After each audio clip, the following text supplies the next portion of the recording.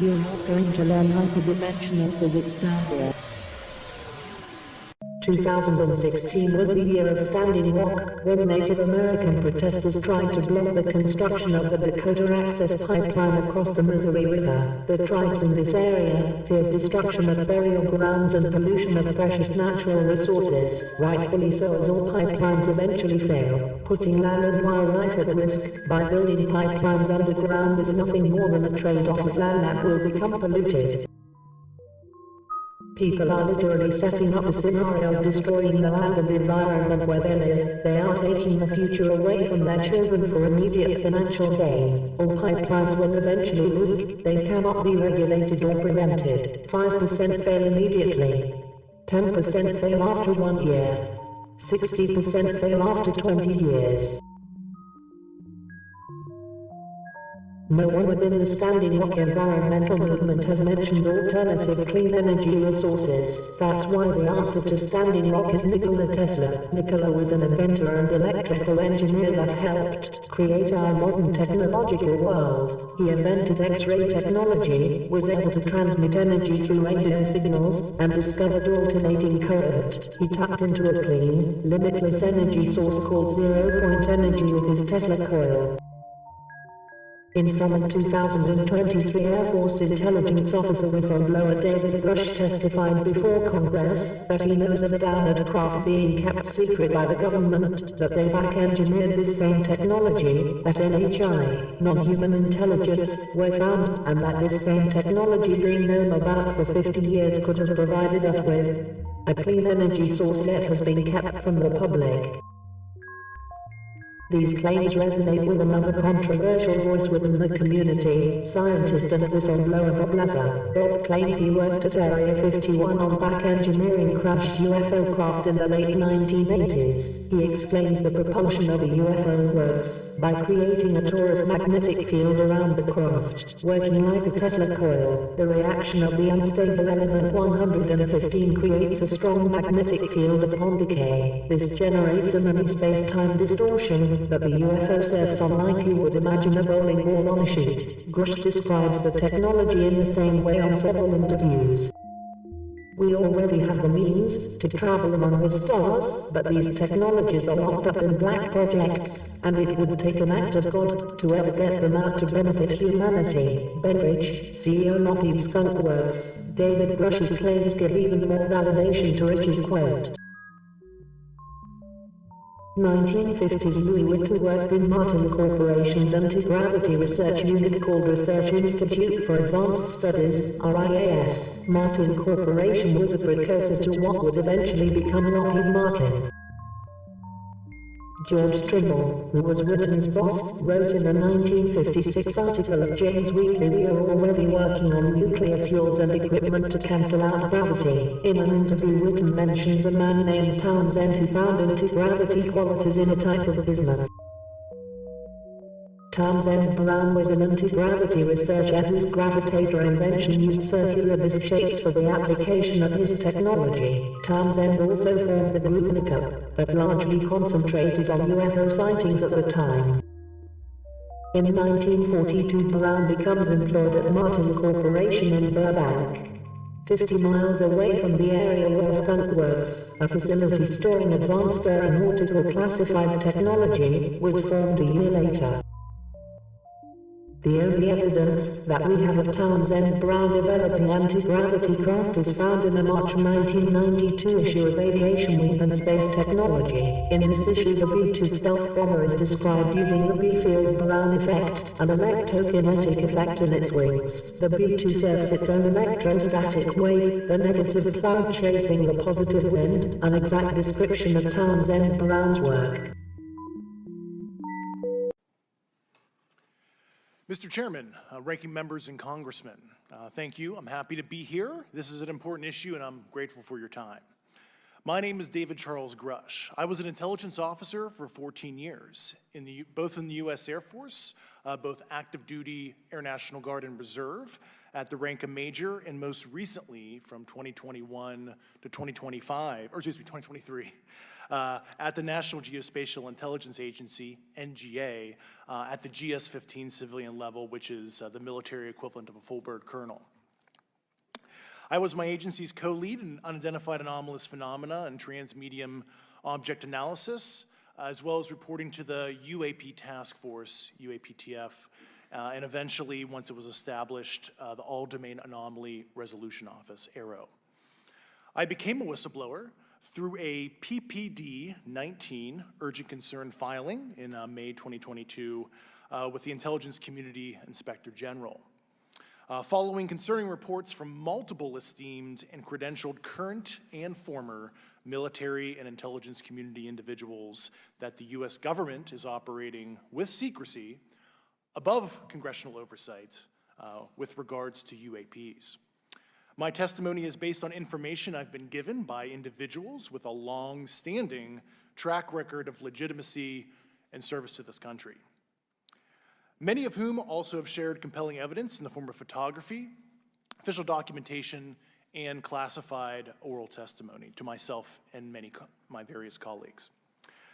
I have taken every step I can to corroborate this evidence over a period of 4 years while I was with the UAP Task Force and do my due diligence on the individual sharing it.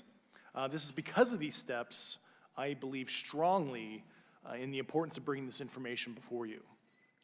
I am driven by a commitment of both to truth and transparency, rooted in our inherent duty to uphold the United States Constitution and protect the American people.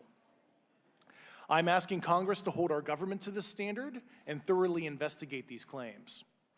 But as I stand here under oath now, I am speaking to the facts as I've been told them. In the U.S. Air Force, in my National Reconnaissance Office, NRO, reservist capacity, I was a member of the UAP Task Force from 2019 to 2021. I served at the NRO Operations Center on the Director's Briefing staff, which included the coordination of the Presidential Daily Brief and supporting variety of contingency operations, which I was the Reserve Intelligence Division Chief backup. In 2019, the UAP Task Force Director asked me to identify all special access programs and controlled access programs, also known as SAPs and CAPs, we needed to satisfy our congressionally mandated mission, and we were direct report at the time to the DepSecDef. At the time, due to my extensive executive level intelligence support duties, I was cleared to literally all relevant compartments and in a position of extreme trust, both in my military and civilian capacities.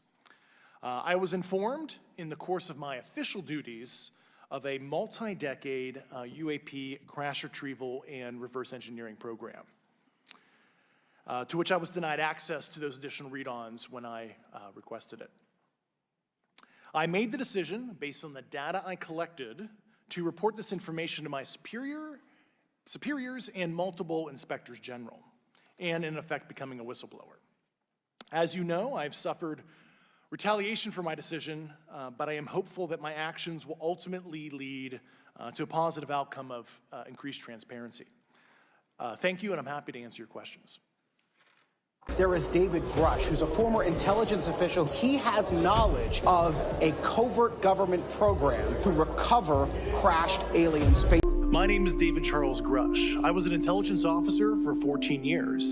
I was my agency's co-lead in unidentified anomalous phenomena and transmedium object analysis, as well as reporting to the UAP task force, UAPTF, and eventually, once it was established, the All-Domain Anomaly Resolution Office, AARO.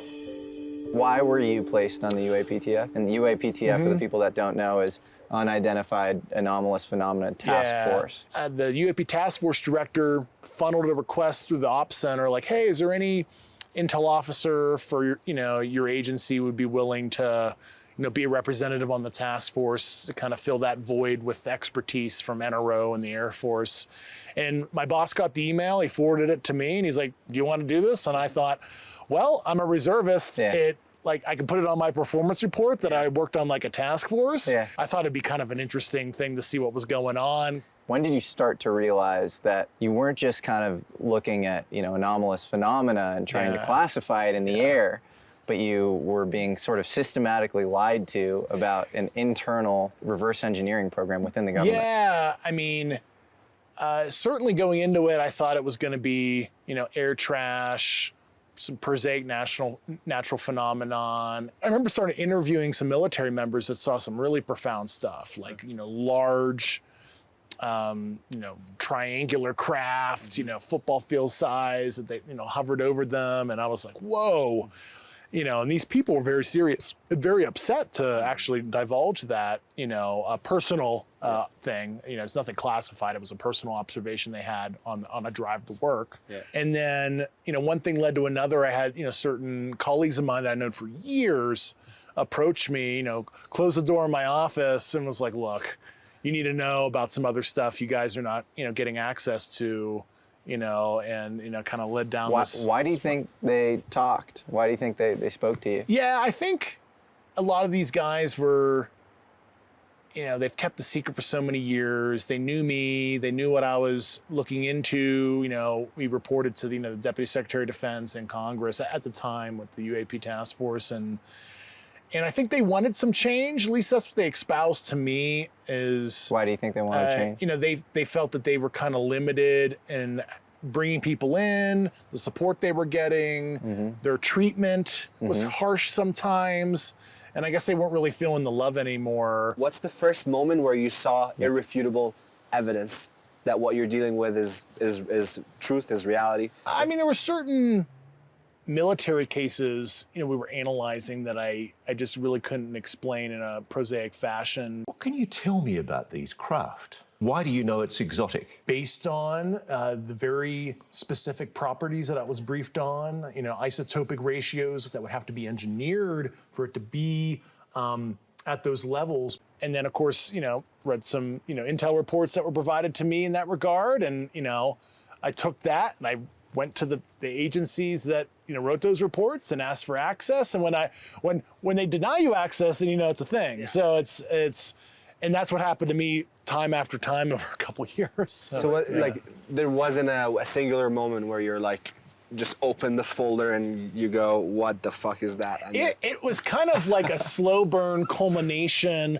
as I was processing it, allowing my worldview to open. And yeah, I don't know if there was a singular moment. I think it was, some of the really, really trusted high level people we talked to when they, stared us straight in the face very seriously and, confirmed a lot of this information. And the quality of people we talk to, if they ever go public, it'll blow your mind who we talk to. Oh. I was like, wow, I can't believe I'm talking to X, who's a really important person, and they're confirming these certain details, and they're saying like, we need to protect this at all costs, and they're giving me kind of the whole speech about it. And I'm sitting there, it's like an out-of-body experience. I'm like, okay, well, this is a thing. I don't report to anybody, and there is no plan. Yeah. I'm not a part of some like slow drip disclosure or anything. If there is a plan, I'm totally unwitting, and holy shit, they've like controlled me in a very passive manner that is like masterclass. Right. But yeah, I'm not a part of some weird shit, Did you ever at any point try to suss out whether you were being lied to? Because all of these people are coming from the same programs. And so presumably there's some level of coordination between them. So how do you kind of get through and just make sure that they're not, meeting in some back room saying, you say this to Dave, I'll say this to Dave, Yeah, no, for sure. So like, I thought maybe it was like a joke or something. Maybe it was like a psyop on me or something. I don't even know. And then, but the, near 40 people we talked to, a lot of the guys, I've known my entire career. And like, they wouldn't lie to me. I have like a friendship with them. And for them to, disclose to me that kind of stuff and it ended up being a false, would have totally torpedoed the friendship. And I also went out of my way to find people who don't know each other either. And I had other very higher ranking colleagues of mine go talk to other people that I didn't even personally talk to. That group, of course, we took all that, and I'm like, all the people who conducted those interviews, I made them get interviewed by the Inspector General, because we're crossing our T's here because this shit is crazy. Yeah. And I mean, you can never be perfect, but man, I was so freaking careful to make sure I wasn't getting fed some bullshit. If they were in coordination together on a disinfo campaign, holy fuck, I shouldn't even be an intel officer because I should have, sniffed that shit out, so. In the last couple of years, have you had incidences that have caused you to be in fear for your life for addressing these issues? Yes, personally. There's a Chris Mellon story where he's supposed to meet with somebody on the program and he has the meeting all set up. And 2 weeks before the meeting, he says that the guy just randomly has a heart attack. We were about 2 weeks away from meeting when he died, when he had a heart attack. What was the last special access program that leaked? They don't generally leak. People are like, oh, dude, wouldn't it be broadly leaked or whatever? I'm like, as somebody who is super cleared to a lot of that conventional stuff over the years, stuff never leaks. Yeah. It doesn't come out. There are plenty of things that are pretty serious, they're broad, that have never seen the light of day. Of course, like, you're gonna tell someone that their entire life and their family and their kids, like, everything is in danger. It doesn't feel too far-fetched that someone will keep a secret if it threatens their life. Like, look, dude, you're not getting promoted. Yeah. You're gonna lose your job. The psychology of the typical career government worker, right? Stable paycheck, pension, maintain clearance. So if any of that's threatened, they're gonna capitulate in most cases, right? The threatening nature of some of their indoctrinations where they're like, this is treason, you're going to Leavenworth if you ever tell anybody not in the program. And oh, by the way, what's the penalty for treason? Oh, right, execution, right? And I was like, well, fuck it, I'll be the mouthpiece for you. I'll be the leader, I guess, and I will shepherd you privately to the appropriate people that could be a recipient of your disclosure. You don't have to go public, but I'll do the thing. I mean, it's not just me that, has come forward really, because I mean, Schumer, Rubio, all those guys are like, look, a bunch of freaking high-level officers came to us, and either they're crazy or the shit's real. Most of these people at some point, or maybe even currently, have held very high clearances and high positions within our government. And then Schumer was compelled to write that big 64-page amendment that talks no shit, non-human tech, recoveries, and you're the majority leader who's tight with the president, putting out a law that will be signed here hopefully this fall that really puts the fucking executive in a bind. Yeah. So I don't think that was done in a vacuum. I think the one thing that can get the left and the right together is bloat in the military-industrial complex or malfeasance therein, Yeah, nobody likes that. I don't think members of Congress don't like getting the door shut on them either. So they want that information because they represent the constituency. They want answers. Yeah. And that was the Matt Gaetz story. Several months ago, my office received a protected disclosure from Eglin Air Force Base indicating that there was a UAP incident that required my attention. We were not afforded access to all of the flight crew. He was basically denied access to a crew that had seen kind of a diamond-shaped formation of orbs. Mm-hmm. He should be fully clued into if it is terrestrial in origin because he's overseeing DARPA. He's on the Armed Services Committee. If you could just name anything, titles, programs, departments, regions. I'd be happy to give you that in a closed environment. I can tell you specifically. Thank you. Maybe in if we could get in a confidential area skiff, we could talk about that. But unfortunately, we were denied access to the skiff. A lot of the narrative for the whole thing was that you were denied a skiff. What does skiff stand for, just for people? It was a specialized compartmented information facility, right? Which basically means that you guys would just get into a secure place where you can share. That's a facility that's accredited to talk at the top secret sensitive compartmented information level. And the members were pretty incensed that I believe it was like they couldn't reserve a skiff and then they couldn't give me a one-time read-on back into the right accesses since I left the government. Do you have any sense of why that was denied? I don't know. No, I don't really have insight. It was something they mentioned to me, it was security or something, denied it. If you believe we have crashed craft, stated earlier, do we have the bodies of the pilots who piloted this craft? As I've stated publicly already in my News Nation interview, biologics came with some of these recoveries, Were they, I guess, human or non-human biologics? Non-human, and that was the assessment of people with direct knowledge on the program I talked to that are currently still on the program. One sort of bombshell soundbite from the hearing is Congresswoman Nancy Mace asked you about biologics. Ross Coulthart in the News Nation interview asked you about pilots coming out of these crafts. Do you want to just speak to that a little bit? Yeah, I mean, it is a mind-blowing side of it, right? It's a little easy to imagine, an artifact or whatever, but when you start talking about, the biological side of it, it really throws you for a loop psychologically. It did for me. And, I talked to the people that, were on that aspect of the program, if you will. And, it comes with the territory. Buckle up, I guess. I call them pilots because that's like our vernacular. I don't know what their actual job was. Yeah. Non-human intelligence. Yeah. But they had bodies. Yeah, Were they alive? Were they dead? I don't get into specifics. Okay. Yeah, I know a lot of that stuff. Out of curiosity, why are you allowed to say that NHI pilots came out of the craft, but you can't go more? That's all I put in the pre-publication stuff that got approved. Got it. I could go back and ask for more, but like I said to you earlier, man, not your place, not your job. And it's helpful context for the audience to realize that you literally have like these contours with which you have to operate within. Any specific knowledge I garnered when I was on the other side of the door, if I want to talk about that publicly, everybody who has had a job like I have has to submit it to a thing called DOPSR at the Pentagon, DoD Pre-Publication and Security Review.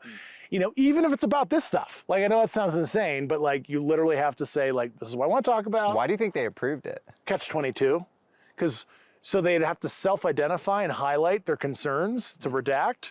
So the office who would propose a redaction, say it's a 3-letter agency or whatever, right? They'd have to be like, this office objected to you saying crash retrievals.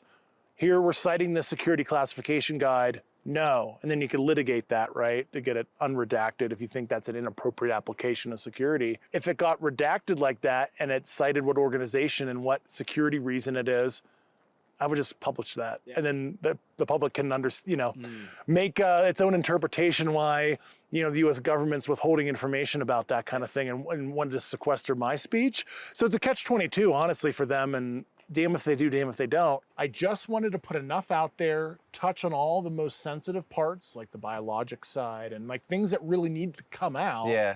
But I don't want to overly disclose because it's not my job, but enough to, put the flag out there that we need to elevate this. This is serious. Some of the uncomfortable stuff, like the biologic stuff, like I mentioned during the hearing, you got to realize some baggage is coming with it besides, the Indiana Jones, warehouse thing that everybody thinks. If you got to ask one question to ask someone who is not alive anymore that you feel could answer a lot for you, who would you pick and what would the question be?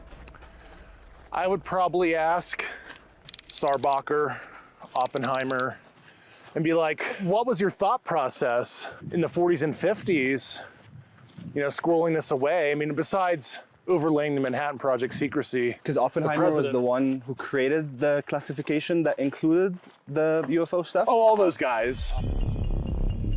The guys that were involved in Manhattan were overlaying the same ecosystem of secrecy and some of the same ways to protect stuff that they were protecting our nuclear secrets.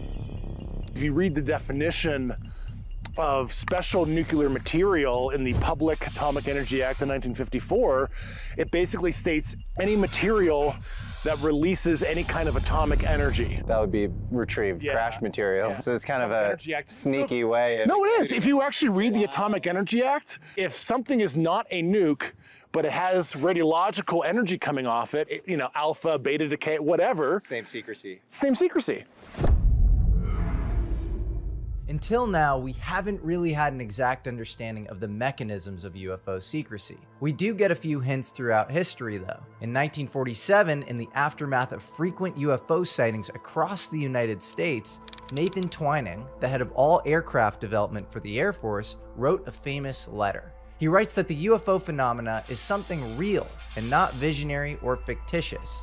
Everyone today focuses on this part of the now famous Twining memo, that top brass at the Air Force is conceding the reality of UFOs. But the far more interesting part of the letter is the postscript, where he writes about the possibility of American programs trying to build crafts with these capabilities. He writes that any developments in this country along the lines indicated would be extremely expensive, time-consuming, and at the considerable expense of current projects, and therefore, if directed, should be set up independently of existing projects. If you were the military-industrial complex and had to keep a top-secret UFO reverse engineering program fully shielded from elected civilian representatives moving in and out of government, which past programs might be your inspiration? The Manhattan Project. Manhattan Project, they were kind of the first blue book. You know, they were getting UFO reports back in the day. There's some people I'm colleagues with that, like, their grandparents were actually, you know, the UFO report people on the Manhattan Project. And I remember being told that. I'm like, really? Holy crap, that's crazy. You know, there's like a whole other side of the Manhattan Project. This is a wild revelation. Blue Book was the Air Force's official program tasked with investigating UFOs in the 50s and 60s, but it was basically a propaganda mouthpiece for the Air Force, explaining away and downplaying the phenomena for the public. Here, Dave is saying that there might have been a real, deeper program than Blue Book studying UFOs at the time, and it was probably very tied in with the Manhattan Project. Legendary French UFO researcher Jacques Vallée told me the exact same thing. Project Blue Book was the best they could do at the time because they felt they had a real project going on that was secret. The Manhattan Project would have custody of it, and then it would go into the Atomic Energy Commission, and then it would go into the Department of Energy, which has its own line of clearances. But where were these top secret UFO programs taking place? Well, the first hint we get might actually come from the quintessential UFO story, the Roswell crash in 1947. As the story goes, in 1947, mysterious debris from a crash was retrieved by a rancher named Mac Brazel. After collecting the wreckage, the Roswell Army Airfield issued a pretty insane press release stating that a flying disc had been retrieved from a local ranch. But within 24 hours, the military announced that the saucer had actually just been a weather balloon.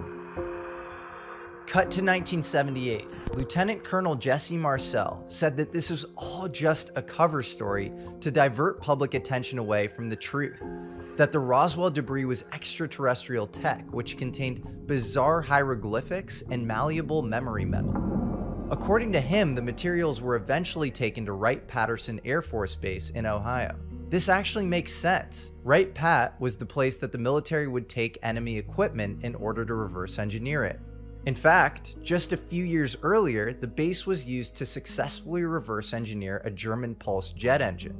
When prominent elected government representatives would ask what was going on at Wright-Patterson, they would get shut down. It didn't matter who they were, senators, presidential candidates, even presidents. If you didn't have a need to know, you were on the outside.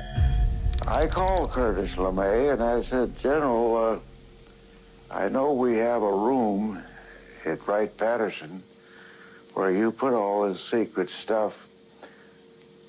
Could I go in there?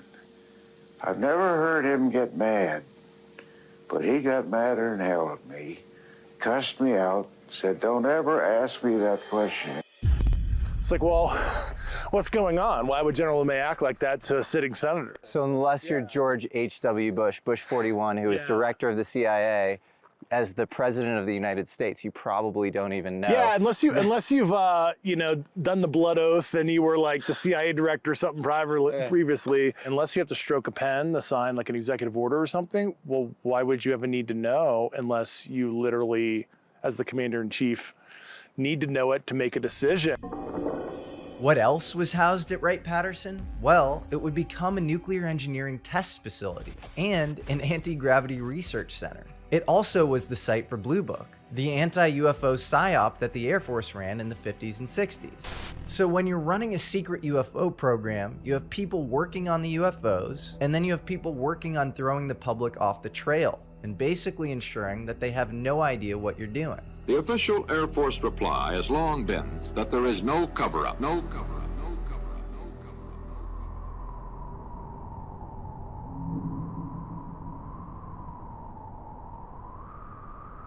I've seen this in other conventional programs. You compartment it so much, some people don't know really what they're working on. Yeah. Only the people that have the top level accesses can look down on all facets of the pyramid, as we say, and that hinders progress. And then certainly with this subject, when you're trying to crack an unknown, that kind of obtuse security doesn't help either. So. When you say unknown, is it the USB drive to a caveman analogy, where it's like the caveman doesn't know information theory, doesn't have a computer to plug the USB drive into, and we just don't even know where to start in terms of reverse engineering these things?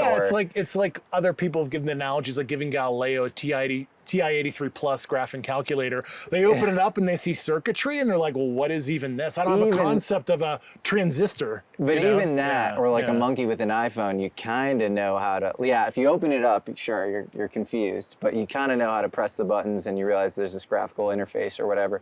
That seems easier than caveman with a USB drive. So like, where are we in that? Yeah, I mean, some of it is, it's hard to gauge how far in advance it is because you're just assuming a certain linear progression.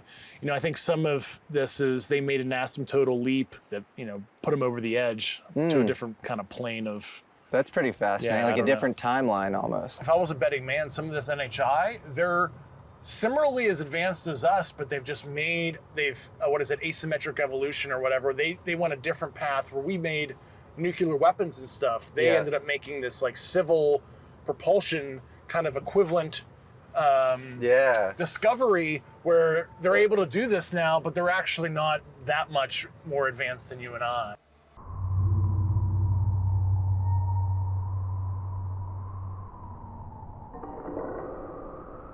To the extent that there is interference, I think one anomaly that's important to talk about is it seems to be like there's a lot of electromagnetic radiation that comes off of these crafts. And I remember talking to Gary Nolan, and he mentioned that he was kind of given a file by the CIA, and he was tasked with looking into this, and it was two things. It was people who had anomalous UFO experiences, and it was people who had experienced Havana syndrome. Diplomats and spies began to hear sounds and fall ill with a mysterious illness that people struggled to explain, what became known as Havana syndrome.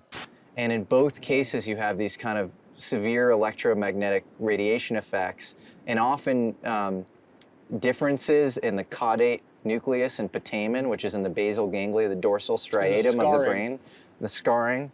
But also the neuronal density of that area of the brain would cause somebody to even make sort of contact.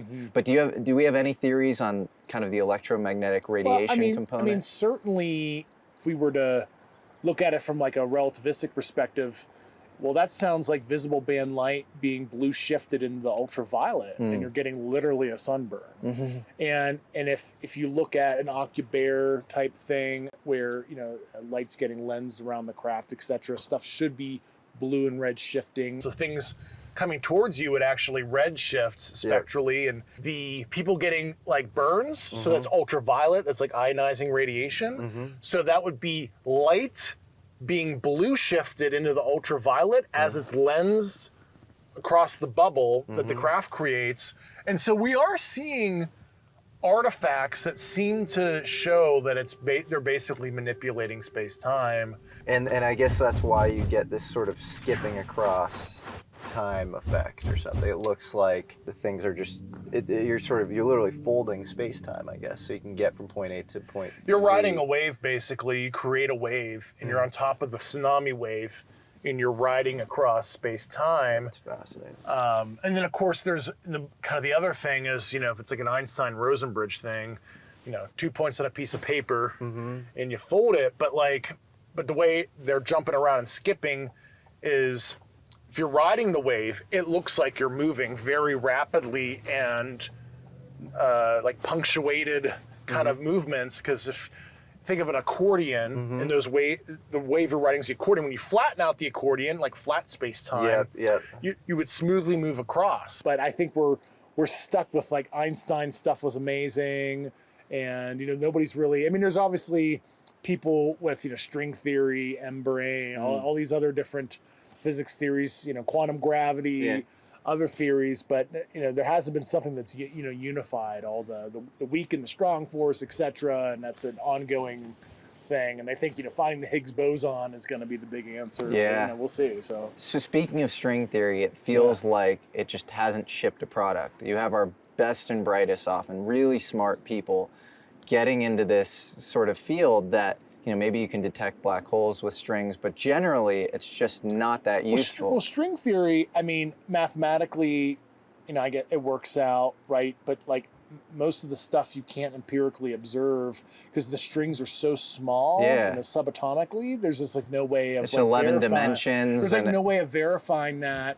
So it's a nice I'll call it overlay, or that maybe this is reality, maybe it's not. It mathematically works out. I think it's force fitting general relativity and quantum field theory. But this brings up an interesting question, which is, can we go down the tree trunk of physics and then find another branch? Clearly, quantum physics, with nuclear and hydrogen bombs as its byproducts, was becoming dangerous. It is an atomic bomb. It is a harnessing of the basic power of the universe. After the invention of these apocalyptic weapons, was true fundamental physics then concealed in deep black aerospace, while public-facing physics was sent into a cul-de-sac so it could do less damage? Were there actually updates in physics, maybe mid-century, that were not disclosed to the public? Okay, I realize this sounds kind of insane, but hear me out.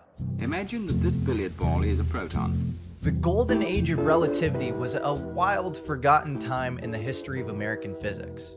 This was a period in the 50s where the study of anti-gravity, yeah, you heard me right, anti-gravity, experienced a dramatic resurgence of interest. Not just among quacks, among real physicists. Since then, there has been a steady but constant improvement. Roger Babson, a patron of science, was obsessed with finding the solution to anti-gravity. His Gravity Research Foundation held a popular essay contest which garnered contributions from many of the top minds at the time. Meanwhile, another industrialist, Agnew Bainson, started the Institute of Field Physics in North Carolina, also dedicated to the study of anti-gravity. His Chapel Hill Conference in 1957 included top physicists like Bryce DeWitt, Richard Feynman, Peter Bergman, Freeman Dyson, and John Wheeler, all there to discuss the role of gravity in physics. As physicist Lewis Witten would go on to say about anti-gravity in the 50s, it was in the wind, meaning it was everywhere.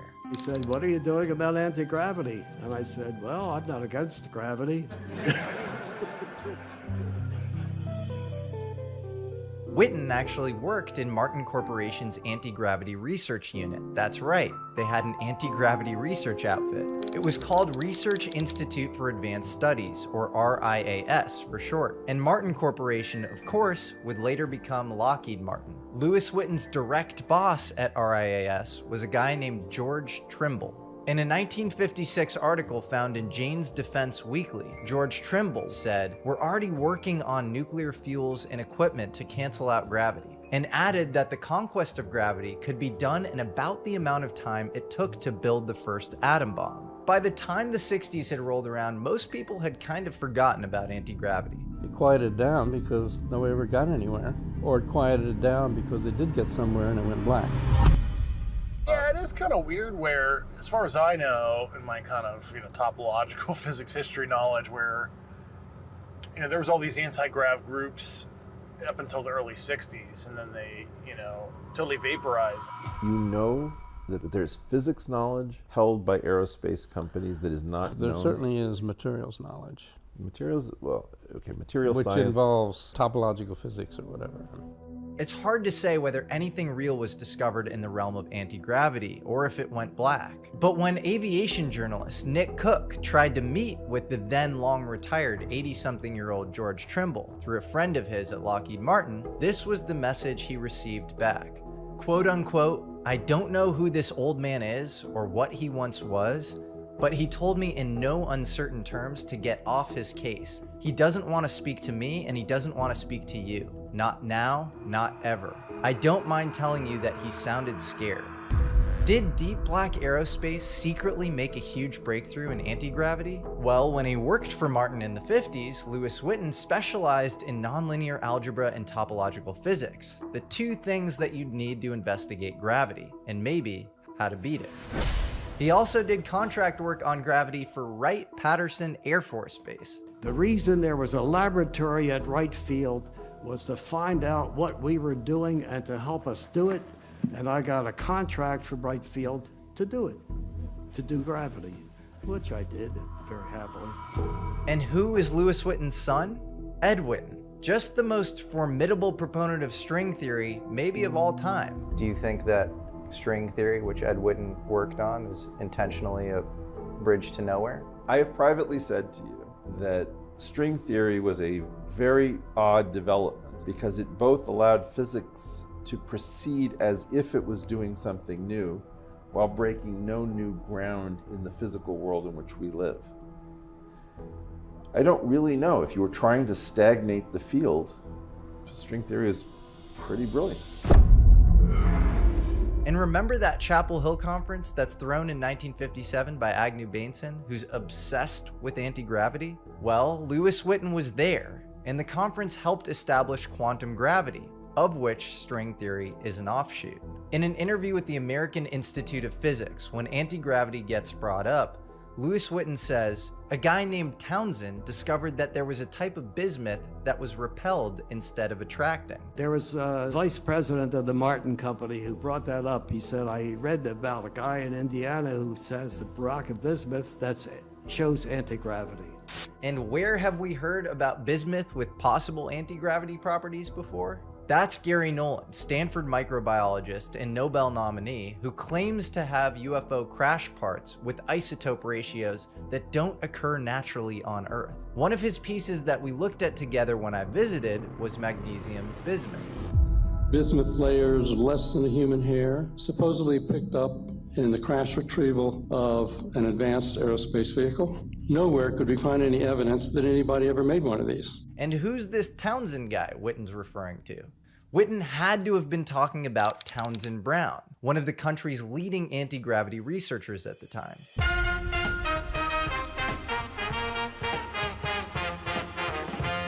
Yeah, and there's a guy named Townsend Brown who had a theory that if you took two charged plates and then you put something neutral between them, the neutral thing would sort of gravitate a little towards the positively charged plate, and you could basically figure out anti-gravity. From the outside, Townsend Brown sort of looks like an amateurish mid-century physicist and failed inventor exploring the kooky world of anti-gravity just to end up failing and creating the intellectual property behind the Ionic Breeze air purifier. I'm not joking. But a great biography called The Man Who Mastered Gravity by Paul Schotzkin tells the real story.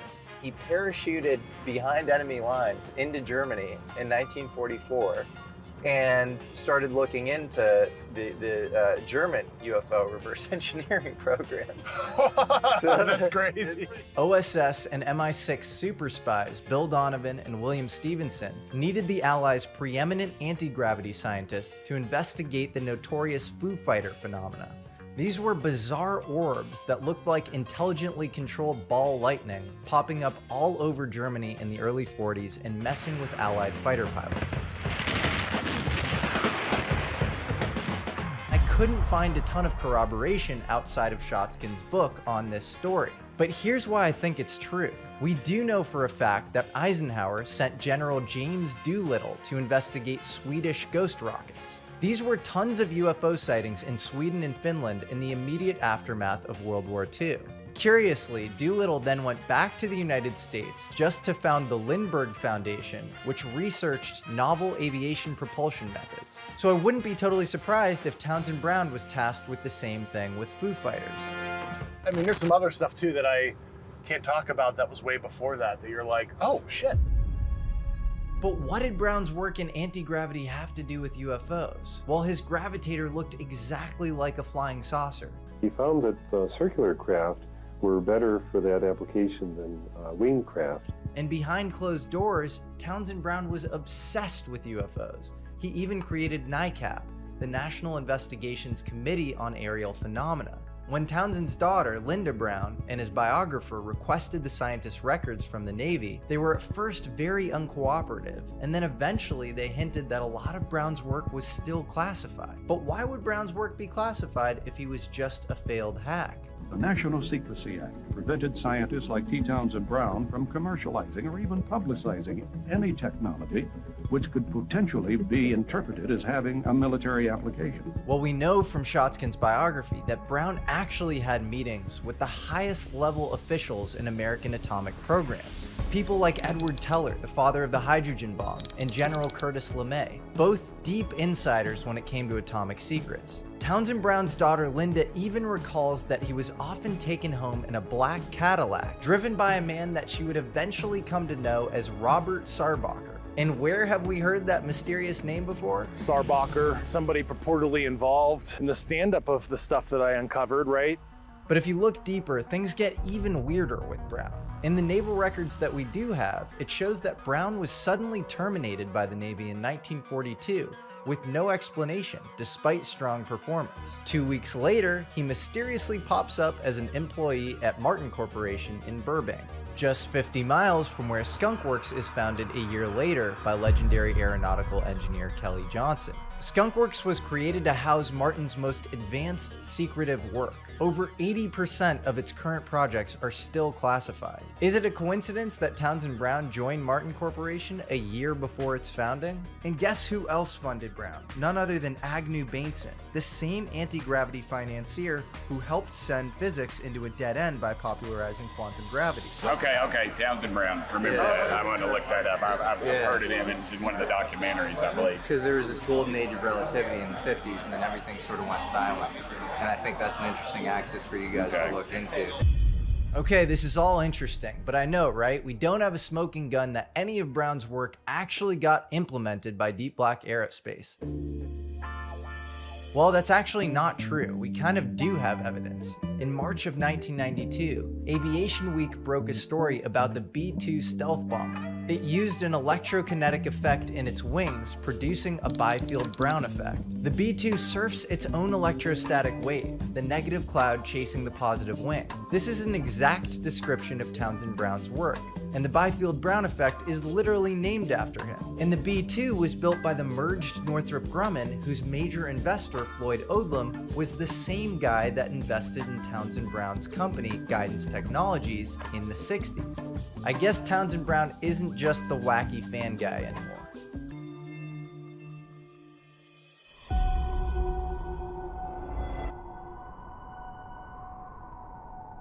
There's just like this parallel history. It's very tightly coupled to what is known publicly, paperclip, etc. But there's this like other side of it that a lot of it dealt with the UFO, UAP issue in earnest.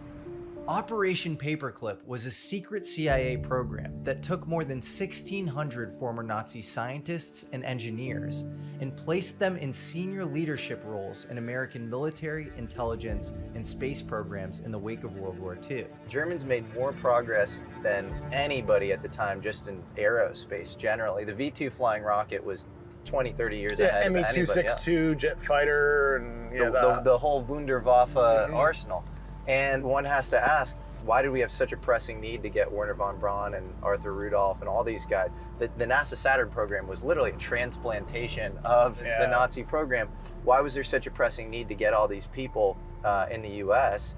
And maybe it had something to do with the UFO thing. Who knows? Because Wernher von Braun is also a very trippy guy. Remember that story about Townsend Brown parachuting into Germany to investigate Foo Fighters and Nazi UFO programs? Well, maybe Operation Paperclip had a little more to do with UFOs than meets the eye. Yeah, Paperclip's pretty nuts when you think about it, like ethically and morally. You had people that were war criminals, or people who were going to be tried at Nuremberg. Yes. They took off that and then they snatched them and brought them back to the U.S. and a lot of them became seniors of what became the CIA and NASA and it's like I don't know if that would have happened nowadays. I feel like we would actually not be able to turn a blind eye to that. Oh, there's no chance. Yeah. Wernher von Braun oversaw a brutal, mostly Jewish slave labor camp where tons and tons of people died. Yeah. And then he went on to literally run our space program. It's pretty interesting history. Yeah, like his boss, like the German general that von Braun worked for back in Germany, came over and was like very high up in, I think it was NASA. After so many witnesses have seen the so-called flying saucers, their existence can no longer be denied. You know, it's kind of like getting red pilled in the Matrix. It's Yeah. like, whoa, holy shit! Reality is like way crazier and weirder than I thought. There's more likely people from the program watching your channel than ours. Maybe, I can tell you that for sure. They're like, this Jesse guy keeps making speculations. He's coming closer and closer. Well, that's the thing is, if you have somebody who has a great intelligence on this, you should probably bring them in and not, leave them out there speculating, right? Exactly. If you're on the program, no. What do you think about elite interest in the topic? So the Rockefellers funded Stephen Greer in the 90s. And John Mack. And John Mack. Yeah. And they funded the Princeton Parapsychology Lab. Then you have Chris Mellon, who's a Mellon, obviously sort of interested in the subject. I think there are letters between Lawrence Rockefeller and Hillary Clinton in the 90s where he's sort of pushing for disclosure. That's right, because I think was David Rockefeller also involved in that, and it was like a Camp David meetup in the 90s. And she's holding the book yeah. by Paul Davies, Are We Alone? And there's a photo of that, and it's wild. Certainly, if you use the Rockefellers as the most prominent example, there's certainly called old money elite interest. And maybe it's because of their interest in frontier science, or who knows. I've never talked to the Rockefellers. I have no idea what spurred that interest on. But they were certainly pushing for transparency on the issue, and that's one of the most influential families in America, right? It is important in any scientific process to try to maintain the null hypothesis for as long as possible. And actually, Kuhn, who wrote the Structure of Scientific Revolutions, talks about this, and he was friends with John Mack, who was the head of the Harvard Psychiatry Department, who tried to maintain a null hypothesis and say, I don't think this is real, because he was actually a private clinician. He started to see people who would bring up these alien encounters. And I think the thing that's really important for people is just the amount of credentialed people that once they start to have an open mind and actually genuinely inquire, and usually these people start to take it seriously. Yeah. Like I have a good friend, Eric Weinstein, who's is a pretty well-respected think intellectual. I used to just wax poetic, say, look, like this is real. I promise you this is real. And he used to think, I think his quote is like, this is the one area where you had brain damage. You would not come off of this point, and I was convinced that you were brain damaged on this one issue. No, I really was. And now, I think, he oscillates, but he's pretty deep into the history to the point where he's bought in that this is at least something worthy of investigation. Yeah, I mean, there's certainly some scholarship there, whether it be Jacques Vallée or, Dinah Pasulka recently. And Jacques Vallée built the earliest version of the internet, ARPANET, or he helped it, Doug Engelbart, and is a serious astronomer. People have serious background. Yeah, I mean, I was a really hardcore Intel guy working on some of the hardest, most deep black stuff. And I didn't really think much about UFOs, but then I started looking into it. I have like people in tears, like, naval officers, pilots, etc., wanting to tell me what they literally saw, and either a lot of people were having psychological breaks. There's a lot of weird weather phenomena that manifest themselves in physical, tangible, like metallic-looking craft that are close. That seems crazy to me, and I'm like, well, these people deeply believe what they saw. And I have to take them seriously, so we need to figure out what this phenomenon is. There are things flying around up there that we haven't fully identified yet. Roswell's a very interesting place with a lot of people that would like to know what's going on. There's footage and records of objects in the skies that we don't know exactly what they are. We saw a bright light appear in the distant western skies. Okay, at this point in the video, you might be thinking there's actually a decent amount of evidence for UFOs. So why are people so reflexively and often smugly dismissive of the topic? No to predictions, no to aliens. Well, on the one hand, it's a fair reaction. There are a multitude of profit and attention-seeking charlatans in the space. People who have absolutely no interest in pursuing truth, who embellish stories and sell snake oil for a living. And then, of course, you have your counterintelligence crew throwing constant smoke bombs and trying to confuse you and throw you off the trail. But maybe the most important point when discussing the insane stigma around UFOs is that some of the biggest, most prominent skeptics over the last 50 years, the people who've done more damage to open research on the topic than anyone else were, you guessed it, from the atomic programs. The same atomic programs Dave is saying are responsible for initially studying UFOs and then establishing their secrecy. I find it really interesting that you have some of the most prominent debunkers, guys like Menzel, guys like Condon, H.P. Robertson, who were kind of big shots, who also worked on the Manhattan Project. Condon was involved in the Manhattan I didn't realize that. Oh, yeah. Interesting. He worked with Vannevar Bush a lot. Oh, really? Oh, yeah. Yeah. Edward Euler Condon was a mid-century quantum physicist, and no single person is more responsible for the marginalization of UFOs than this man and his famous Condon Committee. This 1966 investigation into UFOs was paid for but supposed to be uninfluenced by the Air Force. But we now know that Condon was actually coordinating closely with Air Force officials like Colonel Robert Hippler, who had expressed clear written desire that all previous UFO research be shown as a waste of money. The Condon Committee's report dealt a death blow to UFO research in the second half of the 20th century.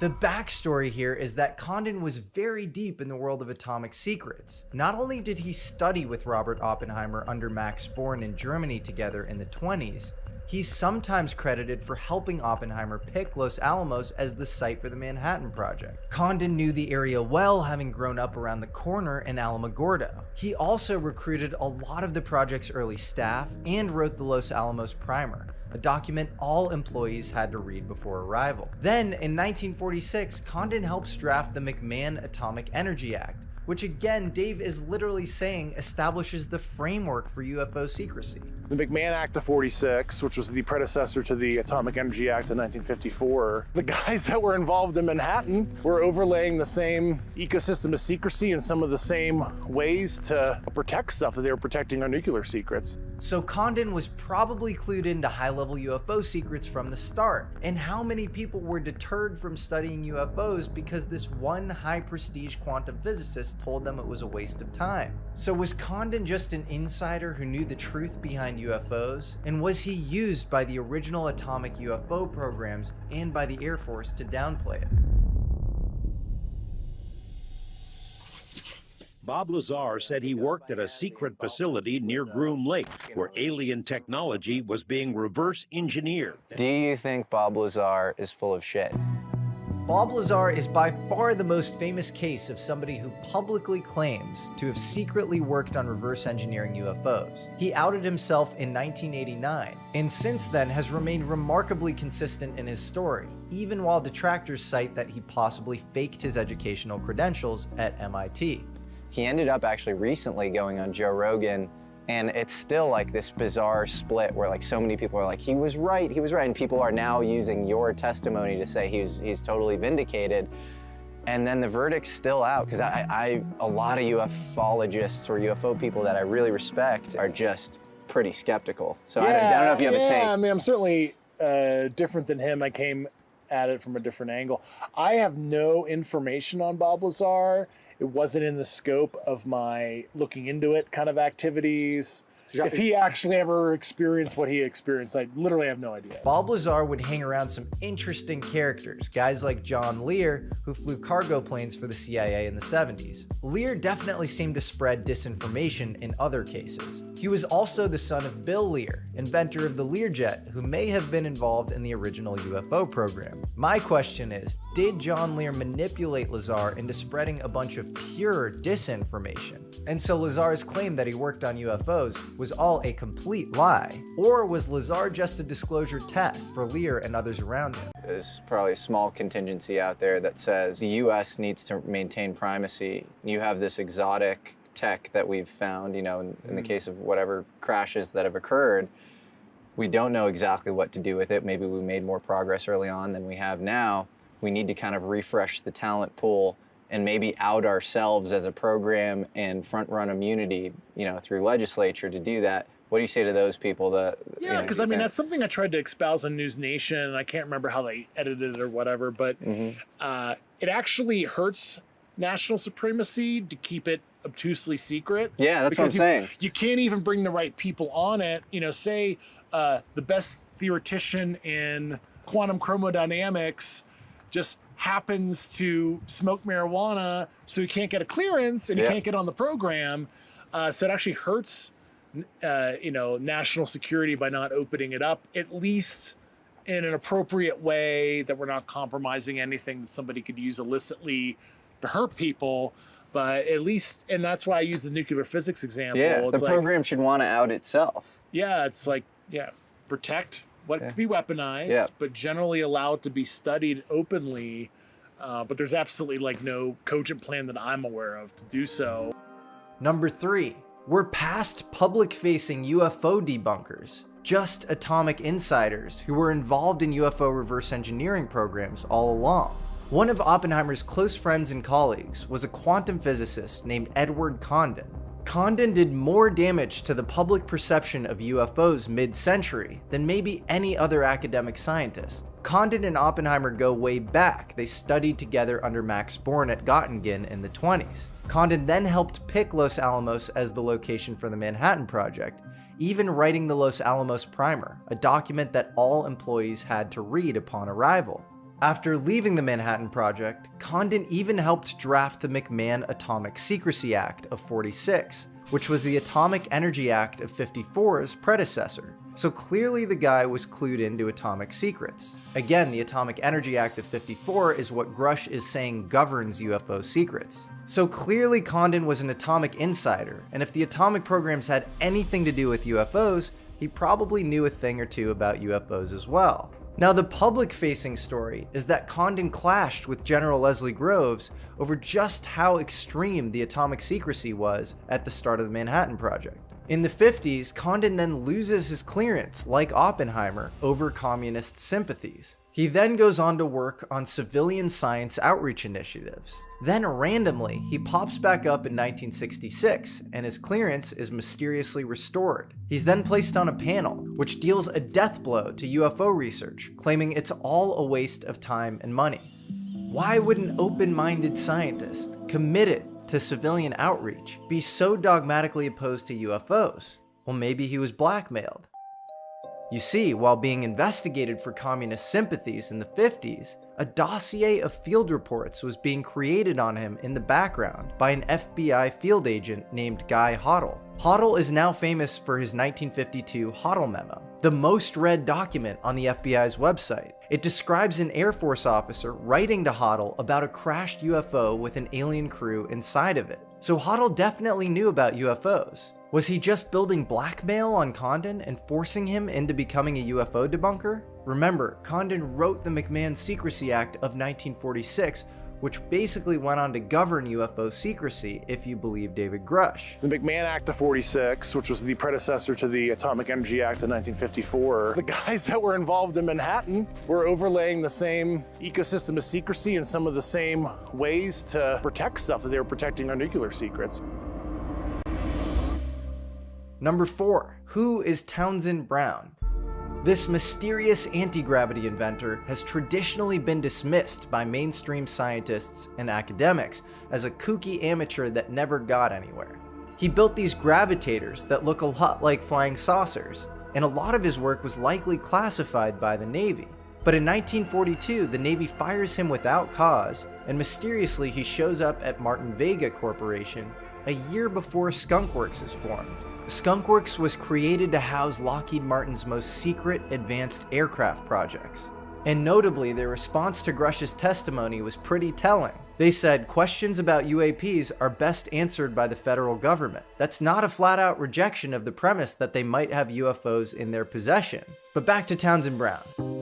Detractors say that he's associated with crazy things like the Philadelphia experiment, a clearly bogus disinfo campaign that involves teleporting a ship with the crew inside from Philadelphia to a port in Norfolk, Virginia. But through an amazing biography of Townsend Brown called The Man Who Mastered Gravity by Paul Shatskin, we find out that Brown intentionally created a lot of disinformation about his work to protect it. He showed people his fluid dielectric system that used ionic wind instead of the solid dielectric gravitator. We now even know that the B-2 stealth bomber uses Brown's electrogravitics. So we do have evidence that Townsend Brown's work did make it into deep black aerospace. He wasn't just a failed hack. And lest you might be thinking, okay, so he built some anti-gravity tech, and that's just the UFOs we're seeing now, nothing otherworldly, just Brown's inventions. He talked constantly behind closed doors and with family members about UFOs. He even formed the National Investigations Committee on Aerial Phenomena, or NICAP for short,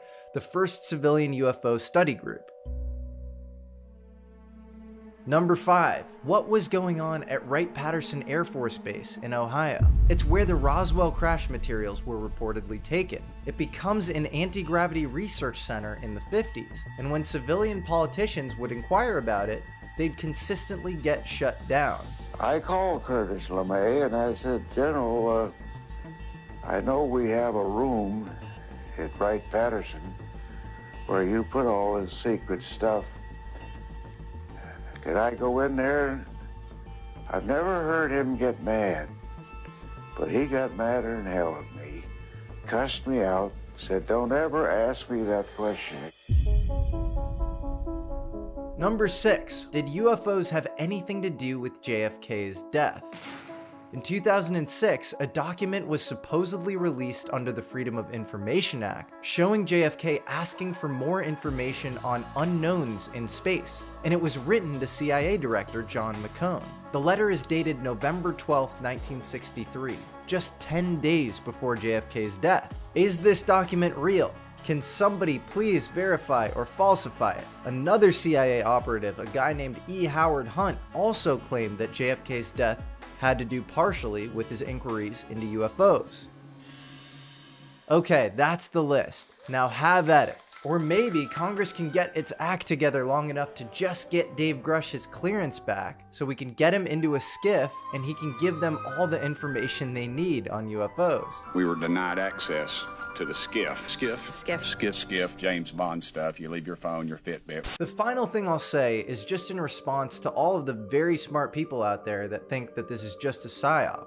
If this was all just a psyop, you'd think we'd have just one leaked document talking about fully faking UFO threats or fabricating UFOs in their entirety. You do have letters like the one by CIA Director Walter B. Smith in 1953 saying that we should use the phenomena for psychological warfare against the Soviets. You have similar leaked letters from Allen Dulles. But in all of these cases, these high-ranking members of intelligence are saying let's use this real phenomena that exists for our own geopolitical purposes. They're not saying let's just wholesale fabricate the existence of these things. But please, it would be awesome if anybody found a document that provides any evidence about some grand UFO conspiracy. I'd personally love it. I could move to Hawaii, surf all day, and stop making these videos.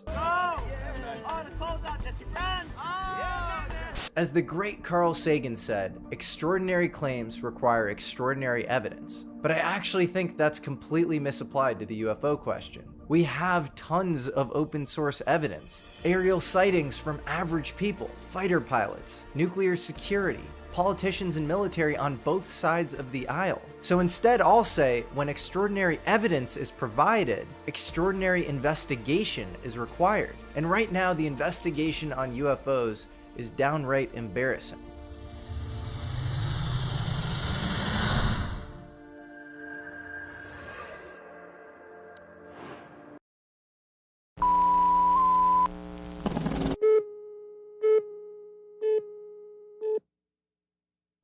This week, we've heard the contention of UFO researchers that there is a secret government within our government. While that may be hard to believe coming from the UFO perspective, we've certainly learned in Watergate and the Iran-Contra scandal that factions within our government can and do pursue their own hidden agendas outside of the law, outside the control of Congress, or the knowledge of the American people. This is exactly the type of operation we'll hear about tonight. It's a chilling scenario with worldwide implications that may have its roots right here. Area 51, that mysterious corner of the Nevada test site, is no longer much of a secret. The fact that secretive things go on here is a given, even to the Soviets, who make daily spy flights over the facility to take a peek at what's going on. These photos, never before shown in public, are about as close as anyone will ever come to seeing what the place looks like again. The dry bed of Groom Lake, corrugated metal buildings, a 3-mile-long runway, and some highly sophisticated radar and detection equipment. It's been known by many names over the years: Dreamland, the Ranch, the Skunk Works. If ever there was a place to test a secret new technology, this is it. And that's exactly what's been done here for decades. 51 is where stealth technology was nurtured, where Star Wars devices are still tested, and where all manner of CIA monkey business has been plotted and refined. It's the perfect place for secret things. But of course, that's no secret. 51 is ringed by the forbidden vastness of the Nevada test site, by the looming Groom Mountains, and by sparsely populated desert expanses. Speculation was heightened in 1984 when the Air Force seized nearly 90,000 acres around Groom Lake. The action was, by most accounts, illegal. During congressional hearings about the land grab, Congressman John Seiberling grilled the military about the legal authority used in the action and was told the authority was at a much, much higher level than the Air Force. Seiberling asked what authority is higher than the laws of the United States. The Air Force official said he could respond, but only in a closed briefing.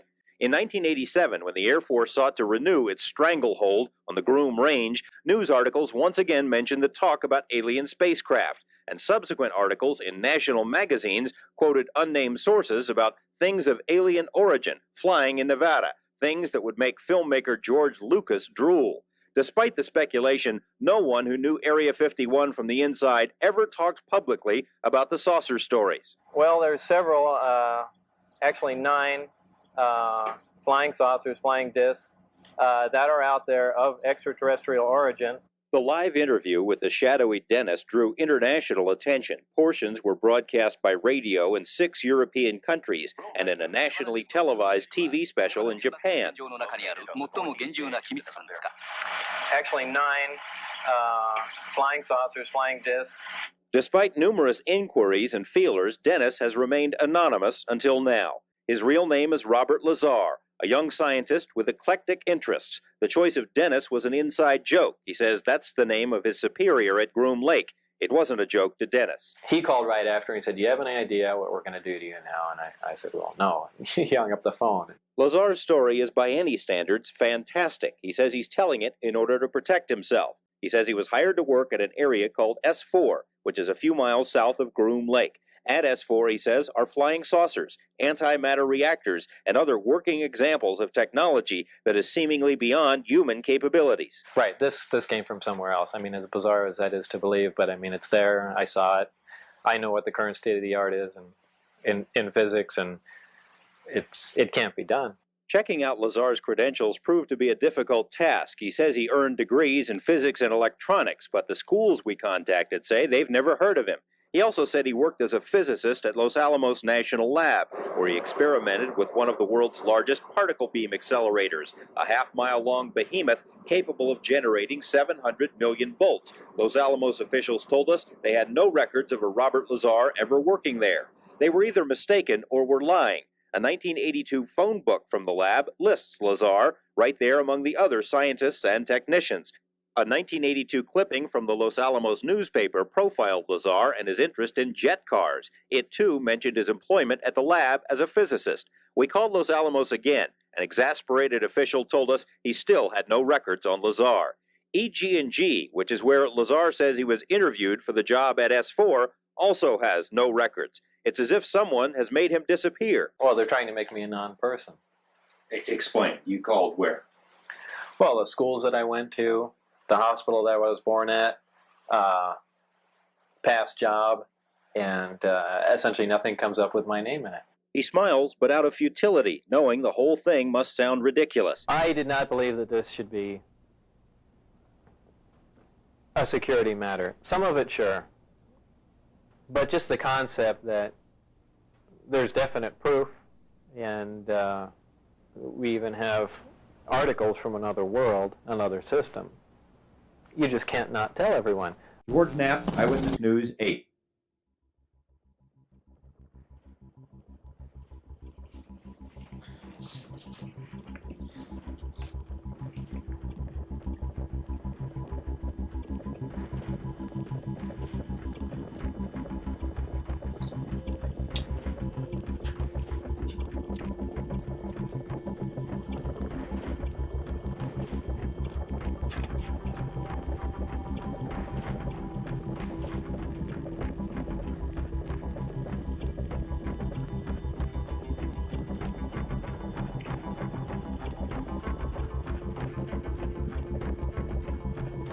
Are you Robert Scott Lazar? Yes.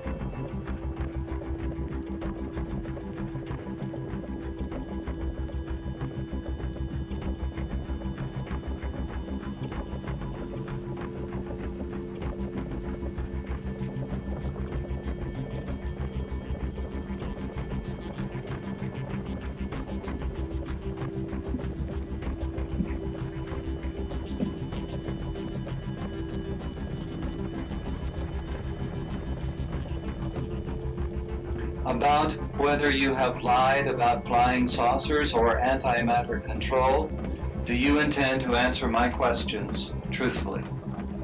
Yes. Did you knowingly lie when you said that you had actually seen anti-gravity propulsion in operation? No. Did you knowingly lie when you said you had seen an antimatter reactor? No. Did you knowingly lie when you said that you actually saw a 30-odd foot gravity-powered flying disc? No.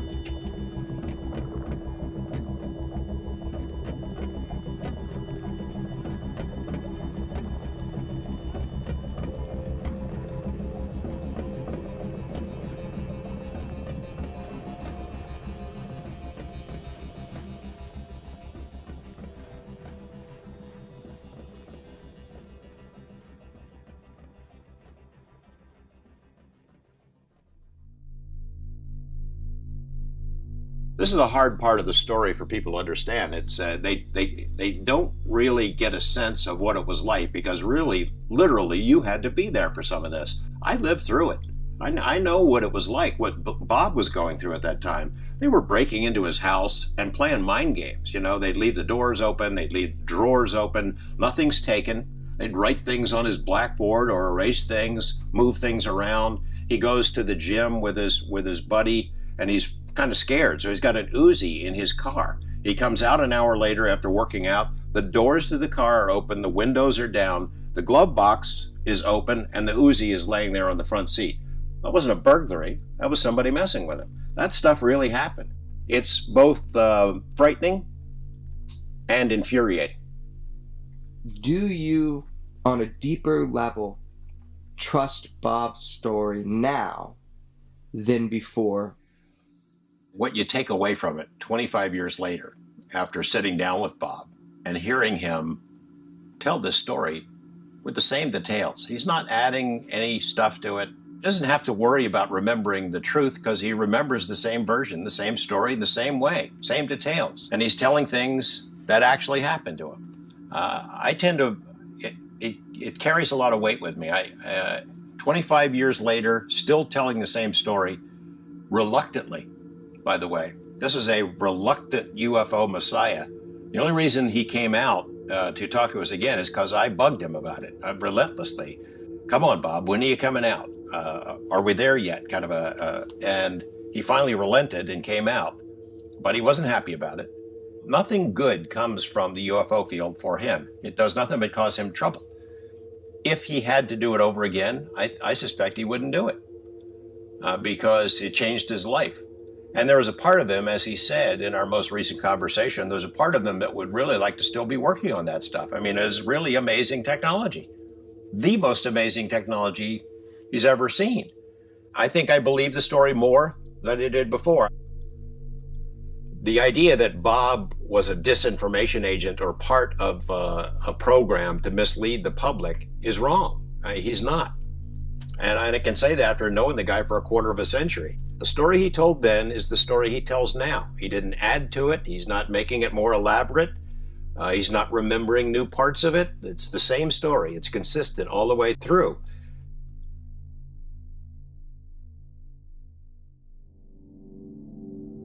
All right. Well, take it from the top then. I mean. Okay. Well, go ahead. How you got involved with this program? I had sent resumes to several national labs around the country. I got a response from a couple of them. They said, we might have something in the near future you would be very interested in. you know, you say you work on little projects. I said, yeah, I have a particle accelerator in my master bedroom and things of that sort. And some time went by and they called me back in. They said there was a senior staff physicist that was leaving this organization, and they basically interviewed me for that job.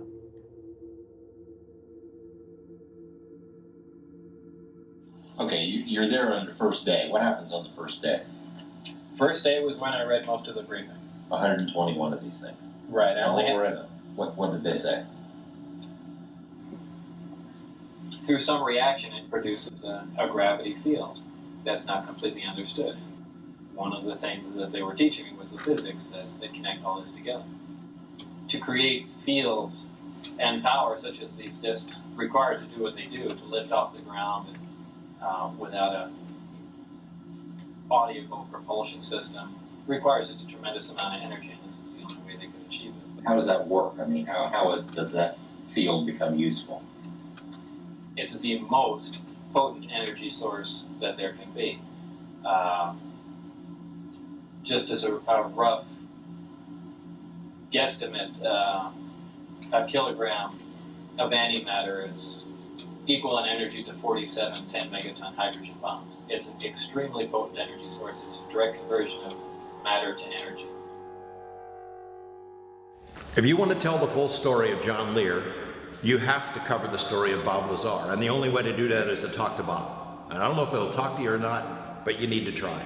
Well, it's all going to be circumstance for you. Is the moment that you approach him, the mood that he's in, what else is going on in his life at the time. You might hit the jackpot and get him at exactly the right time, and the universe is aligned and he's willing to talk about it. But you'd have to be awfully lucky. Because in general, Bob doesn't like to talk about it. I think he's very happy in his life. He's happy to have left the UFO stuff behind. He misses his friends. He misses John Lear. He misses Gene Huff, maybe even me to some extent. But he doesn't miss the UFO topic, and he doesn't miss talking about it, because ultimately it's disturbing. These are disturbing issues. They go to the heart of who we are as people, as human beings, the nature of reality itself. Is this a computer simulation? Are we all the product of an alien video game or some multi-dimensional movie, drive-in movie theater production or something? Big questions, disturbing answers, and Bob has never been comfortable in talking about them, never.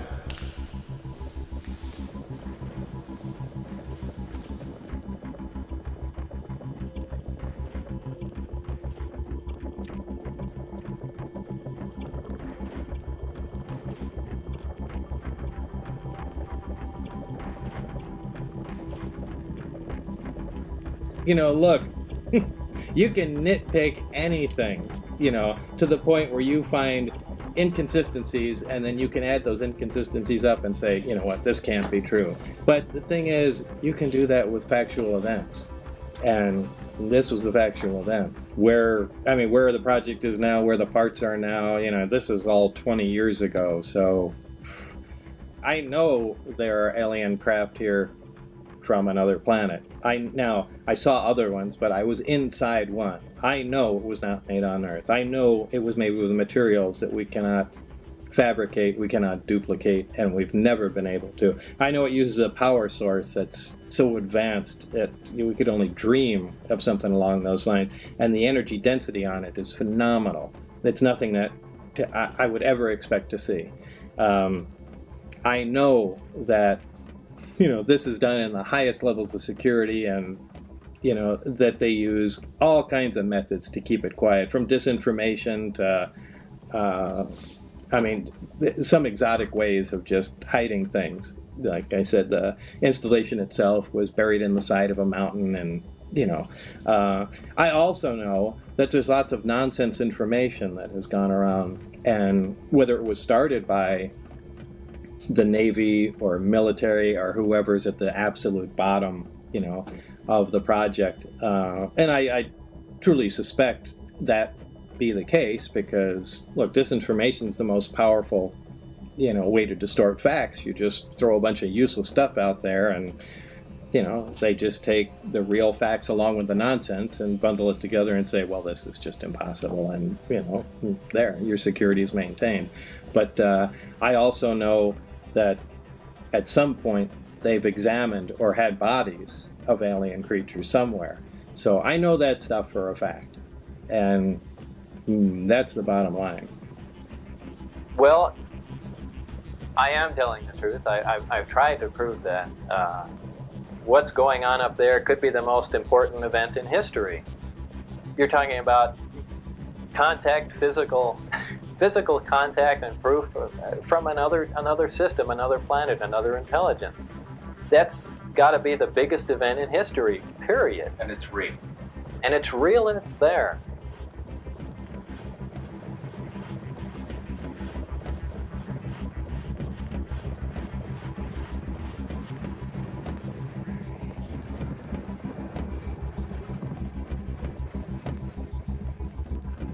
Well, Czar says he has no intention of going on any UFO lecture circuit. He's not looking to do any additional interviews. In fact, he wasn't too crazy about doing this one. He did it after certain unfavorable things started happening in his life, and he did it because he feels that whoever is running the show up at S4 is perpetrating a fraud on the American people and on the scientific community.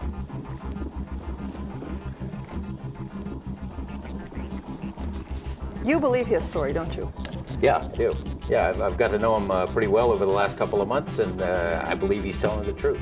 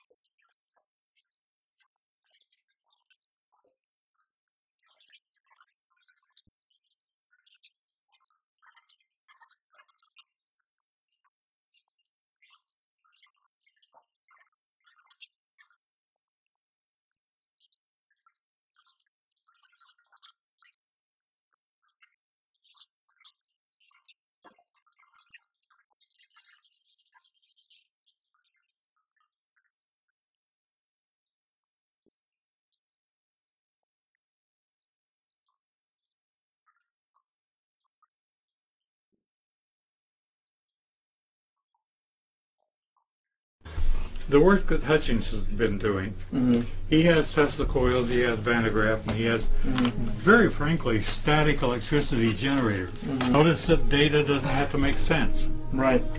Data just has to be truthful. The truth. That's right. It's more important than proving Einstein right or wrong. Okay, now his data showed everything from a chocolate milkshake snaking toward the top of his room to bowling balls floating in the air. To I have all his data, and I've been following it. I am a senior scientist from Lockheed Martin. I have been a senior research engineer for Howard Hughes, Texas Instruments. Nevertheless, we've been working for some time now in order to determine where the next energy levels are going to come from. Now by that I mean we aren't talking about wind or solar or even atomic. We have other formats of energy that we've theoretically proven that are available. Not only that, but there have been significant developments, and many times the things that we look at and call UFOs are really some of the developments that we've been involved with. That Lockheed has been involved with?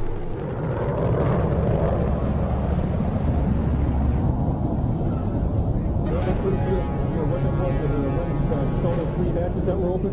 Looked pretty good to us down there.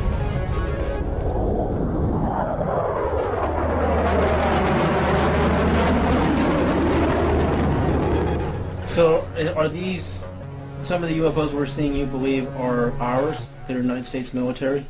Well, Area 51 is literally where the majority of the things that we call the black program were developed. And many times sightings would occur directly associated with them. As I conducted tests, every now and then nature would not give us what we wanted, but it gave us something else. Something else. And I would sweep it under the rug because it didn't match theory. So do you and after a while I said that is not honest.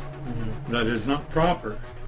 You must record the data properly, and indeed once you record the data, then you start modifying the theory. Einstein's work is only a slight modification of Newton's work, but we do understand that Newton's work has Newton's work. For example, Newton says anything that's in motion tends to remain in motion, right? Okay, so I have something, and I'm taking it around counterclockwise. And see, and what Newton said is true. It just wants to go around, around, around, around, around. This particular thing is called a celt. It is not. It's clear plastic. There's nothing in it. Okay, now I'm going to take it around clockwise. It says, no, I don't want to do that. It's just like my children. I will do it my own way. How did it go the other way? Precisely. A Newton's law. Is that because of the rotation of the planet, or? Well, Can I try that? You may. In fact, first of all, send it around counterclockwise. Okay. But this is called a cell? It is celt, C-E-L-T. What's in it? Okay, there we go. Nothing's in it. It's plastic. Okay, now take it around clockwise. Okay. And it says no, and it goes back the same number of turns you said. Oh, I've never seen anything like that. Now go out stronger. I know. See, I'm looking for the exception to the rule. You have to, if you can use language, you really need to convert it into mathematics. Yep. And calculate what your theory would say that it would do. A lot of people are doing nothing more than getting huge quantities of mass and see if they can get a gravity wave to cause things to move. Well, that isn't what we're talking about at all.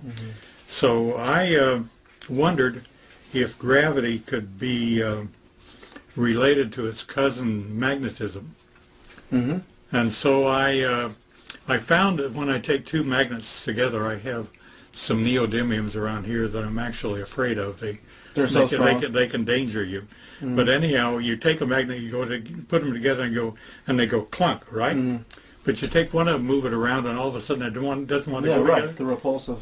So I got I ordered one at $5,000 a piece, wow. with a 1/4-inch hole through between both of them, and I put a brass bolt and I tightened them down, forcing them together. Mm-hmm.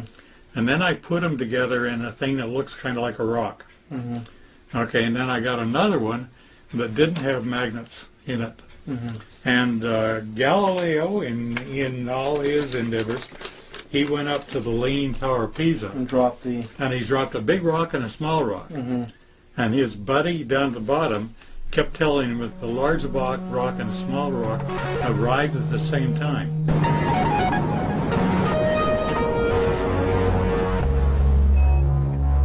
in my left hand I have a feather. In my right hand a hammer.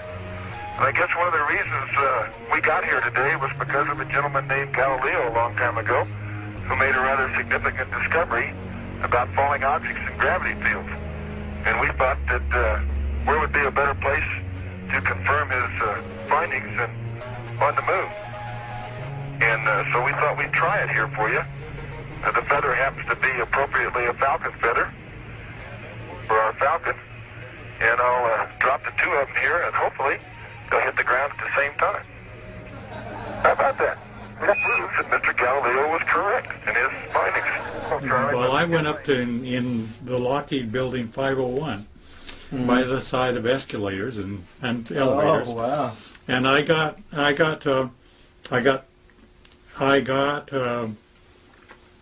9 guys that were not educated and didn't have pre opinions on anything. Mm. And I dropped my 2 rocks. Mm-hmm.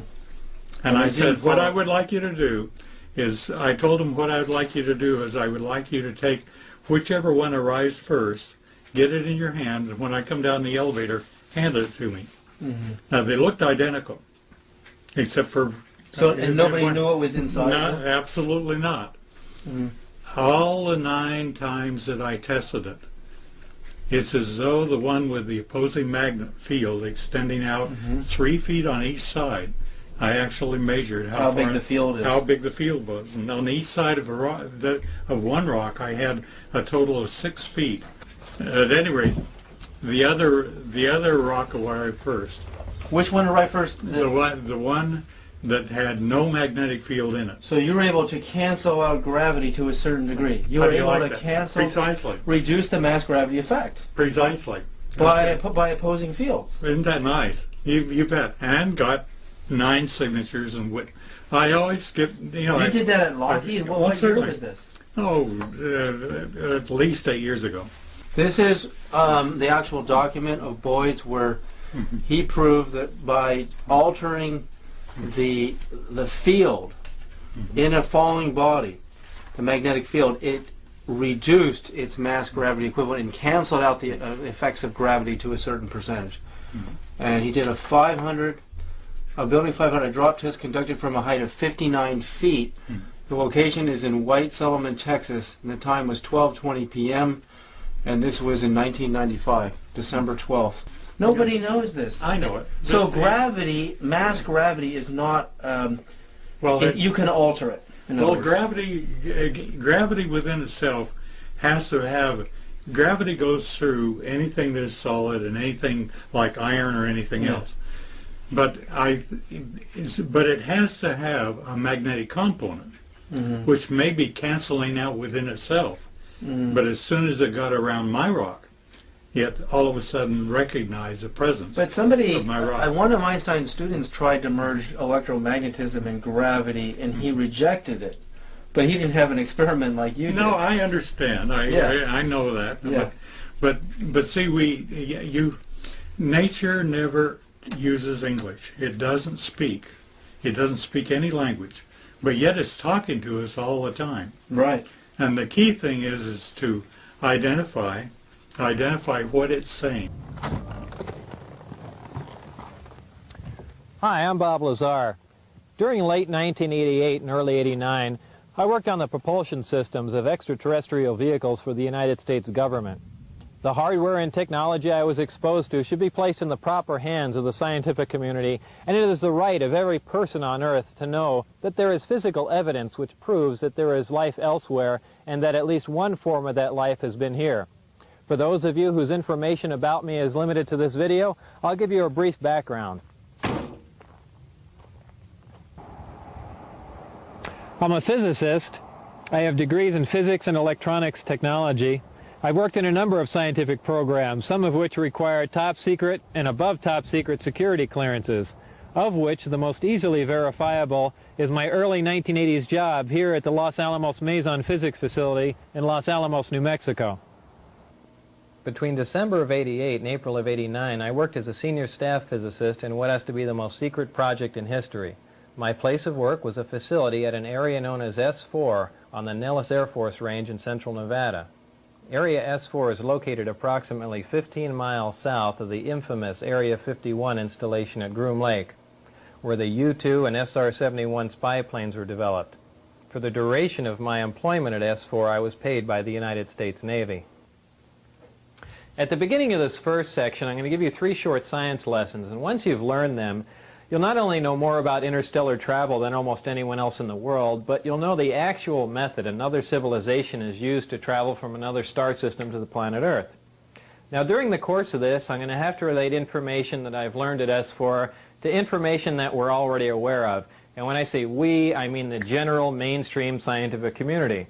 So as not to waste too much time explaining established scientific facts and theories, when I say we know this or we know that, please feel free to consult any qualified scientist, professor, or science teacher to have them explain my statements to you. One of the most predominantly asked questions is, how is it possible to cross vast expanses of space without exceeding the speed of light? Or how can you travel in reasonable time and economy between points that are light years apart? Now keep in mind that the speed of light is 186,000 miles a second, which translates into roughly 669 million miles an hour. And a light year is a distance traveled in 1 year at the speed of light. Proxima Centauri, which is the star system nearest ours, would take 4 years to reach traveling at the speed of light. So up until now, when we've examined the requirements to travel these distances, we've always had to consider the problems of traveling at a speed near the speed of light.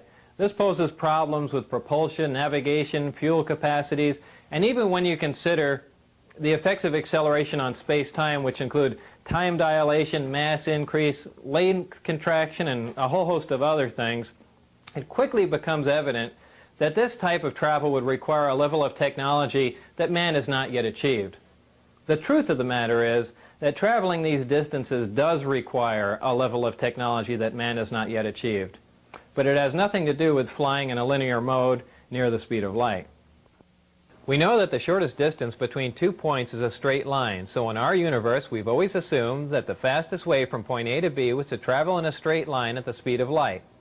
Well, the fact is that when you're dealing with space-time and you enjoy the capability of generating an intense gravitational field, the fastest way from point A to B is to distort or warp or bend the space-time between point A and B, bringing point A and B closer together. The more intense the gravitational field, the greater the distortion of space-time and the shorter the distance between points A and B.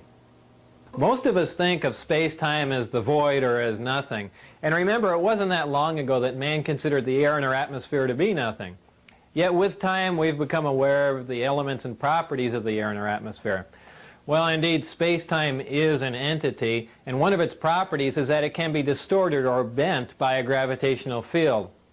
We know that gravity bends or distorts space-time and light by virtue of the fact that we're able to see stars which we know should be blocked from our view by the sun. Referring to the graphic here, the solid line denotes the position of a star that's located behind the sun, and the dotted line shows its position as viewed from Earth. This is made possible because the sun's gravitational field distorts the space-time and light around the sun, allowing us to view stars which would be hidden from view. We know that gravity distorts time by virtue of the fact that if we take 2 identical atomic clocks and keep one at sea level and take the other one up to a high altitude, when we bring them both back together, They reflect different times. The difference in this passage of time is caused by the fact that a gravitational field weakens the further you get from the source. So the atomic clock which was taken to the high altitude was exposed to a less powerful gravitational field than the clock which we kept at sea level. The effect of a gravitational field on space-time is something that we've been able to observe, but not to experiment with. This is due to our inability to generate a gravitational field. And up until this point in time, great mass such as a star, planet, or moon was the only source of a discernible gravitational field that we're aware of. So just as the gravitational field around great mass such as a planet distorts space and time, any gravitational field, whether naturally occurring or generated, distorts space and time in a similar manner. Now the great benefit of generating an intense gravitational field is not only can you turn it on, but you can turn it off. If we refer back to our original illustration of space-time distortion, we can see that when we generate an intense gravitational field, we can distort the space-time and in turn the distance between the point where we are and the point where we want to be. We can then position ourselves at the point where we want to be and then stop generating the gravitational field, allowing space-time to return to its natural form. In this manner, we can travel great distances with little linear movement, and this is how space-time distortion translates into reduced distance. Now back to our original question, how is it possible to cross the vast expanses of space required for interstellar travel without exceeding the speed of light? This is accomplished by generating an intense gravitational field, distorting space-time and allowing you to cross many light years of space in little or no time and without traveling in a linear mode near the speed of light. The next question is, how do you generate a gravitational field? Up until this point in time, I've used the term generate to describe the capability of producing a gravitational field, but since I'm not aware of any way of creating a gravitational field from nothing, a more accurate term might be to access and amplify a gravitational field. And this is what I mean when I use the term generate. To understand how gravity is generated or accessed and amplified, you must first know what gravity is. There are two main theories. The wave theory, which states that gravity is a wave, and the currently accepted theory of gravitons, which are alleged subatomic particles that perform as gravity, which is total nonsense. Well, gravity is a wave, and there are two specific different types of gravity, gravity A and gravity B. Gravity A works on a small or micro scale, while gravity B works on a large or macro scale. We are familiar with gravity B. It is the big gravity wave that holds the Earth as well as the rest of the planets in orbit around the Sun and holds the Moon as well as man-made satellites in orbit around the Earth. We are not familiar with gravity A. It is the small gravity wave which is the major contributory force that holds together the mass that makes up all protons and neutrons. Gravity A is what is currently being labeled as the strong nuclear force in mainstream physics, and gravity A is the wave that you need to access and amplify to enable you to cause space-time distortion for interstellar travel. To keep them straight, just remember that gravity A works on an atomic scale, and gravity B is the big gravity wave that works on a stellar or planetary level. However, don't mistake the size of these waves for their strength, because gravity A is a much stronger force than gravity B. You can momentarily break the gravity B field of the Earth simply by jumping in the air. So this is not an intense gravitational field. Locating gravity A is no problem because it is found in the nucleus of every atom of all matter here on Earth, and all matter anywhere else in our universe. However, accessing gravity A with the naturally occurring elements found on Earth is a big problem. Actually, I'm not aware of any way of accessing the gravity A wave using any Earth elements, whether naturally occurring or synthesized, and here's why. We've already learned that gravity A is the major force that holds together the mass that makes up protons and neutrons. This means the gravity A wave we are trying to access is virtually inaccessible as it is located within matter, or at least within the matter that we have here on Earth. However, the Earth is not representative of all matter within our universe. The residual matter which remains after the creation of a solar system is totally dependent on the contributing factors which were present during the creation of the solar system. This is true whether you believe that the origin of the universe was an evolutionary event or that a supreme being caused this event to happen. The two main factors which determine what residual matter remains after the creation of a solar system are the amount of electromagnetic energy and the amount of mass present during the solar system's creation. Our solar system has one star, which is our Sun, but the majority of solar systems in our Milky Way galaxy are binary and multiple star systems.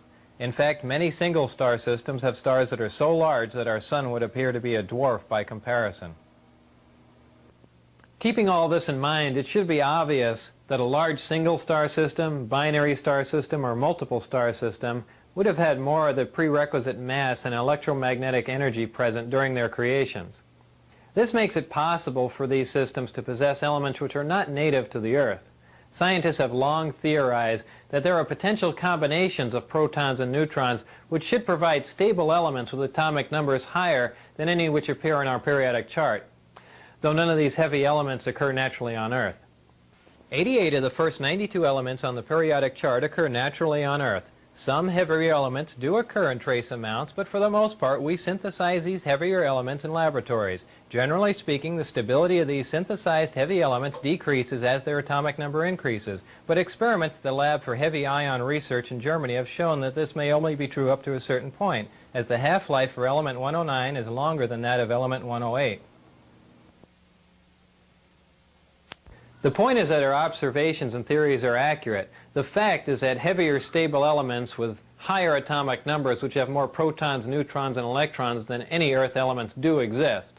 However, up until this point in history, there has been no physical evidence to prove this. But now that proof is here. The most important attribute of these heavier stable elements is that the gravity A wave is so abundant that it actually extends past the perimeter of the atom. These heavier stable elements literally have their own gravity A field around them, in addition to the gravity B field that is native to all elements. No naturally occurring atoms on Earth have enough protons and neutrons for the cumulative gravity A wave to extend past the perimeter of the atom so you can access it. Even though the distance that the gravity A wave extends is infinitesimal, it is accessible, and it has amplitude, wavelength, and frequency just like any other wave in the electromagnetic spectrum. Once you can access the gravity A wave, you can amplify it just like we amplify any other electromagnetic wave. To demonstrate how a wave is amplified, we can use this oscilloscope, and as you can see, it graphically depicts the tone you hear as a wave. As we amplify the tone, you can see that the size or the amplitude of the wave increases, giving us a more powerful version of the same identical wave, and thus the tone sounds louder.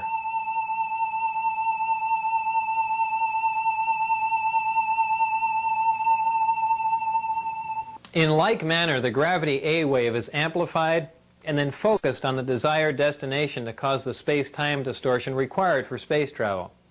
This amplified gravity A wave is so powerful that the only naturally occurring source of gravity that could cause space-time to distort this much would be a black hole. This brings us back to our original question: how do you generate a gravitational field? You must have access to an element which is heavy enough for the gravity A wave to extend past the perimeter of the atom. Then you can access and amplify it for space-time distortion. To complete our 3 science lessons, the last question is, what is the power source for this type of travel? Well, for those of you with limited knowledge about power sources, I'm sure you can probably imagine the enormous amount of power required to cause a space-time distortion for this type of travel. After all, we're amplifying a wave that barely extends past the perimeter of an atom until it's large enough to distort vast amounts of space-time. For those of you with extensive knowledge about power sources, I'm sure it's probably even more puzzling as to how it's possible to have a compact, lightweight, onboard power source that can provide this much power. For everyone to understand that, I need to further explain a couple of things we briefly touched upon in the last question. If you remember, I said that for the most part, we synthesize or create heavier elements in accelerators, and their stability decreases as their atomic number increases. So what does this all mean? Well, we synthesize these heavier, unstable elements by using more stable elements as targets in a particle accelerator. We then bombard the target element with various atomic and subatomic particles. At this point, transmutation occurs, making the target element a different, heavier element. This element now has a higher atomic number, as the atomic number simply indicates the number of protons in the nucleus of the atom. So this is what I mean when I say their atomic number increases. What does their stability decreases mean? The length of time which an element exists before it decays determines its stability.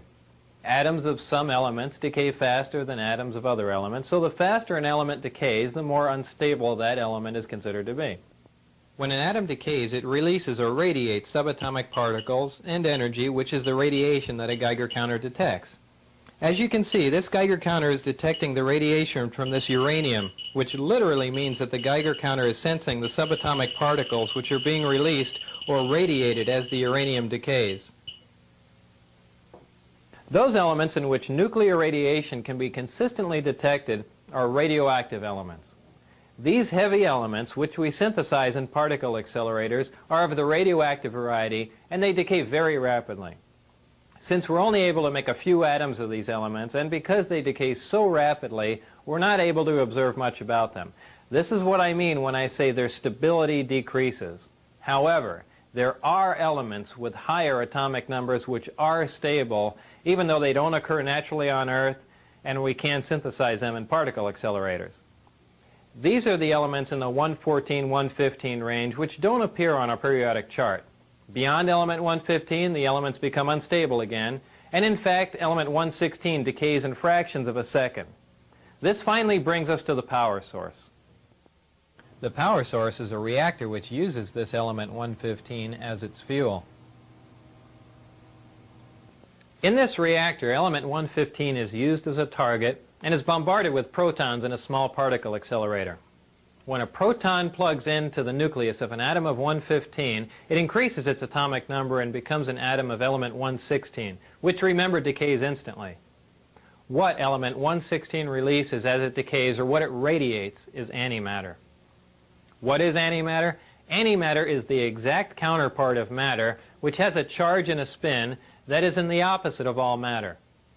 When combined with any matter in our universe, antimatter reacts and completely converts to energy. And remember, the rapid conversion of matter to energy is what we generally call an explosion. To demonstrate the explosive power of antimatter, let's pick a random area where an atomic bomb might explode. Oh, let's say Iraq. And for demonstration purposes, let's say an atomic bomb would explode, for instance, in, Baghdad. Well, if one of our older atomic bombs exploded in Baghdad, the area of total devastation, which is indicated by the red dot on the map, would be approximately 2 miles. This would be caused by a fission reaction in which less than 1% of the nuclear material is converted to energy. Most of you are familiar with the bombs that were dropped on Japan in World War II. This is the same bomb that was dropped on Nagasaki August 9, 1945. About this same time, Dr. Edward Teller, who's known as the father of the hydrogen bomb, figured out that a nuclear fusion bomb was possible. Fusion would release even more energy and cause an even bigger explosion from the same amount of nuclear material. Much to Dr. Teller's dismay, the Japanese surrendered, we never dropped the hydrogen bomb, and Dr. Teller's been in a bad mood ever since. But if a hydrogen bomb containing the same amount of nuclear material as the Nagasaki bomb were to explode in Baghdad, the area of total devastation would be approximately 20 miles. This would be caused by a nuclear fusion reaction, which again, less than 1% of the nuclear material actually converts to energy or explodes.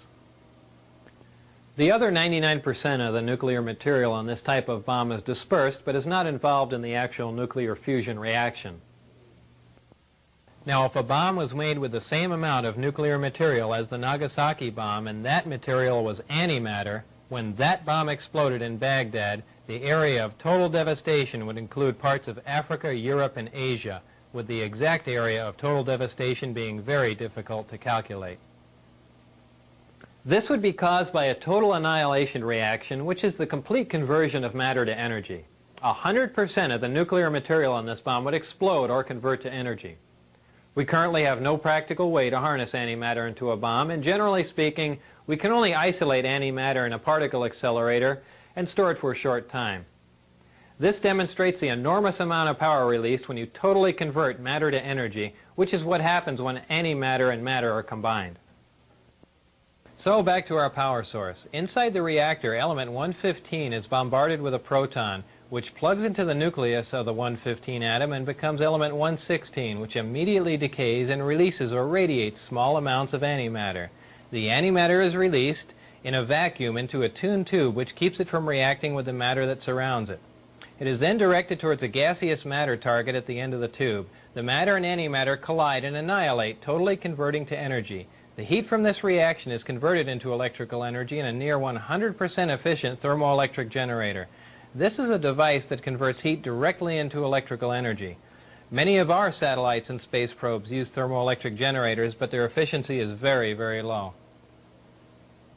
All of these actions and reactions inside of the reactor are orchestrated perfectly like a tiny little ballet.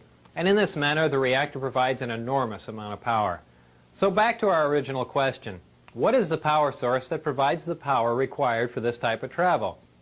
The power source is a reactor which uses element 115 as a fuel and uses a total annihilation reaction to provide the heat which it converts to energy, making it a compact, lightweight, efficient onboard power source. I've got a couple of quick comments about element 115 for those of you who are interested. By virtue of the way it's used in the reactor, it depletes very slowly, and only 223 grams of 115, which is just under half a pound, can be utilized for a period of 20 to 30 years.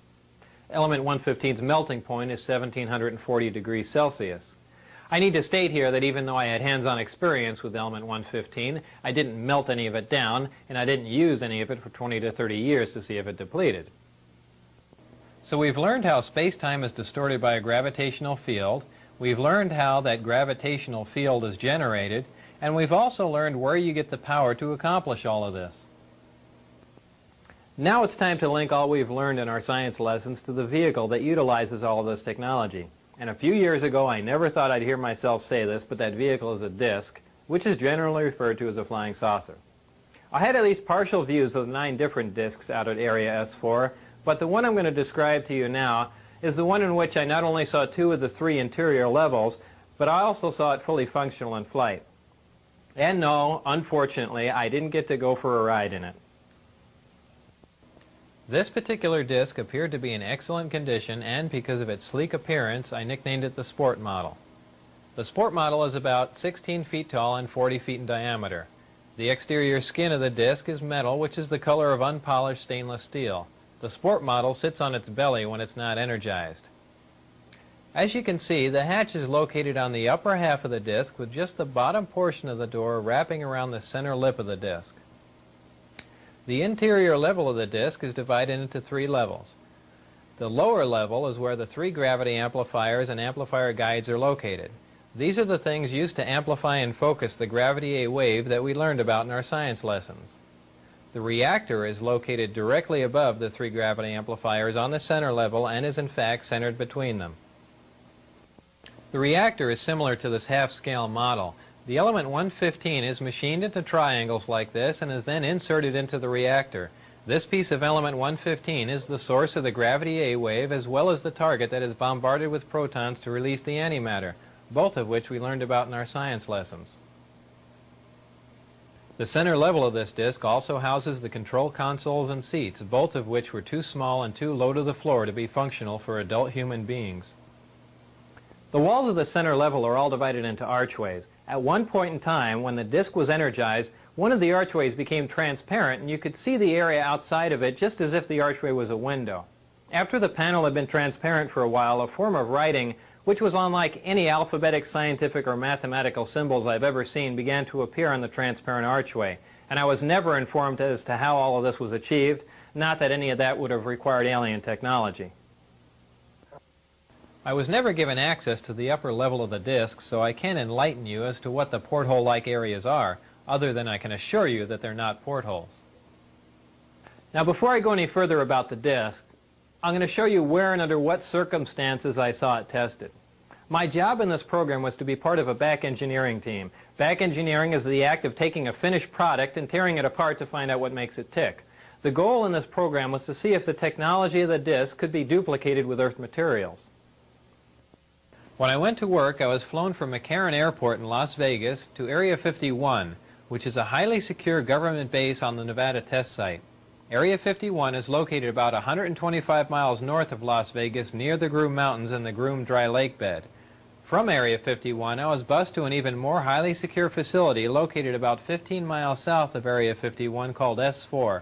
S4 is situated at the base of the Papoose Mountains by the Papoose dry lake bed. The airspace around S4 is restricted, and if any unwelcome aircraft strays into the outer sector, they radio the pilot and instruct him or her to leave.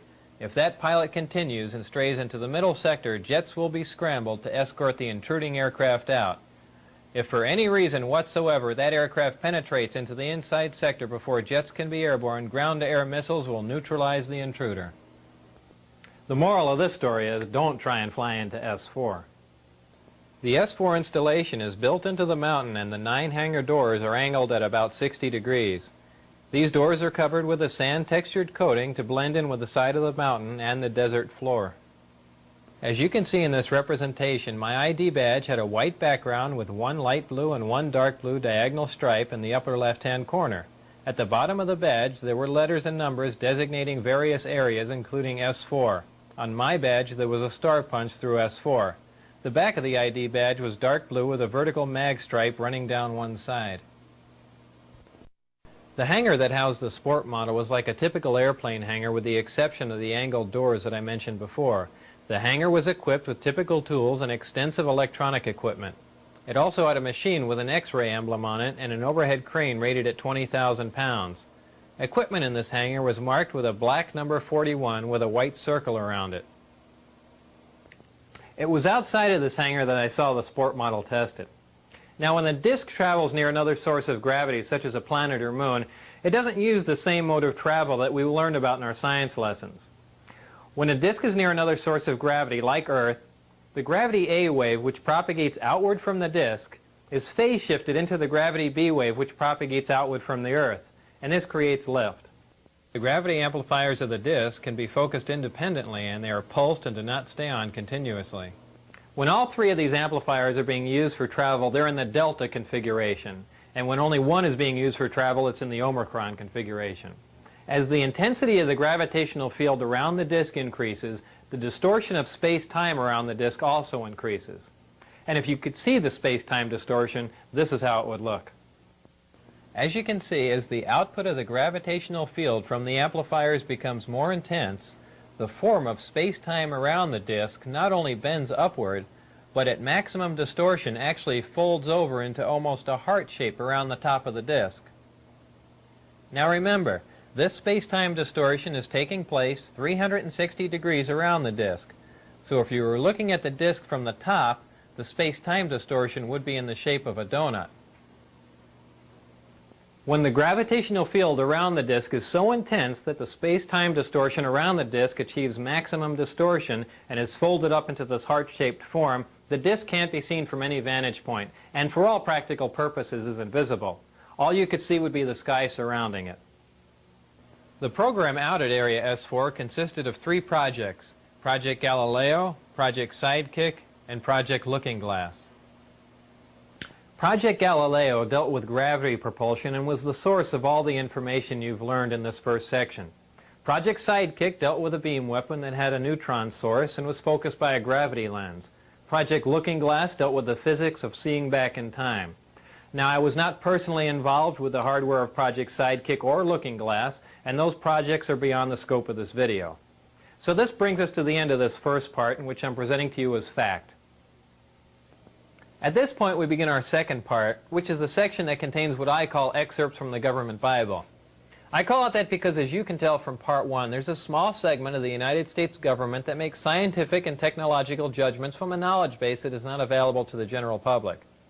If the following information is true, the United States government also makes judgments on a historical, philosophical, and even theological level from a knowledge base that is not available to the general public. These are excerpts from some of that information. As part of my indoctrination into the program at S4, I would randomly be taken into a small room which contained a table, a chair, and 120 or so briefings in blue folders. I'd be left there to read for varying amounts of time, usually about half an hour. These briefings contained a wide spectrum of information, mostly relating to aliens and alien technology. These reports appeared to be an overview of alien information which can be used to brief scientists from any field about the scope of the whole project, and not just their specific field of endeavor. The overview of Project Galileo was accurate. I read the overview and later witnessed evidence which proved it to be accurate. So it is possible that scientists involved with other projects could have seen evidence that these other overviews were also accurate, but I can't make that assertion. To me, these reports were simply words on paper. So to keep from saying allegedly and supposedly in every sentence, I'll relay this information to you as I read it, since I've already put this disclaimer on it. This technology that you've learned about thus far was brought here by some alien beings from the Zeta Reticuli 1 and 2 star system.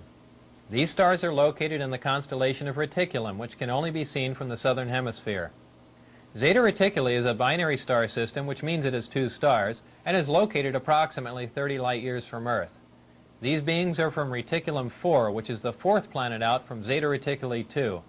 This is the way star systems were referred to in these reports. They simply designate the name of the star and the number of planets from the nearest to the furthest from the star. For instance, our Sun was designated as Sol, and the Earth was referred to as Sol 3 because we're the 3rd planet out from the Sun.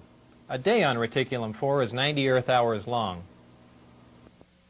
The beings are 3 to 4 feet tall and weigh 25 to 50 pounds. They have grayish skin and large heads with almond-shaped wraparound eyes. They have very slight nose, mouth, and ear positions and are hairless. Any dates in the information regarding these beings were written in a 6-digit number which began with 1623. Since I had no idea what the 6-digit number was for the present year, I had no way of calculating when these beings arrived, or at least arrived this time. These beings said that they had been visiting Earth for a long time and presented photographic evidence which they contended was over 10,000 years old. There was an exchange of hardware and information in Central Nevada until 1979, at which time there was a conflict which brought the program to an abrupt halt. The beings left, but were to return at a 1623 date, and I don't know what that date is. With the remaining hardware and information, the U.S. government started the back engineering program. In May of 1987, some scientists took an antimatter reactor to an underground blast facility on the Nevada test site to perform an experiment. Unfortunately for them, their experiment required them to cut the reactor open, which resulted in their deaths. This explosion was explained to others at the test site as a previously unannounced low-yield underground nuke test. I was hired in December of 1988 to replace one of these men. These beings conveyed information about the capability of affecting the human brain to anesthetize the human body. This is done without any physical contact from a remote source. For this anesthesia to be accomplished, the brain has to be in a relaxed state similar to that required for hypnosis. If the brain is subject to any external stimulation like stimulant drugs or loud music, this manipulation of the nervous system is ineffective. These beings said that man was the product of externally corrected evolution. They said that man, as a species, had been genetically altered 65 times. They referred to humans as containers, yet I don't know what we're containers of. As I'm sure you now know, it was impossible for me to corroborate the information in the second section. And obviously, if this information is true, the ramifications are far-reaching, and you don't have to be a nuclear physicist to figure that out. So before I bring this to an end, there are a couple of questions I should address for you. The first one is, how did I get into this program? While working at Los Alamos National Lab in 1982, the local newspaper did a front-page story on a jet car I had built. Coincidentally, Dr. Teller was giving a speech in Los Alamos that same day. We met and had a short chat about the jet car, and I later listened to his speech. I never met Dr. Teller again, but in 1988, when I decided to re-enter the scientific community, I sent him a resume and inquired about a job. Dr. Teller responded by telephone and told me that he was no longer active, but just functioned in a consultant capacity. He gave me the name of a contact to call in Las Vegas. I made that call, and things progressed from there until I got into the program. I never got a chance to ask Dr. Teller if he remembered me from Los Alamos, so I don't know if that was a factor or not. If you use nuclear fuel, and not that possible, nuclear fuel is feasible. But whether these great velocities are feasible, which are interesting if you ever want to get to that star, that is an important question. And that's about all I can say. All I have time to say. And what specifically the fuel will be, I think it might be fission, more probably fusion. And both possible. Is there any other nuclear reaction besides fission and fusion that you know of?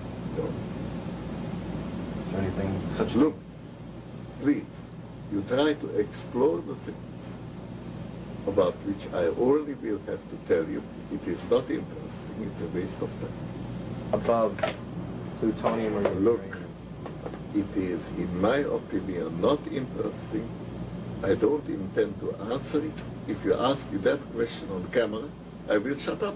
I will sit silent. You're not going to get an answer out of me on that. Okay. And if I ask you on camera if you know Bob Lazar, can you just say no? I will sit silently.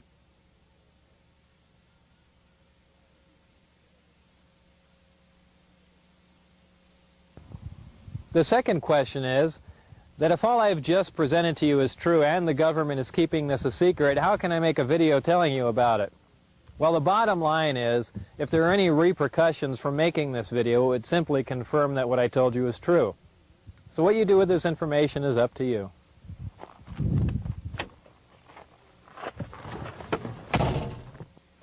Remember, not everyone who sees a disk in the sky is crazy, so keep your eye on the sky, especially here in central Nevada, and thanks for listening.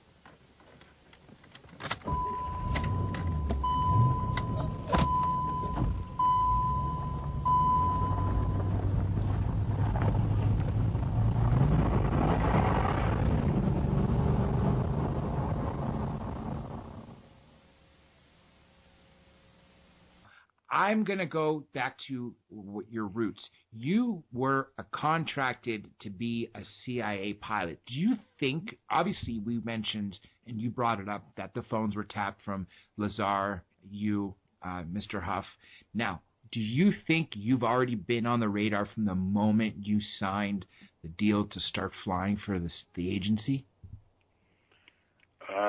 No, from the moment I was born, because my father was deep into this. There are records that Jeremy, I think, has seen. In 1952, my father's company, Lear Incorporated, was the head contractor for making anti-gravity vehicles. And I believe that that would have been in 1952. I believe something happened, and I believe it was the incident in Bogota where he gave an interview to some press saying that he believed that UFOs were real. They got him kicked out of, I don't think he was in MJ-12, but he was really at the top. And he was friends with Dr. The doctor in Albuquerque. Jeremy, what was his name? The Dr. Benowitz. No. The No, doctor wasn't Benowitz? Pardon? It wasn't Dr. Benowitz? Who are you talking about? No. This is a doctor who was a surgeon at Wright-Patterson Air Force Base, and in 1947, after the Vannevar Bush, maybe? What? Vannevar Bush? No, I'll think of it in just a second. Anyway, this doctor was on the board of Lear Incorporated, and my dad was on the board of his company, and he definitely, he was asked by the Air Force to go back to Albuquerque, where he was from, and start up the hospital. And this would be where they would do all the research on the aliens. He was the doctor that did all the research on the astronauts, starting with the Mercury astronauts. And there was all a big group of, for instance, in my home, which was in Santa Monica, 222 14th Street, guests were always there, and many of them were members of MJ-12 that I didn't know anything about that time. And most people know that when Moore came out with those papers on MJ-12, I knew how. My question was, is it true? Did they exist? Did MJ-12 exist? And the only way to find out was to go to General Jimmy Doolittle, who was still alive but retired, and living in Carmel, California. And I know that my mom was very close to him. They lived down in 3rd Street in Santa Monica, and I know that they were always guests at our house. And his wife, Jo, passed away years before he did, before the general did. And I got my mom. This would have been in 1984 or 85, I believe, when the MJ papers first came out. And I said, Mom, I really need to know something. I said, I need to know if MJ12 is real. And the only person that I know who's in MJ12, or at least associated very close with it, is Jimmy Doolittle. Would you mind asking him if it's real? And it took me 6 months to get her talked into it, and finally one day, and this would have been in 1955 somewhere, she called him.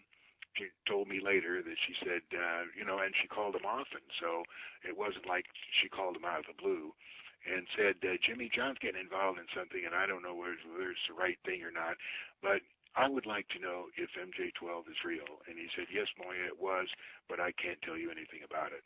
And so that, for me, was the starting of everything, and the validation of what Moore had come up with.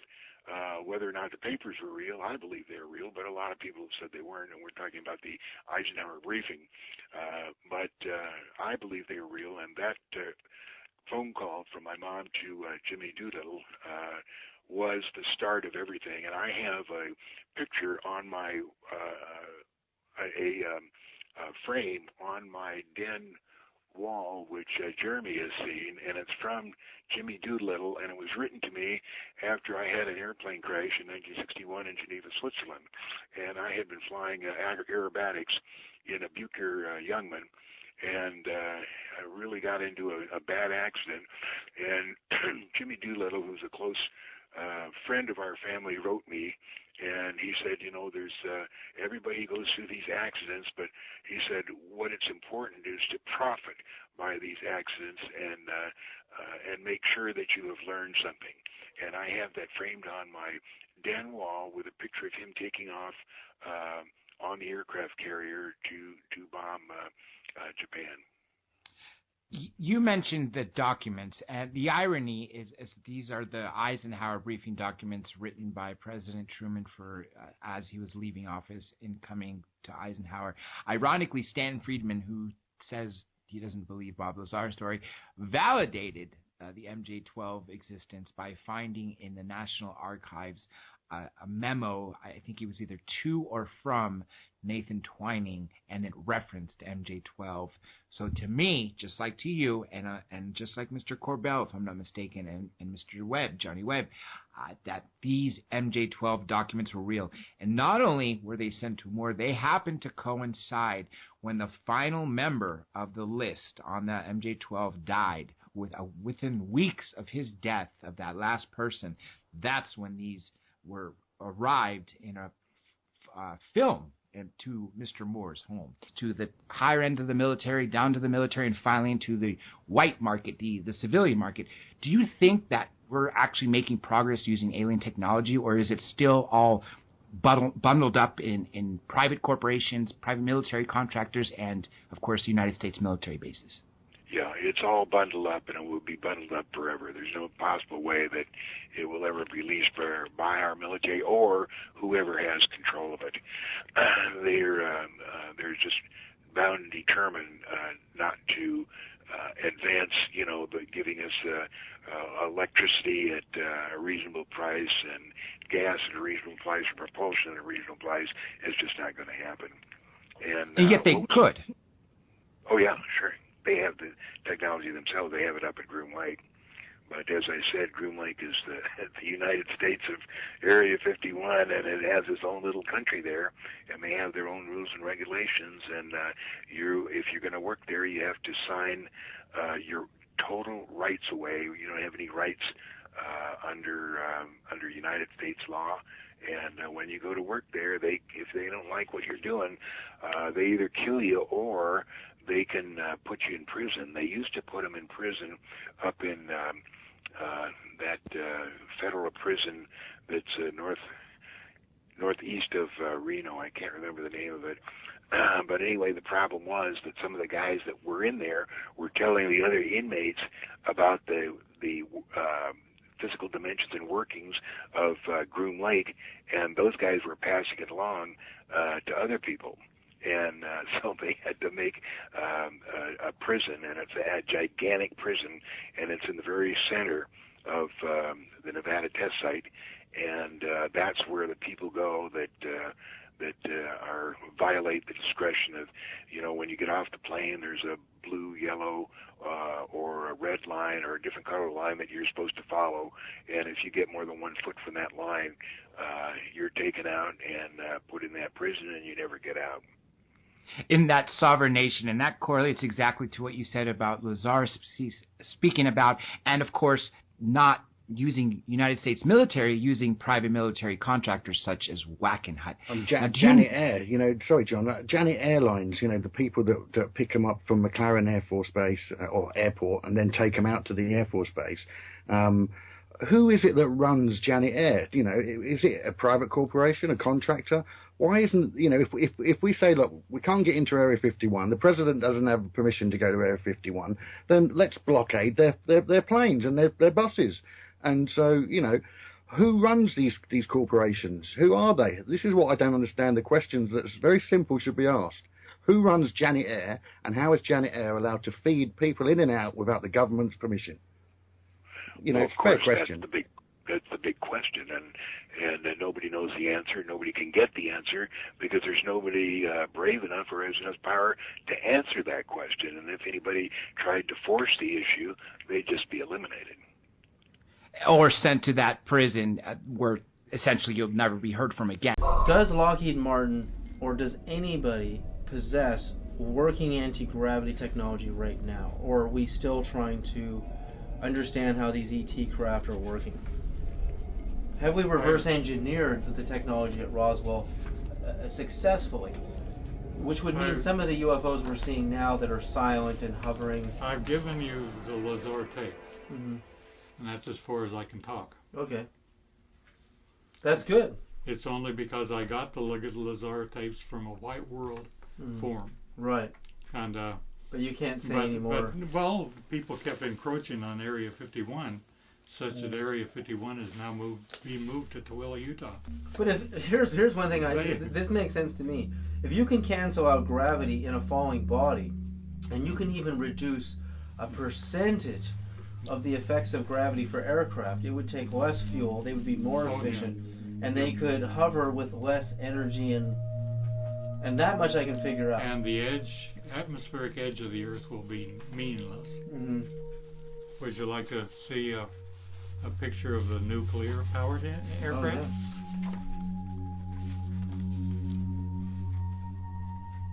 What's the date on this one? I refuse to say, but there's the nuclear pile that actually flew. That hunk of junk right there flew? It actually was in the belly, providing... Oh, that was in the belly of that. That's right. It's just like in the belly of a submarine. Providing anti-gravity. So it's shaped like an aircraft. Well. It's aerodynamic. So that we don't think that it's not using its wings. Well, I get it. It has an energy source, okay? I understand. And it is staying in the and here's what it looked like down inside of the protective. It was. And that's at Area 51? No, much closer than we'd care to admit. Oh, Texas. Well, I mean, Lockheed's the contracts here was in the paper this morning. $27 billion in the last couple of years. most of the majority of the defense contracts are here in Texas with Lockheed. I mean, well, certainly. No. That's why I don't mind having a retirement from them. And here was one of the old-time developments. Oh. Now, I happen to know the guy who put that together. How far does this date back? March? No, Mach 1.2? Oh, I know, it doesn't say, but in actuality, it's way, way back.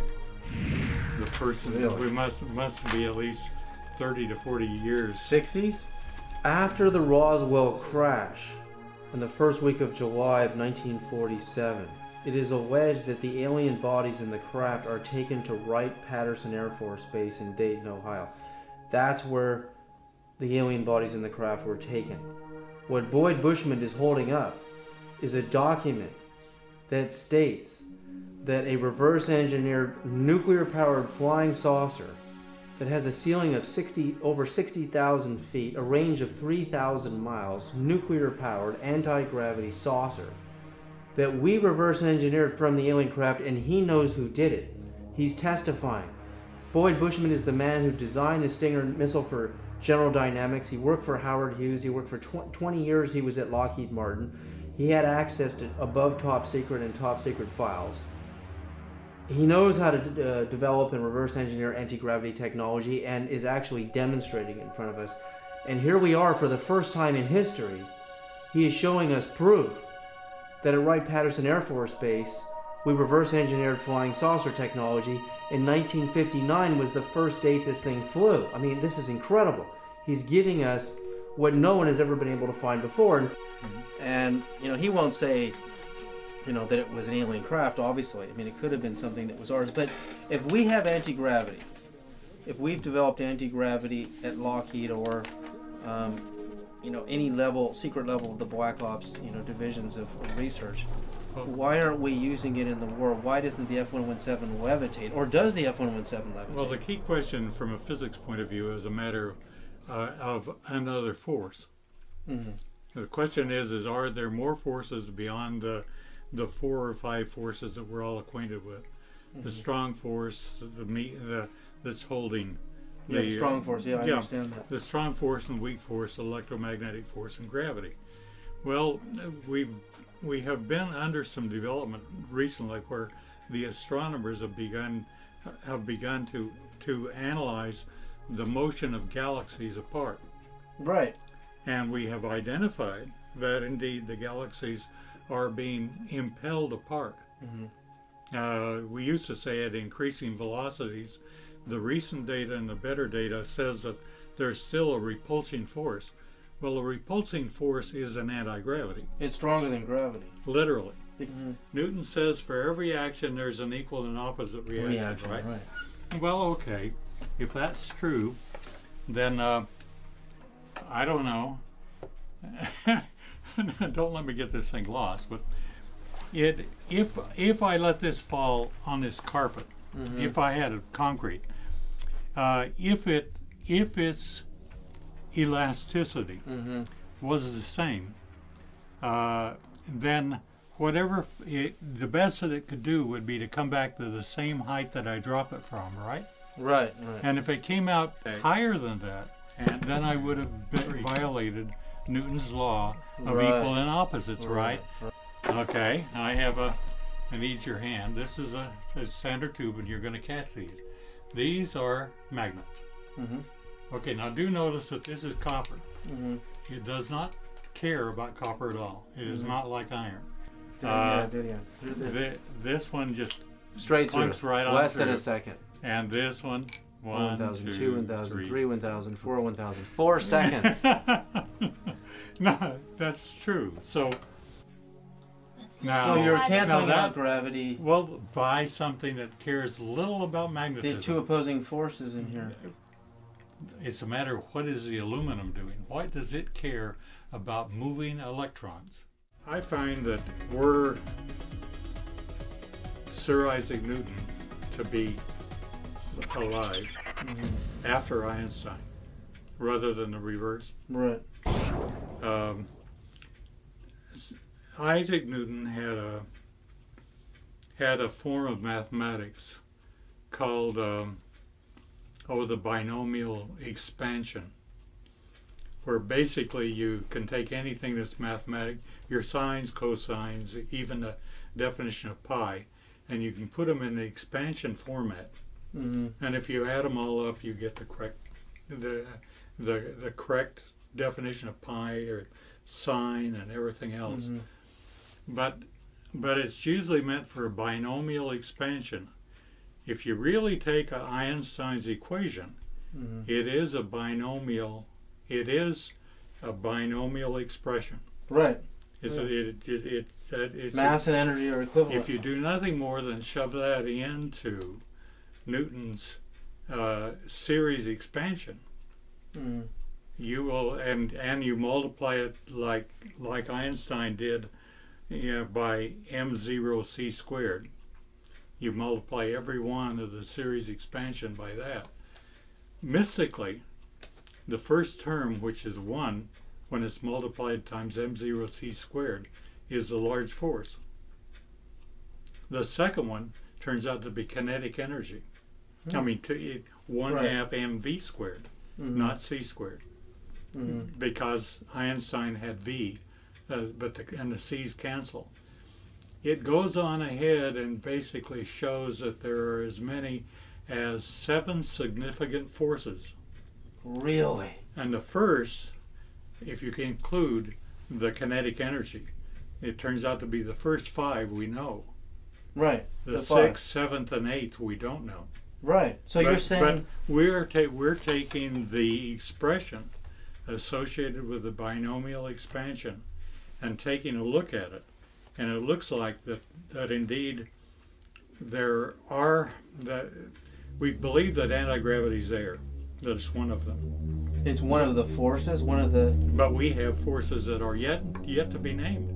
Up here, a picture of there's a rock up there. Next. Yeah, I see that. Well, that actually came whizzing past between the moon and the Earth about 5 years ago.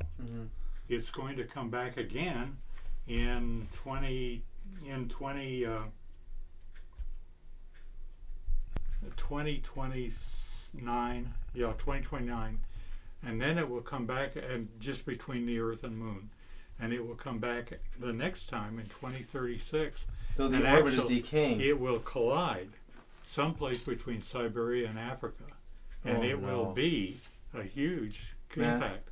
Many, many, many megatons. Bigger than Tunguska? Don't know.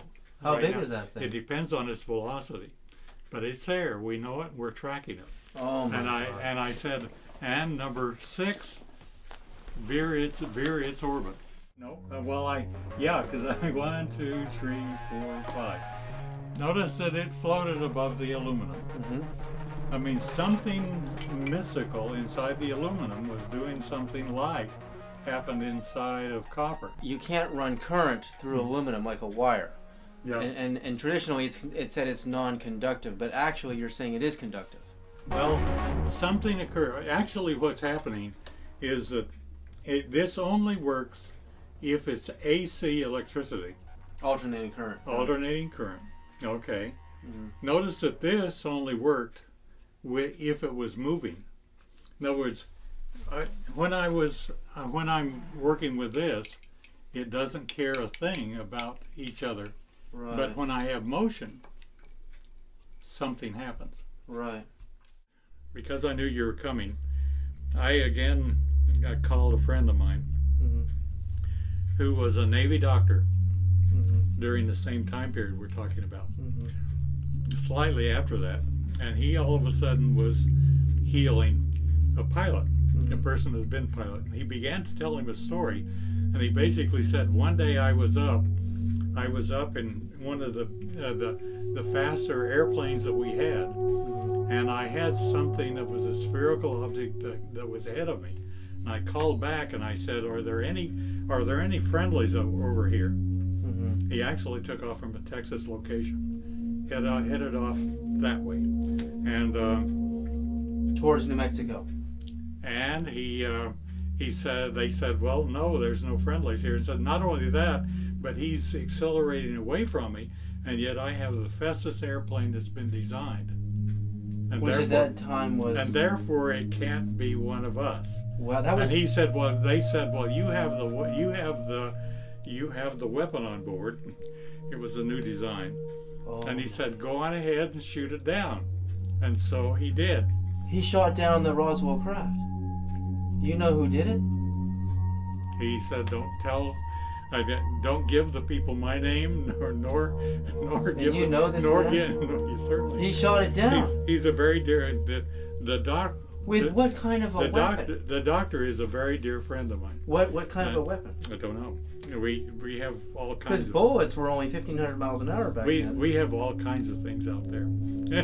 Then the individual said that he went and landed at a nearby airport, went over and walked into the craft. Evidently, one of them was out walking around because there were only 3 when he was in. 3 aliens at that time? And he walked in, and they were all 4 feet and under. But he could see through the walls of the craft from the inside out. Whoa. And it kind of... Translucent material. And the material he was stepping on was spongy, he said. So do you think we'll survive global warming? Do you The think question is they're alive.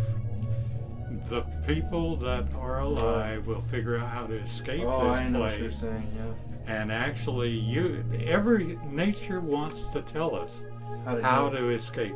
Mm-hmm. I mean, with the additional 4 forces that we're working toward, there should be no problem. Going to Andromeda. Got it. We can go to Andromeda with one of the other forces, not the forces we know. Exactly. That's it. And we will be able to travel faster than the velocity of light, of course. Well, Paul but see, Einstein simply said you cannot communicate beyond the velocity of light using photons. But action at a distance proves that But let's say that, well, and if I had a blind Einstein, he said you couldn't travel faster than the velocity of sound. Right.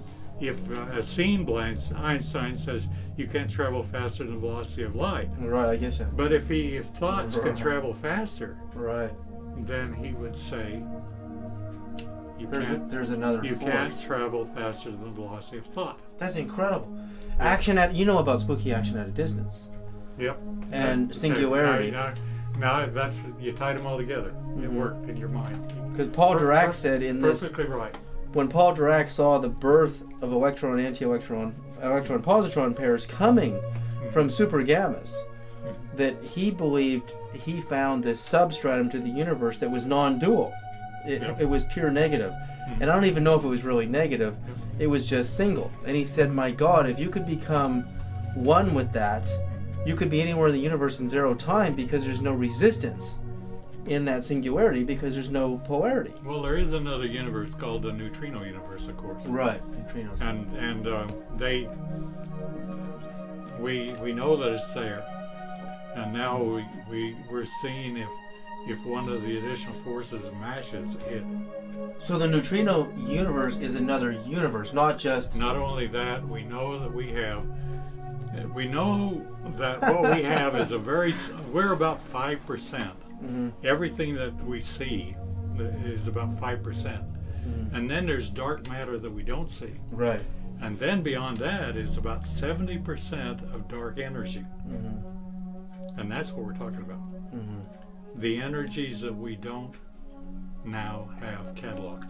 And we don't have them named, and we haven't done critical tests on them, and we're just barely beginning to start operating.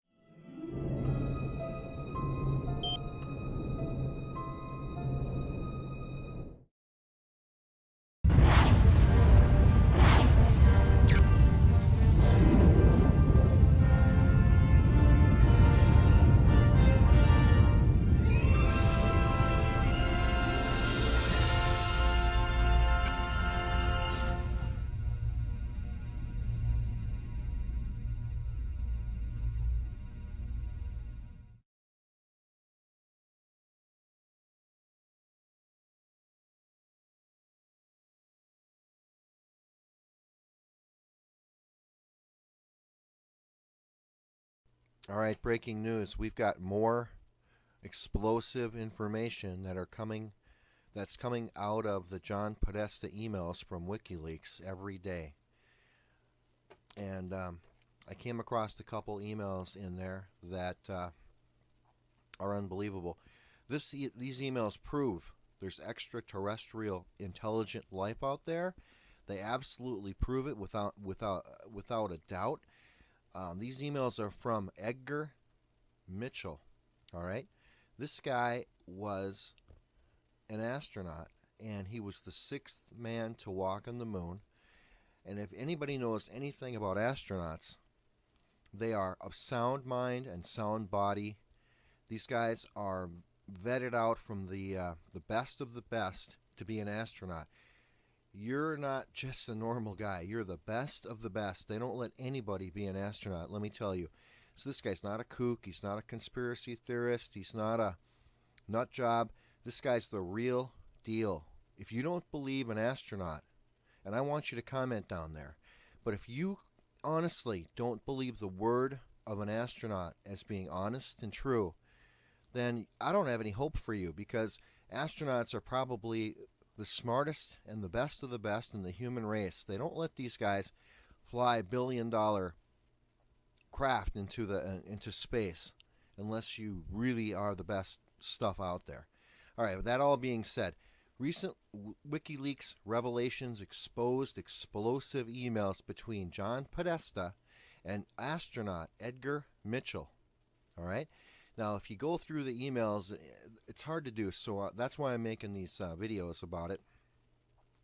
Now, here's the email, the actual email, okay? I'm going to read it to you.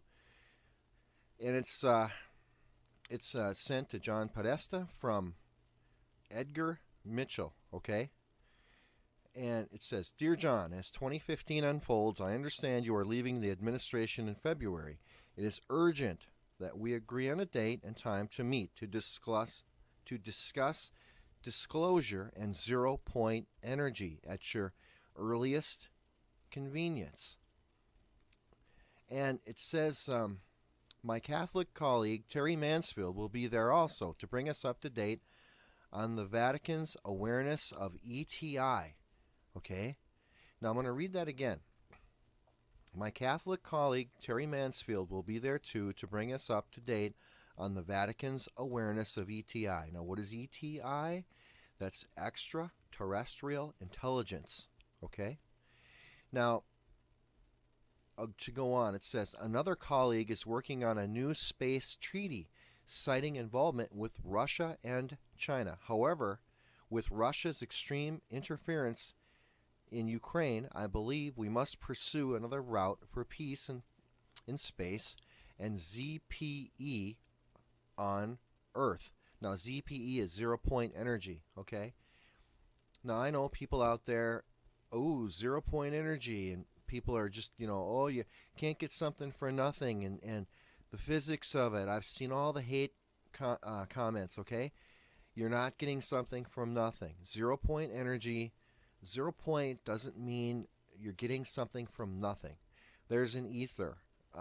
Einstein, hopefully you believe Einstein. Einstein said there's an ether that surrounds the Earth, and it's the whole universe is bathed in ether. What is ether? It's just simply energy. And it's homogeneous, which means the energy goes in all different directions at once. All right, so what you got to do is you've got to figure out a way to electronically rectify this energy that surrounds us. When you can rectify it safely, you can then use it as energy. And it's unlimited. You're not going to put a dent in the energy of the universe by lighting a few light bulbs in your house.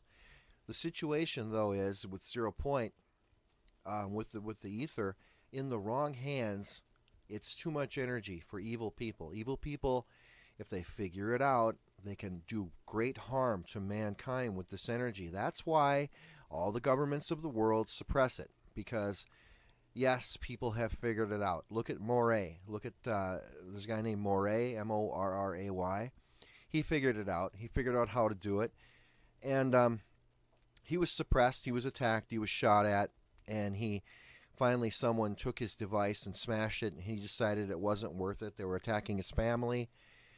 And there's a lot of things. There's disclosure about this with Greer. There's a lot of Dr. Greer.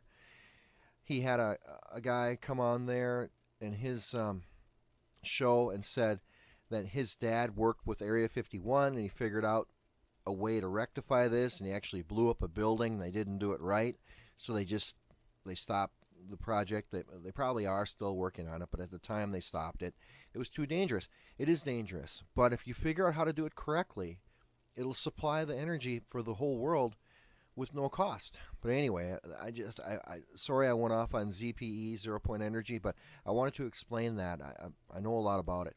Okay, so on with the email. I met with President Obama's Honolulu childhood friend, U.S. Ambassador Pamela Hamamoto, on July 4th in the at the U.S. mission in Geneva, when I was able to tell her briefly about zero-point energy. I believe we can enlist her as a candidate and resource in our presentation for President Obama. I appreciate Aaron's assistance in working with Terry to set up our meeting. A couple people that he was working with. It says, best regards, Edgar Mitchell, Edgar D. Mitchell, SCD. That's his science doctorate or whatever it is. Chief Science Officer and Founder, Quantrek, Apollo 14 astronaut with sixth man to walk on the moon. Okay, so that's one email. Now here's another email. I'll move right along. Dear John, now this is an email again from Edgar Mitchell to John Podesta, which John Podesta was directly involved with Hillary, of course. Dear John, because the war in space is... I'll start over. Dear John, because the war in space race is heating up, I felt you should be aware of several factors as you and I schedule our Skype talk. Remember, our nonviolent ETI from the contiguous universe are helping us bring zero-point energy to Earth. They will not tolerate any forms of military violence on Earth or in space. The following information in italics was shared with me by my colleague Carol Rosen, who worked closely for several years with the Werner von Braun before his death. Werner von Braun was the father of our space program. He was actually a German scientist in World War II, and he developed the V1, V2 rockets. So he was the first rocket scientist to ever create a rocket. And after World War II and Project Paperclip, we brought him over here to work in the United States, and he went right to NASA, and he was the top scientist for rocket research. And again, to go backwards a little bit, it said, remember our nonviolent ETI from the contiguous universe. So he's admitting right there that we have contact with an extraterrestrial intelligence. He's saying that we do already. So this is a full disclosure, and they make it sound like it's no big deal. Now remember, these emails were confidential and private. Obviously they're out on the internet now, but it just goes to show you the elite people on this earth, the astronauts, the high-end senators, and people in the know there's extraterrestrial intelligence out there. There's people from other planets that communicate with us and talk to us. This is real stuff, people. I know you're going to go ahead and comment all your hate comments, or maybe your comments that you think I'm correct or whatever. I'm not writing this email. This is Edgar Mitchell. I'm just reading it. ETs are real. Extraterrestrial intelligence and life are real. The Roswell crash was real. I know I'll get hate comments for that too, but I'm telling you, it's all real stuff. And there's a great book called The Day After Roswell by Colonel Philip Corso. I suggest everybody read that. Again, it's called The Day After Roswell by Colonel Philip Corso. He talks about all the artifacts that were harvested from the crashed craft in Roswell in 1947, and he took those artifacts and gave them to industry that was already kind of working on it, but gave the artifacts to the industries that were working on the technology to kind of speed them up. And it worked. They reverse engineered a lot of this, and that's why we made such a huge advancement in technology in the late 50s and early 60s. Huge. And obviously we went to the moon in 1969, and that took, technologically that was quite the feat. All right, now go back to this email. Okay, so it says, Carol and I have worked on the treaty on the prevention of the placement of weapons in outer space, attached for your convenience. So they're trying to say we don't want to put weapons in outer space. The ETIs don't want it. We're arguably closer than ever to war in space. Most satellites orbiting Earth belong to the U.S., China, and Russia. And recent tests of anti-satellite weapons don't exactly ease the scare factor. It sounds like science fiction, but the potential for real-life Star Wars is real enough. It's just not new. Fears of battles in space go back to the Cold War and several initiatives like President Reagan's Star Wars missile defense system. Deputy Defense Secretary Robert Work spoke to Congress in June about the threat.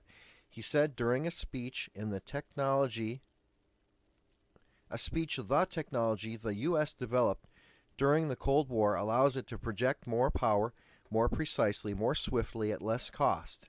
Take a moment to think about everything satellites do.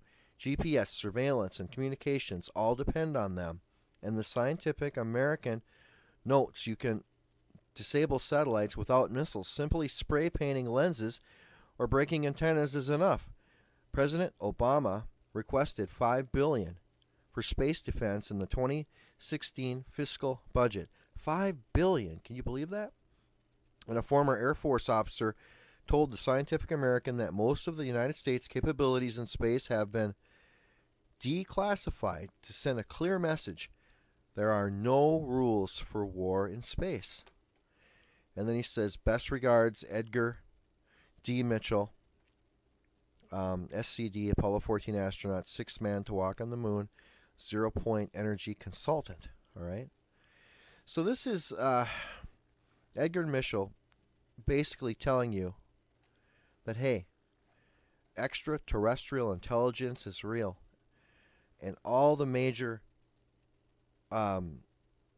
countries in the world know about it. The Vatican, the Russia, China, obviously the United States, Canada, all the major powers in the world know about extraterrestrial intelligence and life. It's out there, people. This should tell you. This should straighten it out for everybody that thinks, oh, UFOs aren't real, extraterrestrials aren't real, ETBs, extraterrestrial biological entities aren't real. I'm here to tell you that they're real. And again, this guy's an astronaut. He's not a nutcase, not a conspiracy job. Now, I want you to comment. I want you to comment below. Do you believe extraterrestrials are real? Have you ever seen a UFO? I want you to comment. Put your comments down there. If you've seen a UFO, write your experience out. Share it with people. I had one back in the early 70s. I saw myself. I saw a something. It was just a beam. It was just a bead of light, really, way up within the stars. I saw it traveling pretty fast. I saw it stop. I stayed in the area, and then it went at a 90-degree angle from the projection that it was at.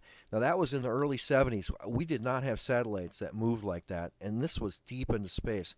I saw one myself. You don't have to believe me, but I saw it. It was just a bead of light, but I saw it stop, and then I saw it move again at a 90-degree angle. And the speed must have been incredible because it was so far away. Okay, please subscribe. Please like the video. And again, I want your comments down there. I want to hear what you think. Are extraterrestrials real? What do you think? Signing off. I'm interested in a little bit more about the physics of the power generation from the development of the antimatter to the gravity A wave and the amplification and that process of the generation of that and being able to fold space. Can you repeat the question? That's a pretty lengthy explanation. In other words, the relationship between the development of antimatter and the gravitational force field. Well, I can give you, I guess, a brief overview of essentially how that works. If you want an in-depth description of that, you can give me your address and I can send you a paper on it. Essentially, what the reactor does is provide electrical power and the base gravity wave to amplify, and it does that by interacting matter and antimatter, essentially.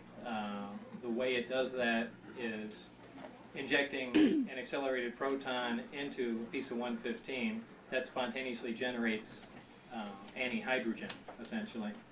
That's reacted in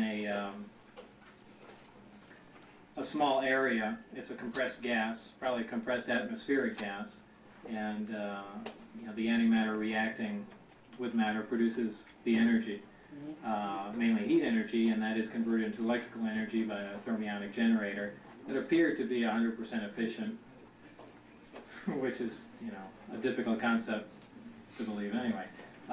Also, the reactor has two functions. That's one of them. The other function is it provides the basic gravity wave that's amplified, and that appears at the upper sphere of the amplifier itself, and that's tapped off with a waveguide similar to microwaves, and is amplified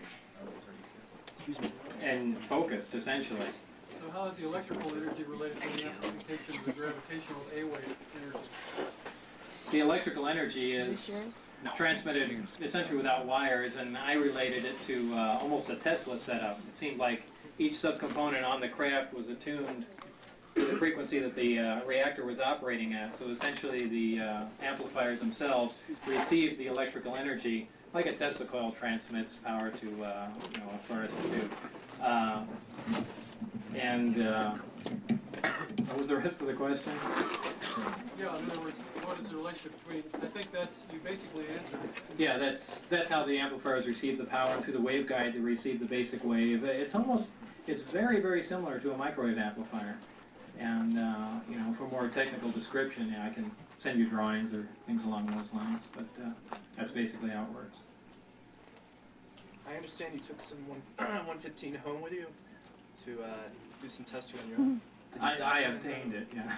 Did you document any of your testing? Yeah. You did? Yeah, the video, mostly videotape and things like that. John said it was stolen from you later. Last night he said. They stole it back. Stole it back, he said? Well, there's another level to that, but like I said, right now it's in private hands. Okay. Element 115, John said last night that a wedge that's about 2 inches in length will run the ship up to 30 years. How does that go in light years? How long would that be? Well, it really depends on the energy level. The more energy you expend, the you know, greater consumption of fuel, just like in any modern machine. So it really all depends on the amount of energy you request out of it. What is Dr. Keller's relationship to S4? Do you think he might be working on antimatter weaponry? I don't know, but he was certainly, I forgot what his exact title was. He was chief consultant or something along those lines. And as far as antimatter weaponry, I don't think anyone was involved in that. There was certainly some beam weapon work, and you know, Teller's been involved with that. I think his last project at Livermore, Los Alamos was, I think he called it Super Excalibur, and that was essentially a nuclear bomb detonated in orbit in fiber optic light guides that directed X-rays to incoming warheads, and that's his pet project. He loves that thing, so I don't think he jumped to antimatter weapons. All the way in the back there. On your sports tunnel that you worked on, what do you think was on level 3, and where were the bathrooms? I don't know if anything was on level, well, I don't know if there were any bathrooms. On level 3, I can only guess, and I would imagine that there was some sort of navigational equipment or their version of a computer or something along those lines, because I saw nothing else that controlled the amplifiers, the directions they pointed at.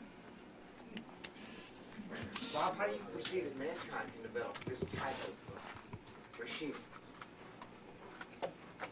I really don't. I really don't, without access to certain materials.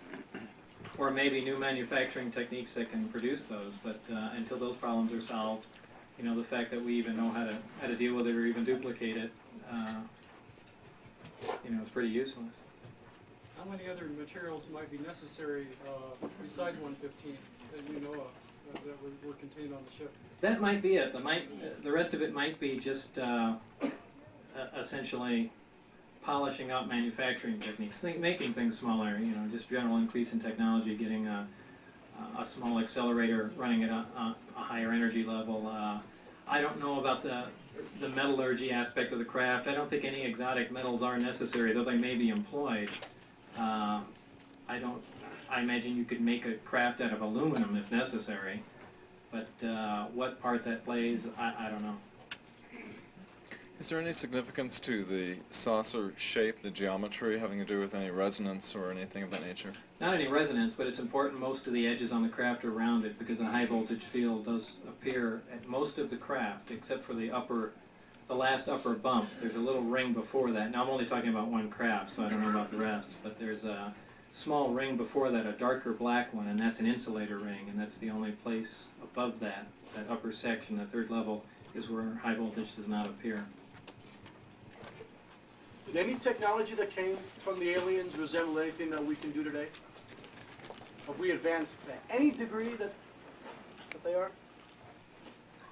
Well, there are some basic things. The fact that they're using a little accelerator, a little smaller, we have things like that, if that's what you're getting at. Anything really advanced?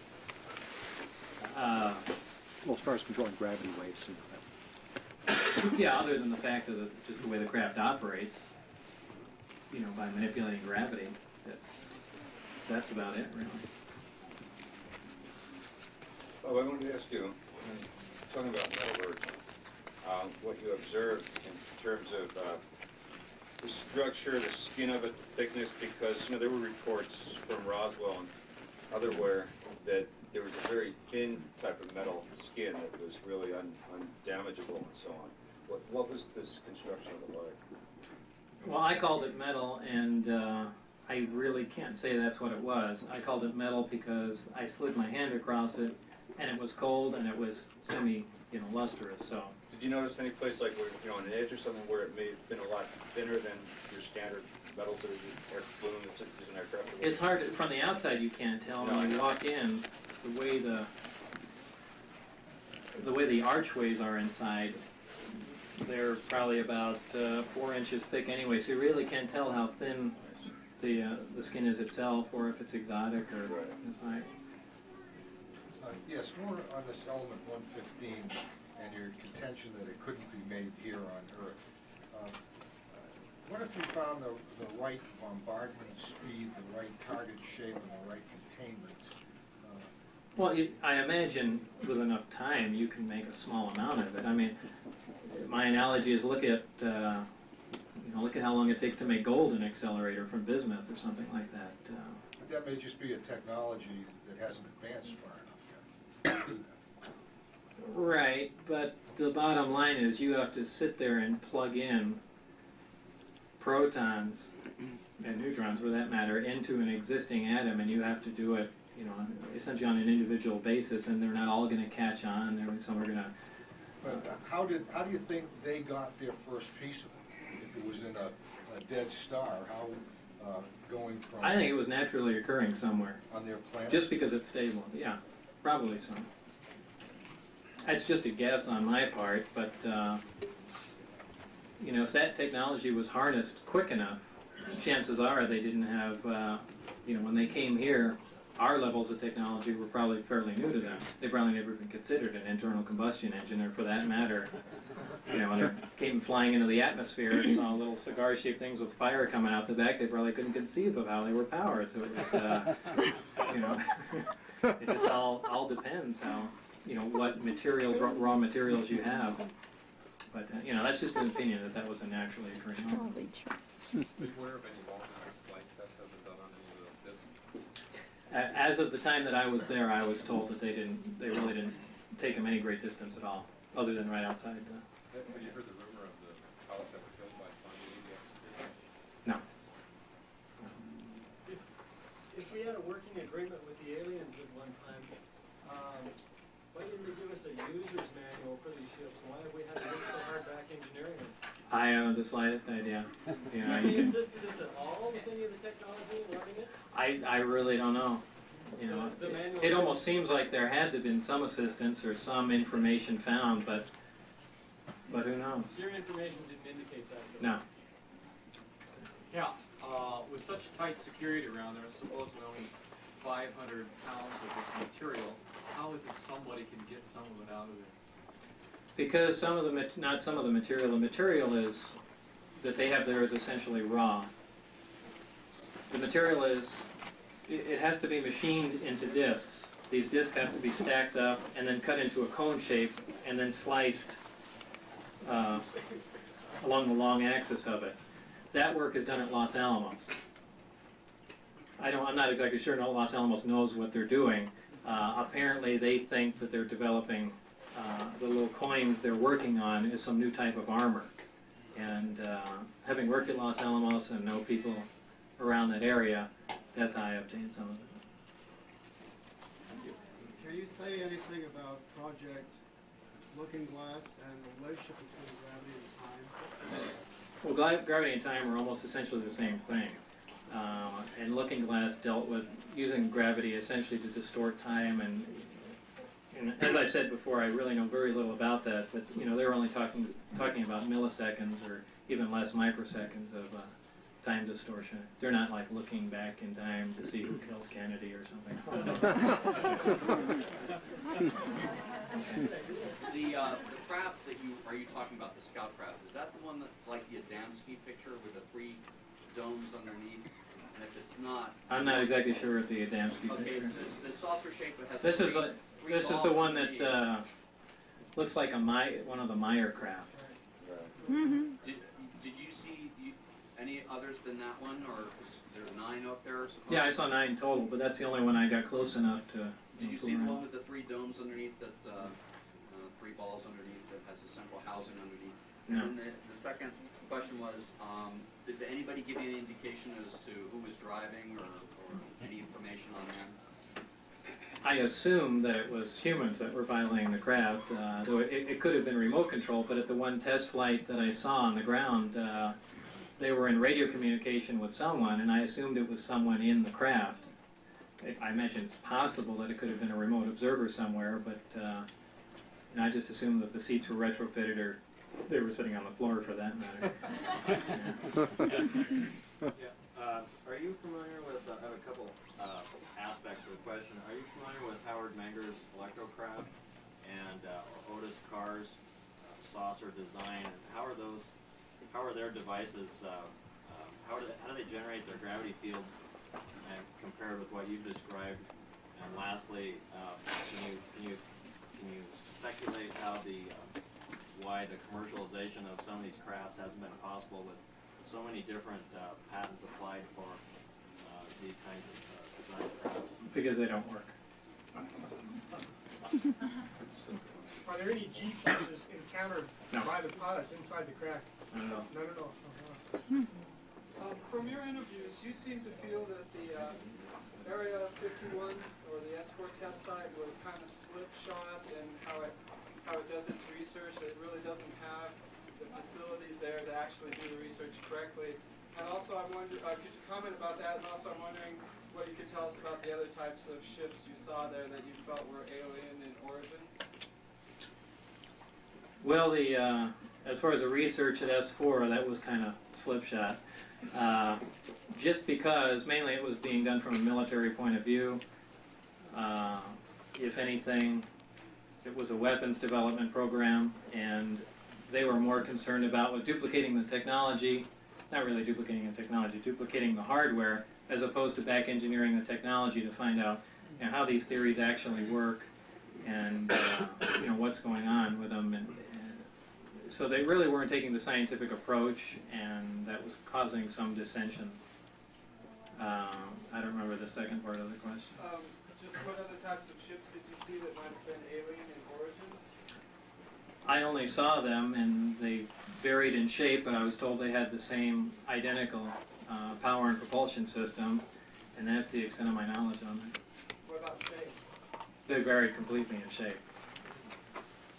Yeah, on you had the military out there supposedly working with the aliens. Did you ever get an inference from them that it was a positive or a negative situation? In other words, when they brought up, when they were talking about the aliens or whatever, was it a positive or a negative type slant on Well, they really didn't talk about the aliens.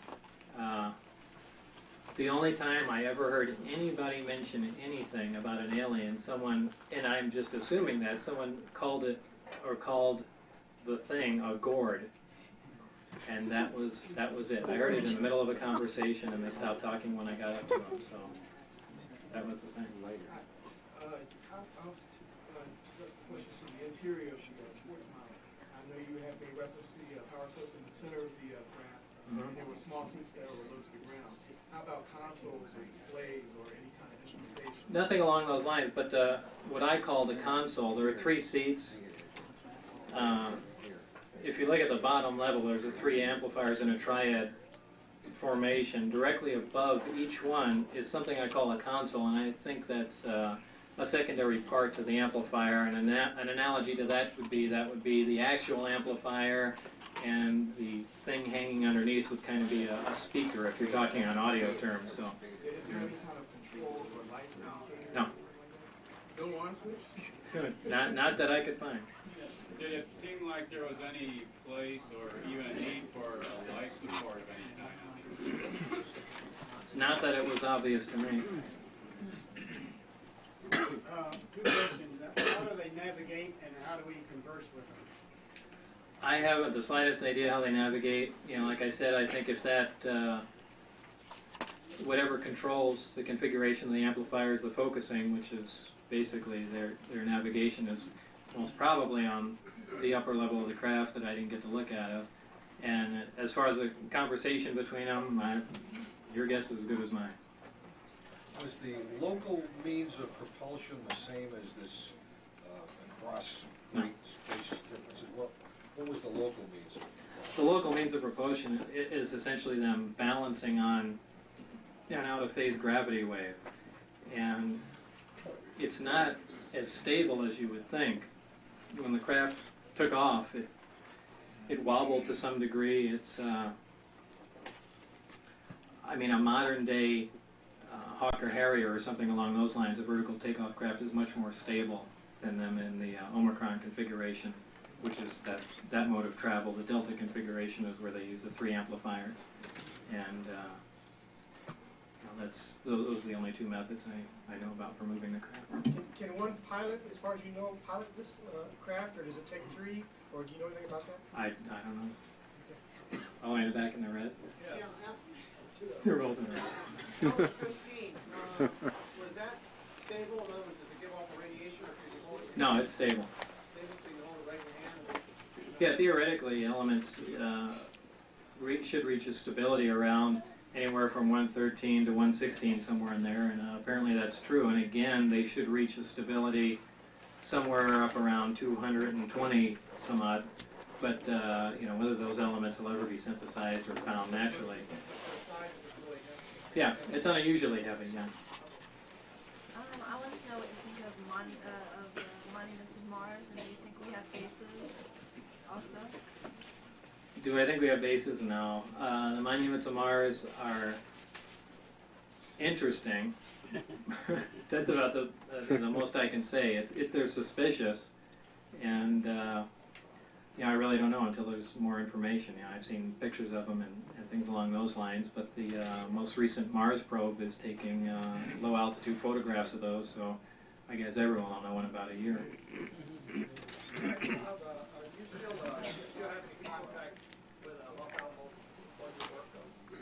Indirectly, yeah. What about your perception of time and length, width, and height? Is it the same aboard the craft as off of it? While you went aboard compared to when you were off of it? While you went aboard it or off of it? Well, as long as you're on the craft, everything seems completely normal to you. Time flows at a normal rate, and if you're off the craft and you're comparing the time of someone in the craft, someone off the craft, there'll be a definite difference there. Anything where gravity's involved. Even the shuttle astronauts, they'll come back just because of the difference in gravity. When they come back, there'll be a slight difference in time.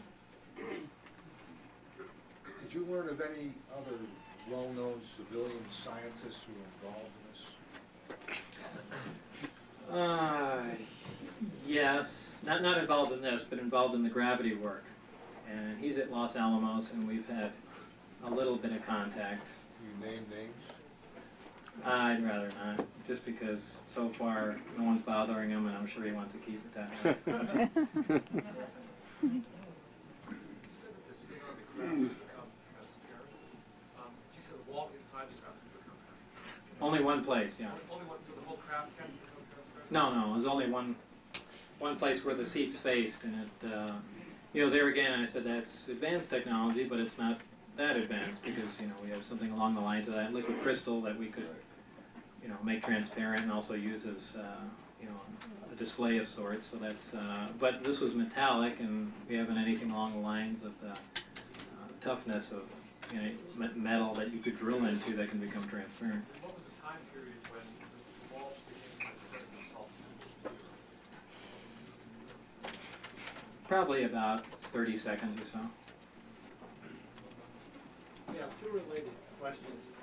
Are you aware of any instances where the inside of an alien craft is much larger than its apparent outside? No, I've heard stories like that though, but I haven't. If I can just follow that up. The strong force which you've identified with gravity A, I know there's been some recent theories that propose actually an 11-dimensional universe with 7 of them rolled up. I'm not buying that. Does it operate on any principle related to that?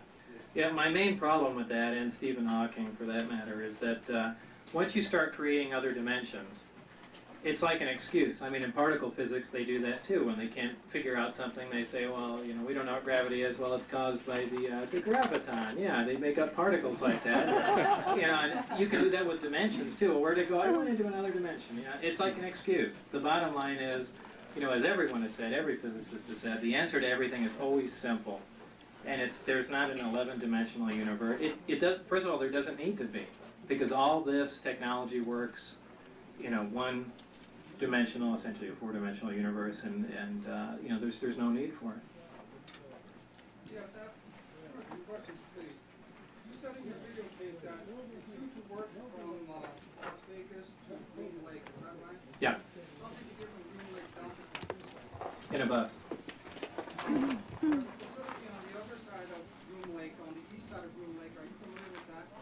On the east side of Groom Lake. Across the lake? Yes. No, I've never been over there.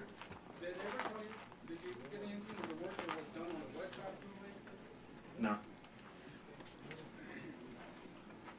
Bob, getting back to his question about if there is any difference between being on the inside of a craft while it's under power versus being on the outside of a craft. Of course, you wouldn't have experienced that because you were never on the craft when it was powered, right? Under power. Well, by the fact that the screen became transparent and other things were operational, I can assume that there was some power generated. So. I see. So. Okay. Huh. Bob, how long were you a part of the S4 project, and how key of a person were you on the science team that studied these vehicles? I was probably there only 6 months, 4 months, something like that. It's hard to remember. And as far as a key person, I'm sure I was the last rung on the ladder. Though, because no one has really gotten anywhere, you know, they were looking to me for fresh ideas, which I really didn't have anything because I didn't know what, you know, really was going on or where they had been. So it was a very disorganized group, and that's really all I can relay. I don't know how else to describe it. It was frustrating in that regard. Very frustrating. Element 115, does it have emission lines? Does it have emission lines? Spectral. Well, I mentioned it does. Every other element does, yeah. That you know of? Well, no, I haven't seen, you know, any spectrographic analysis on it, or well, actually, they did do it. I don't know if I saw it though. I saw a neutron bombardment test and density measurements and things like that, but I'm sure they carried out that test on it. But I wouldn't be able to identify the lines. No. You're not aware of the results? You know, they probably showed them to me, but I can't, for the life of me, remember after 4 years. Is the actual curtain that you expect to see in the stars? Possibly in heavier stars or in, you know, planets that you know, surround a larger star system. And in fact, some people brought up that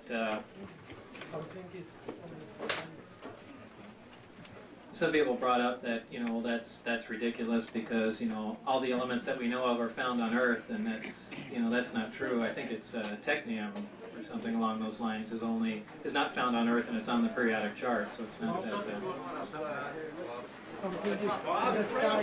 What?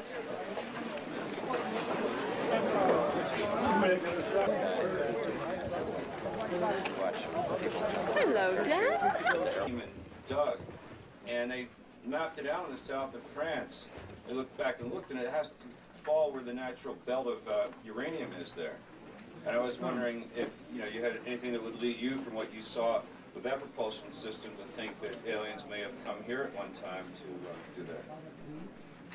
I don't know. I mean, no matter what, uranium is certainly a valuable, element. I don't know.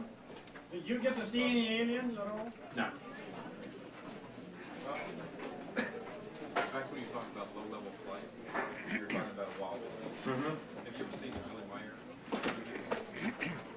Something similar to that? The Billy Meyer movies. Of the disc wobbling? Films. Film There's quite a footage. few films of this. I don't think I've ever seen any motion. Yeah, he's got some that fly around a tree, and they've got Oh wait, I did see that. Yeah, I did see that. And then there's some other hovering ones where they wobble. You know what's strange about the Billy Meyer photographs? That the discs, that one of the ones he took a picture of, looks exactly like the one that I looked on, but I'm certainly not an expert in the field, but some of those look unbelievably fake. And I can't, especially the thing with it flying around the tree. I mean, boy, it looks like it's hanging from a string. But, but why would he do that if he had some authentic pictures? And I don't know. I have mixed feelings about that. How do you feel about, or do you have an opinion of this conflict that allegedly happened between Grays and the Delta Force in, what was it, 89 or whatever? Did you hear anything about that? I really don't really have an opinion. I just, repeat it. You think it really took place? Why, I don't know. Any weapons on these ships? Yeah, apparently there's one, but I wasn't involved in the project that dealt with it. And what's your next video going to cover? Well, it's really not a next video. There's the video that I made is being redone by another company only because they liked it so much, and they're just redoing the graphics and making it a little more technical, and I'm just serving as a technical advisor on it. But for the most part, it's 60 to 70% of it's the identical thing. They just wanted to do it because these particular group of guys involved, I think the company's called DreamQuest, involved in special effects, were really into the UFO thing, and they wanted to do it with modern day stuff instead of knit stockings and things like that.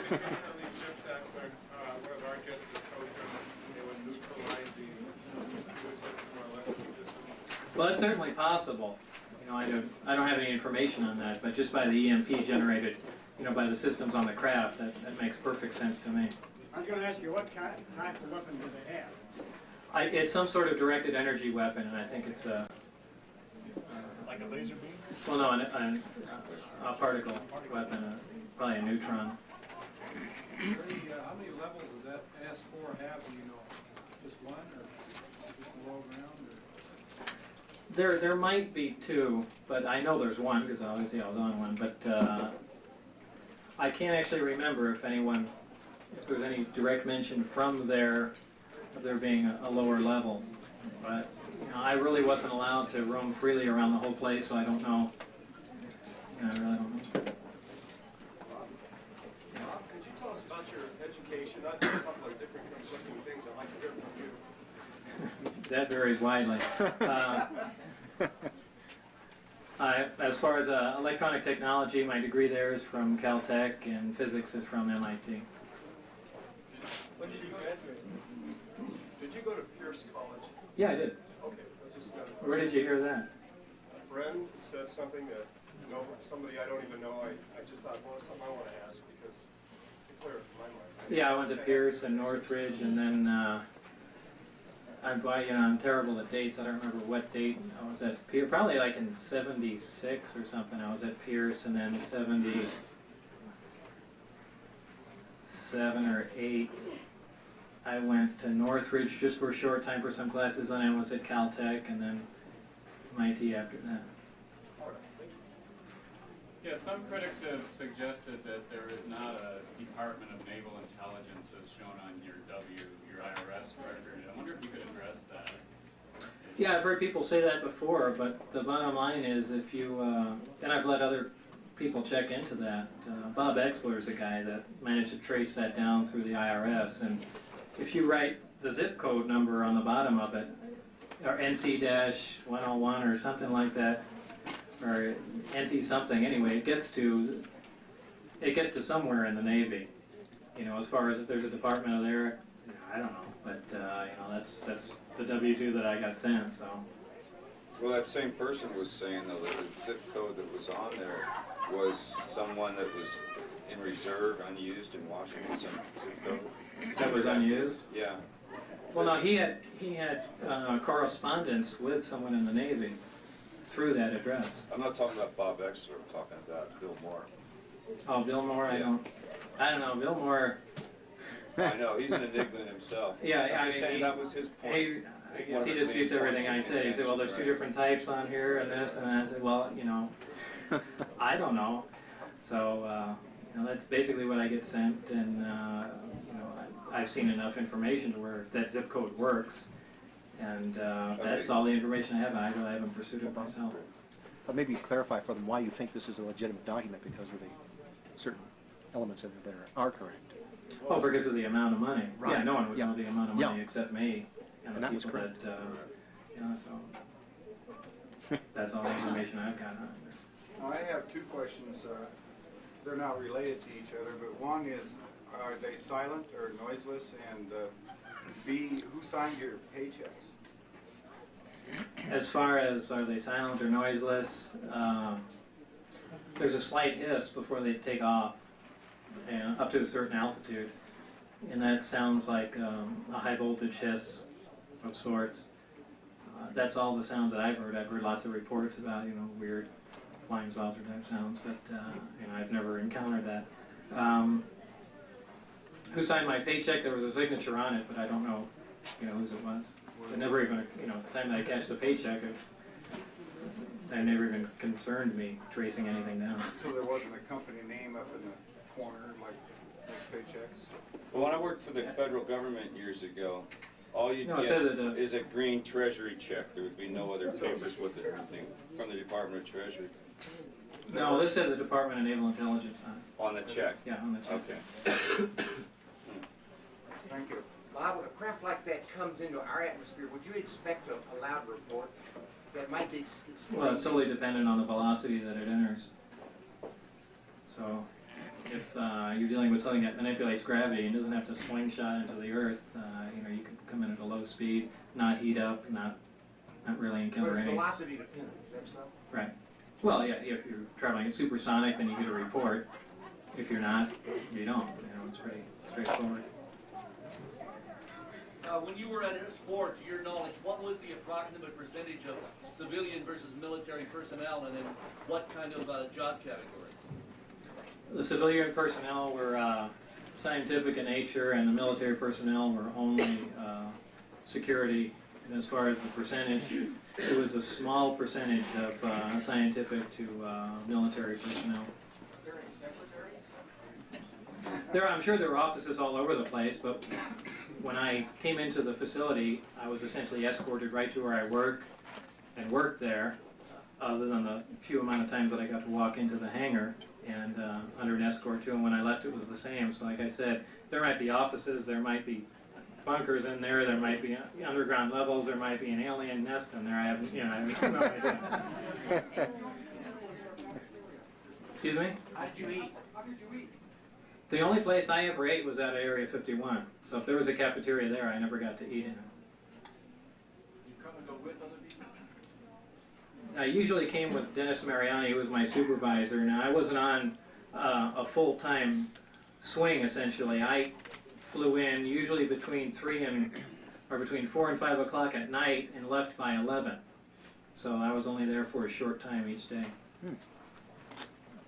Bob, aboard the bus from Groom Lake to Papoose, how many people were boarding with you? Very few. More than one, more than yourself. It's me and Dennis, and usually, well, actually not usually, occasionally one other person. How about Barry? I don't think I ever saw Barry on the bus. Just two of you? Mm-hmm. Is there a chance that any of the workers might defect? Barry would. That's why I spent some time trying to get a hold of him, and there was actually some time after all this hit the news and the whole thing went down, we got a call from Dennis, my supervisor, and he arranged a meeting at the Union Plaza Hotel And when we got there, I brought 3 people with me, and I think he said he'd be in the casino area somewhere, and we went. I think Gene Huff came with me, and we went into the area. And walking down the corridor, I recognized one of the security personnel from there. And then when I finally found Dennis, he didn't even acknowledge my presence. We couldn't get his attention, and you know, I left. So apparently, someone had known of the conversation and sent someone down there and made themselves obvious to Dennis, or something happened, and we left. But I think that was where Dennis really wanted to say something. I understand that you used hypnotic regression to get at some of the details of your experience. If so, what is your impression of hypnotic regression as a tool? It's probably reasonable because there are specifics. They contend that you can sit there and reread a document as if you had, you know, as if you were there reading it for the first time. And what I was mainly interested in was in some of the schematics and drawings. And you know, I did some of the hypnosis stuff with Wayne Keck, a hypnotherapist in town, and I was certainly able to redraw a lot of the schematics and, you know, engineering drawings along those lines. And it's so as far as using it as a tool for that, that seems to work. For anything else, I don't know. I have two things. One's a comment, the other one's a question. First of all, when I was 12 years old, I saw a daylight flying disc, which looked exactly like one of Billy Meyer's photographs 15 years later. And this... Just you mean earlier? No, earlier, 15 years earlier, I saw this disc, and then Billy Meyer took a photo in 1975 with the same, exactly the same disc that I saw. So, down to the last detail, it was the same. And then you said that the sport model looked a lot like the same photo in an interview with George Knapp. And I thought that was really interesting because it kind of tied it all together for me. And then I just wanted to make that comment. And then the question I had was, what was the year of your graduation from MIT, and did you get a PhD? No, it's a master's degree. Just a master's. The year, what was the year of graduation? Probably 82, because I think I left there. Went to Los Alamos? I went to Los Alamos. Thanks. Can you talk about the mind control that some people have said was used on you when you decided to leave, and also the threats? What mind control would that be?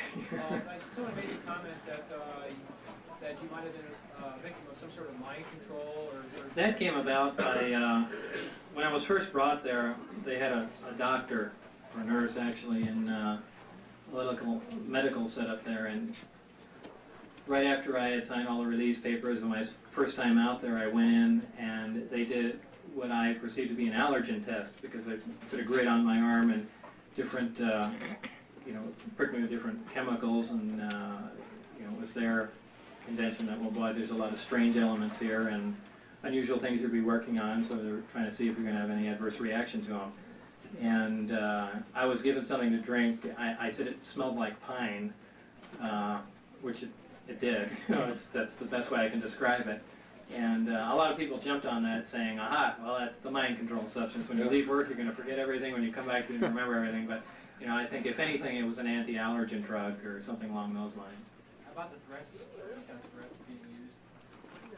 Yeah, there's plenty of threats. Well, I mean, can you think of like bodily harm or loss of pension, or what kind of stuff? Well, the loss of pension and you know, jail time, that was part of signing the paperwork. As far as bodily harm, after they caught us the time I brought out John Lear and a couple other people up there, then they threatened me, and they really didn't get much reaction out of that. Then they threatened my wife at the time, and you know, that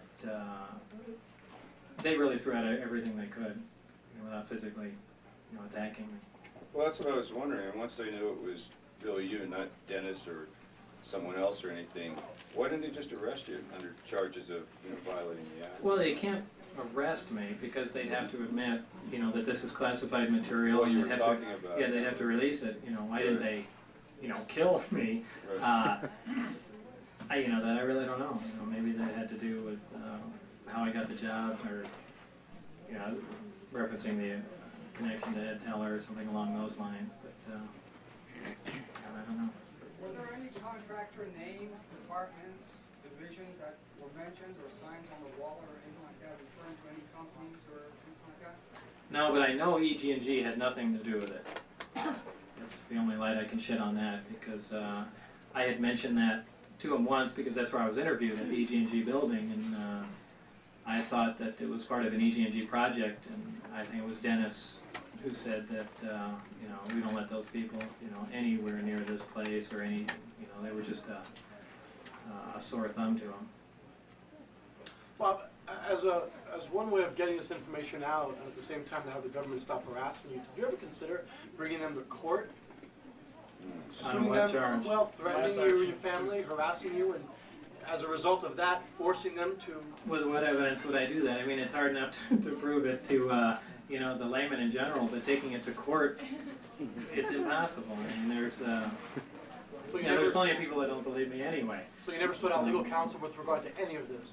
Well, a little, yeah, initially. And, the bottom line is, the attorney said there is absolutely nothing to go on. It's a total waste of time. And, if anything, it's going to be a public forum to discredit me in some manner. So, why even go through with it? What about class action and ACLU and that sort of thing? But still, you need, some sort of evidence that this happened. If I pulled out a piece of 115 and said, here, well, what does that have to do with anything, And there's nothing that... and what did they do to violate my rights that I didn't agree to at the beginning? Right. So they really had their bases covered. It's pretty dirty what they did to you in Las Vegas there in 1990 in the summer. That was pretty dirty. What was that? They took you to court. Well, yeah, that was my own fault.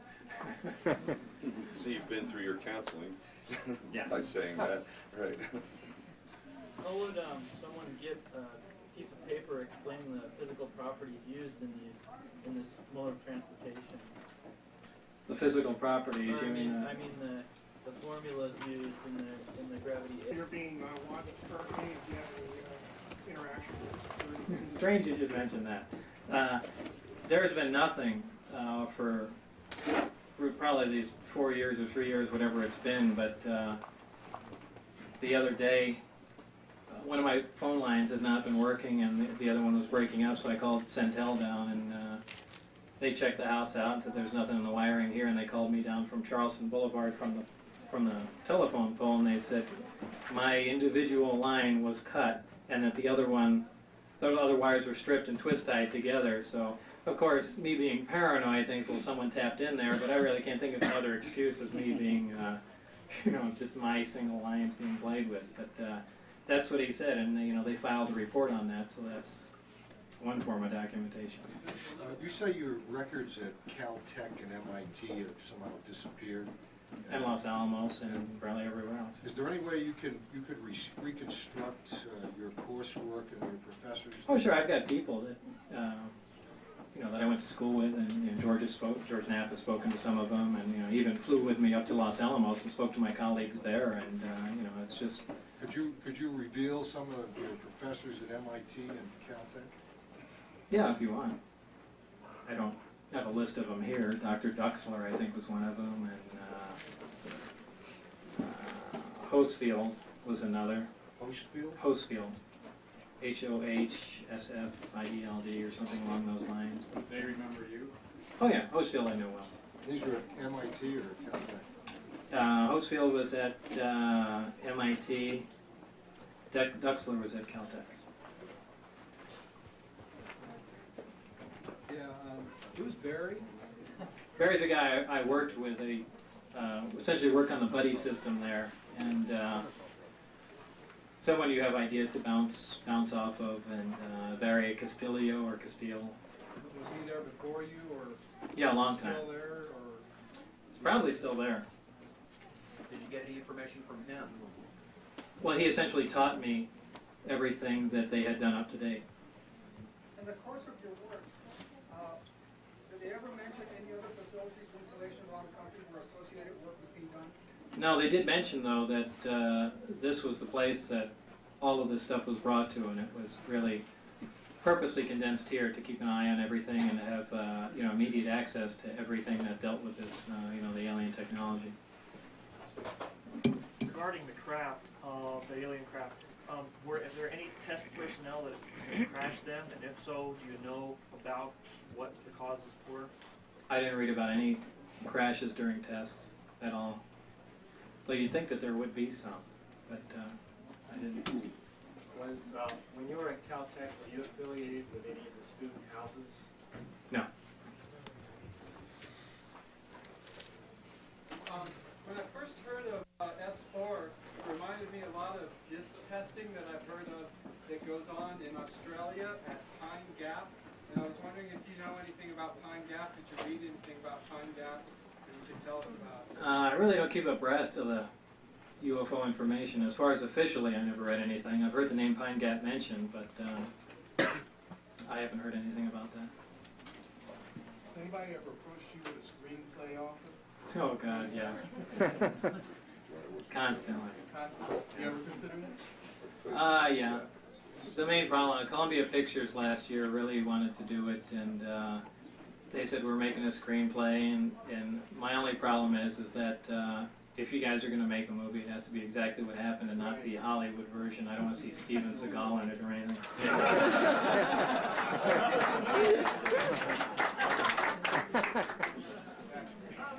don't know too much about your experiential background or your expertise, but do you have any speculation why they recruited someone with a master's instead of a PhD? And No, that's a really good question. I've always said there's plenty more people qualified than I am, and if there's any there's only two reasons they could have. Is either number one was that Dr. Teller essentially juiced me into the position that said, you know, there's a guy Bubbles, I know him, find a place for him, or that the fact that I have traditionally approached everything from a very strange angle and you know, essentially off the beaten path and, you know, tackling, you know, technical problems. And, so it's only one of those two reasons, and unless there's a third one that I have no idea about.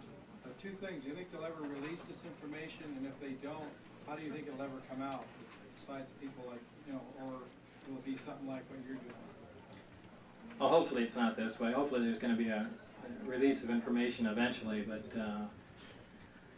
you know, whether or not they're going to say, you know, hey, we've been keeping the secret for so long, it almost seems to me that they need a staged incident to get them off the hook.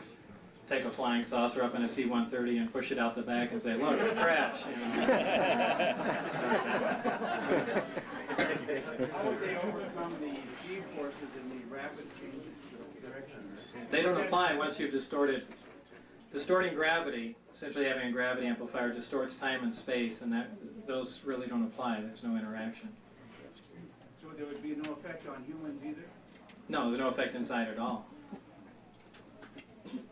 Bob, when you were working on the S4 project, did your education and whatever scientific vision that you have permit you to believe that at some point you'd be able to make a meaningful contribution to the program? And if so, after how much time approximately? I was always in serious doubt whether or not they were going to get rid of me because there really wasn't anything that I could contribute. I wasn't an expert in any particular field that they were dealing with. So, I mean, I made some contributions as far as determining what element they were dealing with was, but... that was significant, right? Yeah, to some degree. I was wondering, when you were at MIT and Caltech, I forgot if you had a master's degree or doctorate or whatever, but did you come from a pretty, was your education pretty traditionally grounded as far as your own views, as far as physics and what is considered common knowledge, as opposed to theoretical things? And in other words, how surprised were you when they started showing you all this hardware and these concepts that could do things that is really... Oh, very. I was... How long did it take you to like start grasping that? Even when I was reading the documentation, you know, the alien question really never entered my mind. I kept pushing it off to, you know, all this group of scientists secretly came up with. Now, I never, and I just had a mental block against that because I always thought flying saucers were totally ridiculous, and the people that really paid attention to such phenomena. We're just out in left field. They belong. Thanks, Bob. But it really made very little sense to me that anyone would deal with something like that. So I really held out to the very end, and I finally said, "Well, Bob," and that was it. Well, at S4, did you ever hear any Air Force or military squadron numbers or names bandied about? Yeah, I probably did, but I can't remember. I do remember someone talking about something along those lines. I don't think they were pilots, but they were someone related to the Air Force. I don't remember who, or they were talking about the Air Force, and I think they mentioned a squadron, and I don't know if that was what they called the group that flew the craft, or it was someone else, at Groom Lake. But, I really don't know. No, there really wasn't much, idle banter going on. As far as like the gravitational field with these crafts and so forth, if you were to amplify it enough, could you enlarge the area that you wanted to take? In other words, could you move more than just the craft itself, say 2 crafts under the same power source and so forth? Or even ever consider something like that as feasible? Well, like a tractor beam? It's possible, as long as they were both essentially in the field that was being emitted. I really don't know what, how the level of energy relates to the amount of mass that can be bent that way, or how the amount of space that can, those numbers I really don't have, so it's just a guess. Do you think it would be feasible? What kind of control Probably. systems? What kind of control or instrument systems do they have? I really don't know. That anything that I assume was control systems or instrumentation was up above, and I think that's where the navigation computation took place. And I dealt with only the power-hungry components essentially. When you were at S4, was there ever either a period within a day or even a couple of days where you, at this point, don't remember what you were doing during that time? And was there ever a period of time that you're not able to account for?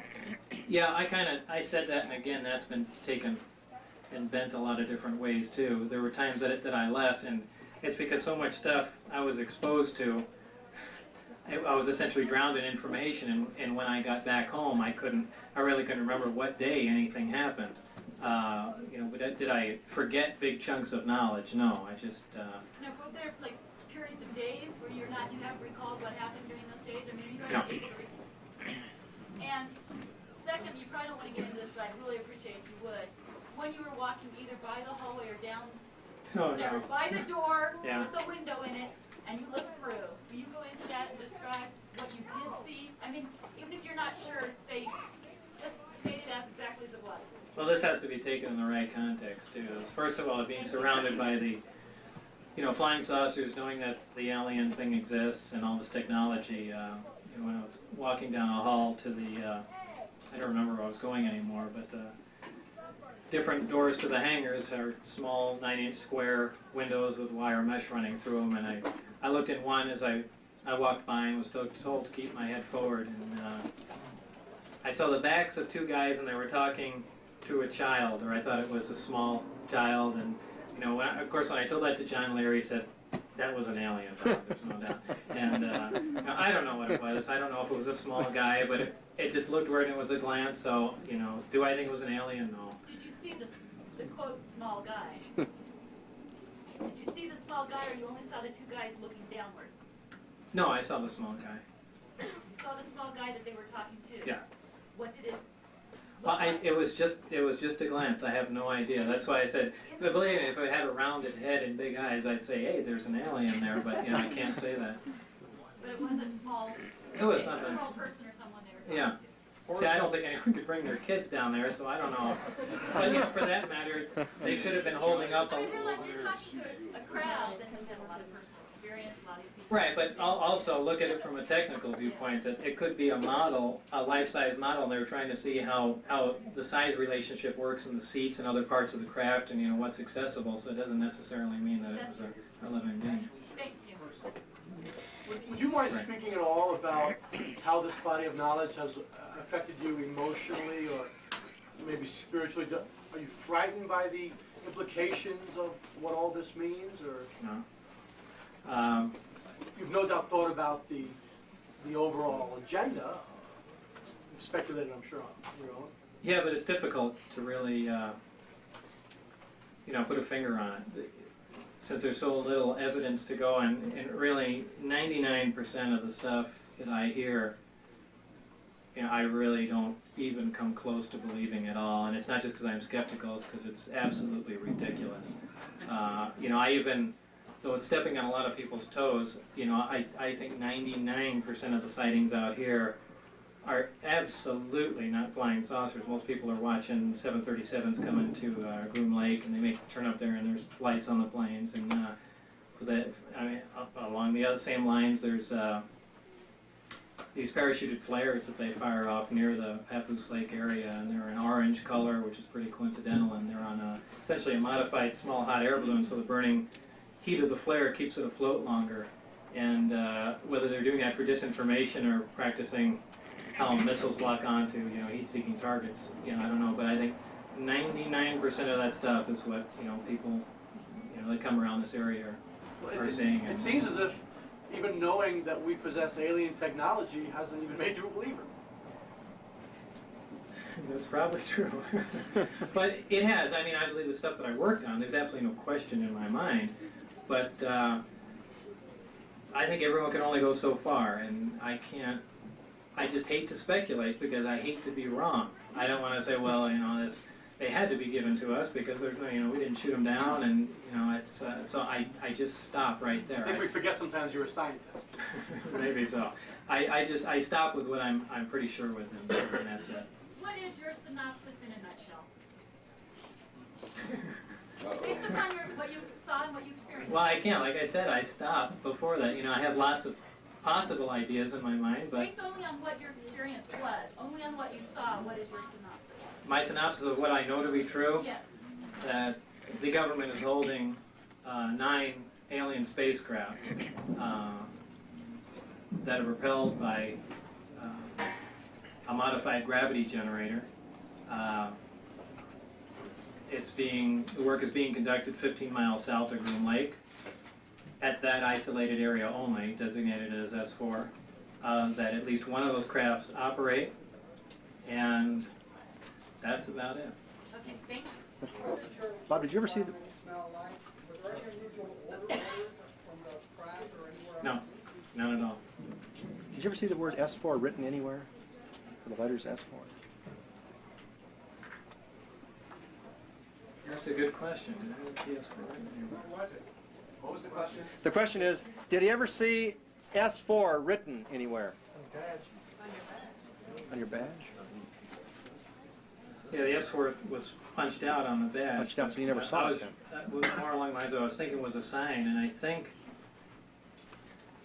because it's hard to see, I think near, when you approach the Papoose mountain range, that there is a sign that designates it as S4, but if I'm pretty sure I saw a sign there because I can only see out the front window when I'm going through there, and I'm really not sure what it said, but since most other signs designated it's an area or tech area or something along those lines, that might have been S4 if that's what you're referring to. So you just heard it orally, S4 orally, and that's how you know to designate it then. Well, yeah, and as someone else mentioned on the badge, it was star punched out there. But as far as an actual sign to the area, I didn't see it in any other writing. So did you ever see it on the badge? Since it was punched out, you wouldn't see it.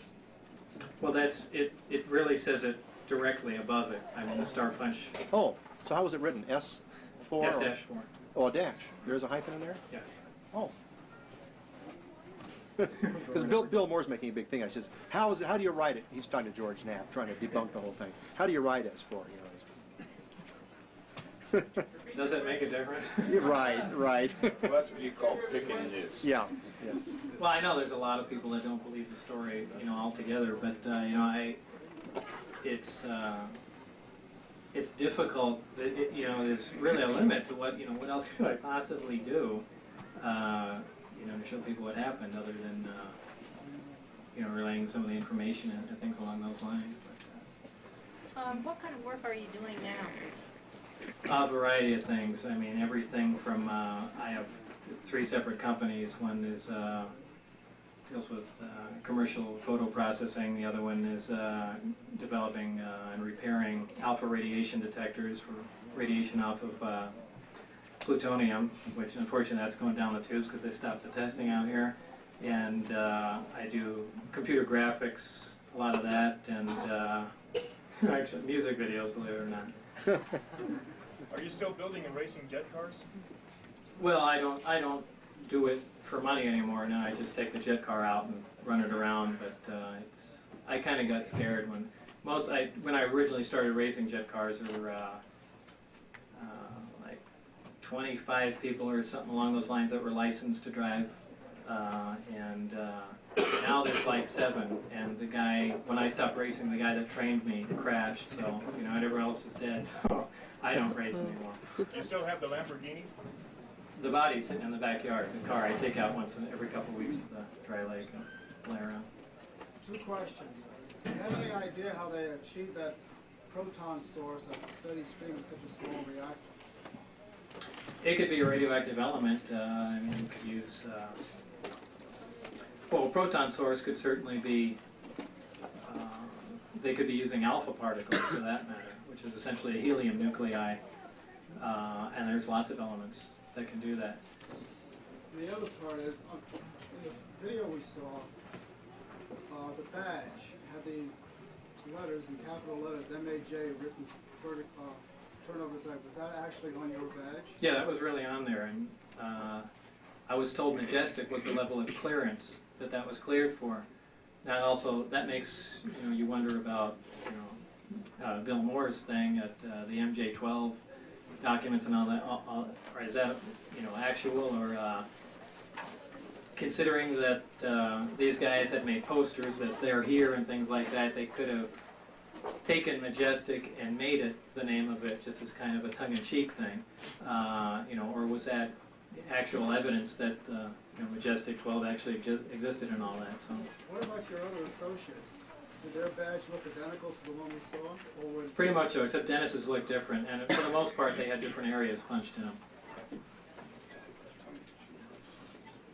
At one time, you said that you thought the scientific community should be the ones in charge, or charge the research of this and everything. What names would you put out? Who do you think would be qualified enough to head a group like that? As far as being able to decipher what's going on, and stuff like that. Do you have any names you could throw out? Yeah, they're friends essentially that I've worked with before, but I know what their expertise is. As far as actual qualifications go and so forth like that, and do you think that the names you come up with, they get along well enough to be? Well, one of them was Joe Benedetti, a guy that I worked with in Los Alamos, one of my colleagues, and I was trying to force his resume on them, and they did take it and look at it, and I was kind of hoping that he would be a big boon to the project, but. I'd already left by the time they would have had to look at it. Concerning local sightings here, I've personally seen 2 at one time maneuvering, and along with a 3rd one later, and they looked and performed exactly like your video that you took that night that was broadcast. Now, I'm not attacking anyone that's had sightings, but there are there's a lot of atmospheric phenomena that can relate to. I'm beginning to sound like Phil Class here, but I mean, just to give. Those who live in glass houses don't. Right. But I mean, just to give it a fair shake. In fact, what's that guy's name? Glenn Campbell wrote that Area 51 guide and brought up. I don't think he believes my story, but I think he. Brought up some very good points in there, and that a lot of that stuff can be mistaken. And if you're looking at something with the naked eye, a lot of times it can look like it jumps around and things like that, especially if you're staring at it for a long time. It all depends. It all depends how it's looked at. Obviously, if it's something dramatic, if something is close, if something makes a tremendous jump, a great distance, other than a little, tiny white light that looks like the head of a pin, that's a different story. And if that's what you saw, then that remains unexplained. Well, that's what I'm referring to, because it was very close. Both of them were very close, and they would get brighter and darker, just like in your videos. Sometimes almost strobe, and they were down on the ground, got bright, took off, and moved around. And my main question I was going to ask is that not all of the time the light was on. It seemed like when they were getting ready to take off, they'd power up, get very bright, take off. But when they were moving around, they could shut the lights completely off. Now, they can't shut them off. What happened is the craft probably pitched with the bottom towards you, and it looked like the light was off, because you can't see the light from the bottom. I see, thanks. Two questions. One is nuts and bolts, but why do they generate light? Why do you see any light at all? Well, to just answer that one first is that's essentially operating like a fluorescent tube. Anywhere you have, you can take a powerful radio transmitter and you take a neon tube and you bring it near it, it's going to light up just because the atoms are getting excited. And it's certainly ionization surrounding the air. Right. The electrons go to a high energy state, they drop down and release a photon, and that's what's going on. Okay. And secondly, just to change the venue and force you to speculate, now that you had some time to think back on some things, do you want to elaborate any more on your ideas of what containers are, and why we are referred to containers as containers? I can't even guess. All I can say is exactly the way it was written, and because as soon as I speculate on something, people are going to lean towards that way, and that's not fair. Did those documents at all ascribe a purpose to why these genetic manipulations were being done? No. This was not a large briefing. I had 90% of the material that I read was dealing with my project, and when I mean briefings, I mean 2 sheets of paper as just the information I got on whatever else was going on, probably to alleviate my curiosity, and that was about it. What do you know about the aurora? Is there anything about the aurora that you might attribute to? Now, the aurora I did see once on the way out there, and the only reason I say it's the aurora is I was told it by Dennis in the bus, and it makes an unbelievably loud sound, and I think when I heard it, I said, it sounds like the sky is tearing. And from what I understand, it operates on a liquid methane powered engine. There's a lot of this information has gotten out in Aviation Week and Popular Science, and it looked, if this in fact was Aurora, it was certainly a strange aircraft. It looked like, if you know what the old X-15 looked like, a very long, slender craft with short wings on it, and a square exhaust that had little vanes in it. Is it quite large? Is it large? Large, yeah. Yes, it's quite large. It's a really overgrown thing. And there were a couple of people that came up who I described the sound to. One of them was John Andrews from the Testers Model Corporation, and they're always spying around to make the most recent models of the Stealth and things like that. And he heard the exact sound that I described. Unfortunately, he couldn't record it, but that really got him lit up. And, he probably has more information about it than I do.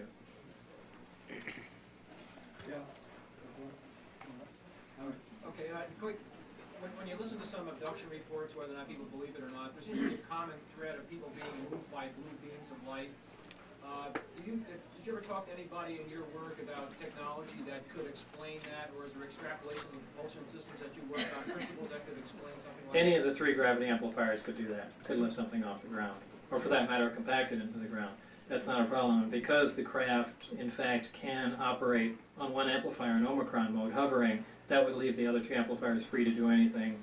So I imagine they could pick up cows or whatever else they want to do. But the craft that I worked on, there was absolutely no provision for anything to come in through the bottom of the craft or anything along those lines. So I don't know how, if that in fact does happen, it's in a completely different type of craft. Does a blue sound, is a blue color consistent with what you would expect? That's more consistent than the craft's glowing orange, because the interaction with it should, the nitrogen atmosphere glow blue.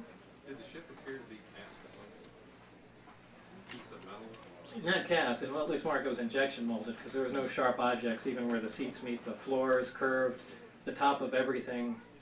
I think the analogy I gave, it looked like it was completely made of wax and heated till it melted and then cooled down. Everything is completely, perfectly rounded, and if in fact you're talking about something that's containing a high voltage field, that's exactly what you want to have to prevent the corona discharge from spraying off.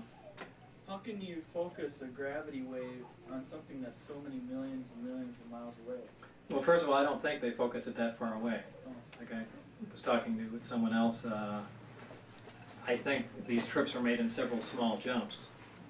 Because the amount of energy required to do something like that, it's not really that, not the amount of energy, but if you're looking at 3 amplifiers that focus down to something the size of a tennis ball, that the amount of precision that's required to move the amplifier with minimal deviation out there eventually is going to exceed anyone's level of technology. So if you're doing a jump of 1,000 miles, I mean, that's tremendously impressive. If you're doing a jump, I can't see them jumping a light year, much less 30.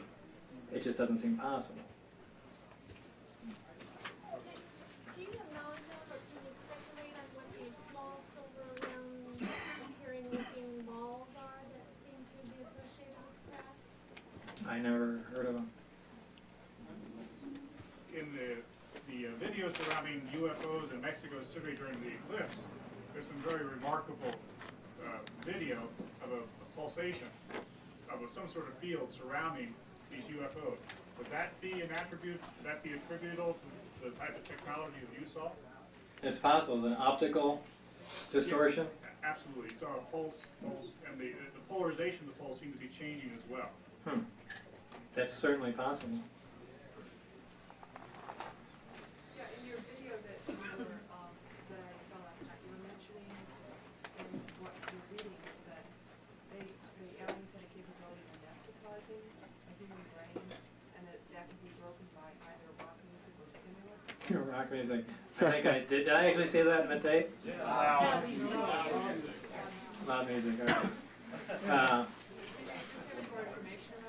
Yeah, apparently, whatever, I don't know what else to call it other than some sort of anesthetizing hypnosis along those lines. But anything that distracts attention at a high level, and certainly, some sort of stimulant drug or something that gets someone riled up would not permit that to happen. It's just like in modern hypnosis, or not really modern hypnosis, but in hypnosis in general, if you're not in a relaxed state, you're not going to get into that level of consciousness. So, if you're in a very alert, awake state, it's going to be hard to, cause that effect. If in fact that is correct information. What context was that information in? That dealt with some of the biological effects of the aliens on. I think essentially on the human race is what it was, is how it was termed. This was I think it was in part of the autopsy reports, because they had the single organ they had in their body cross-sectioned and split up, and I think there was a comments in there about what different functions of the brains are, and I think that's where this came up, is they were trying to relate some unknown lobe of the brain to this function, but that's so typical. There again, like in particle physics, we don't know what it is, so hey, that's what does it. It's not necessarily true. Yes, I hope you won't be offended by this question. I have to ask it to verify your bona fides. Have you ever gone by any other name? Have I ever gone by any other name? No. You've been Bob Lazar from birth. As far as I know. Yeah. Do you have any other biological information on the aliens besides that they had one organ? No, that's all I have, and that was essentially just from looking at a photograph. So we don't know if they eat or drink or... They probably do, but I don't. This is really just a comment because you mentioned how you feel about Billy Meyer, that whole scene, but you said that the craft that you worked on looks just like the craft that from the Billy Meyer case. One of them, yeah. However, the beings that Billy Meyer supposedly was in contact with are supposedly full-size, like average human beings.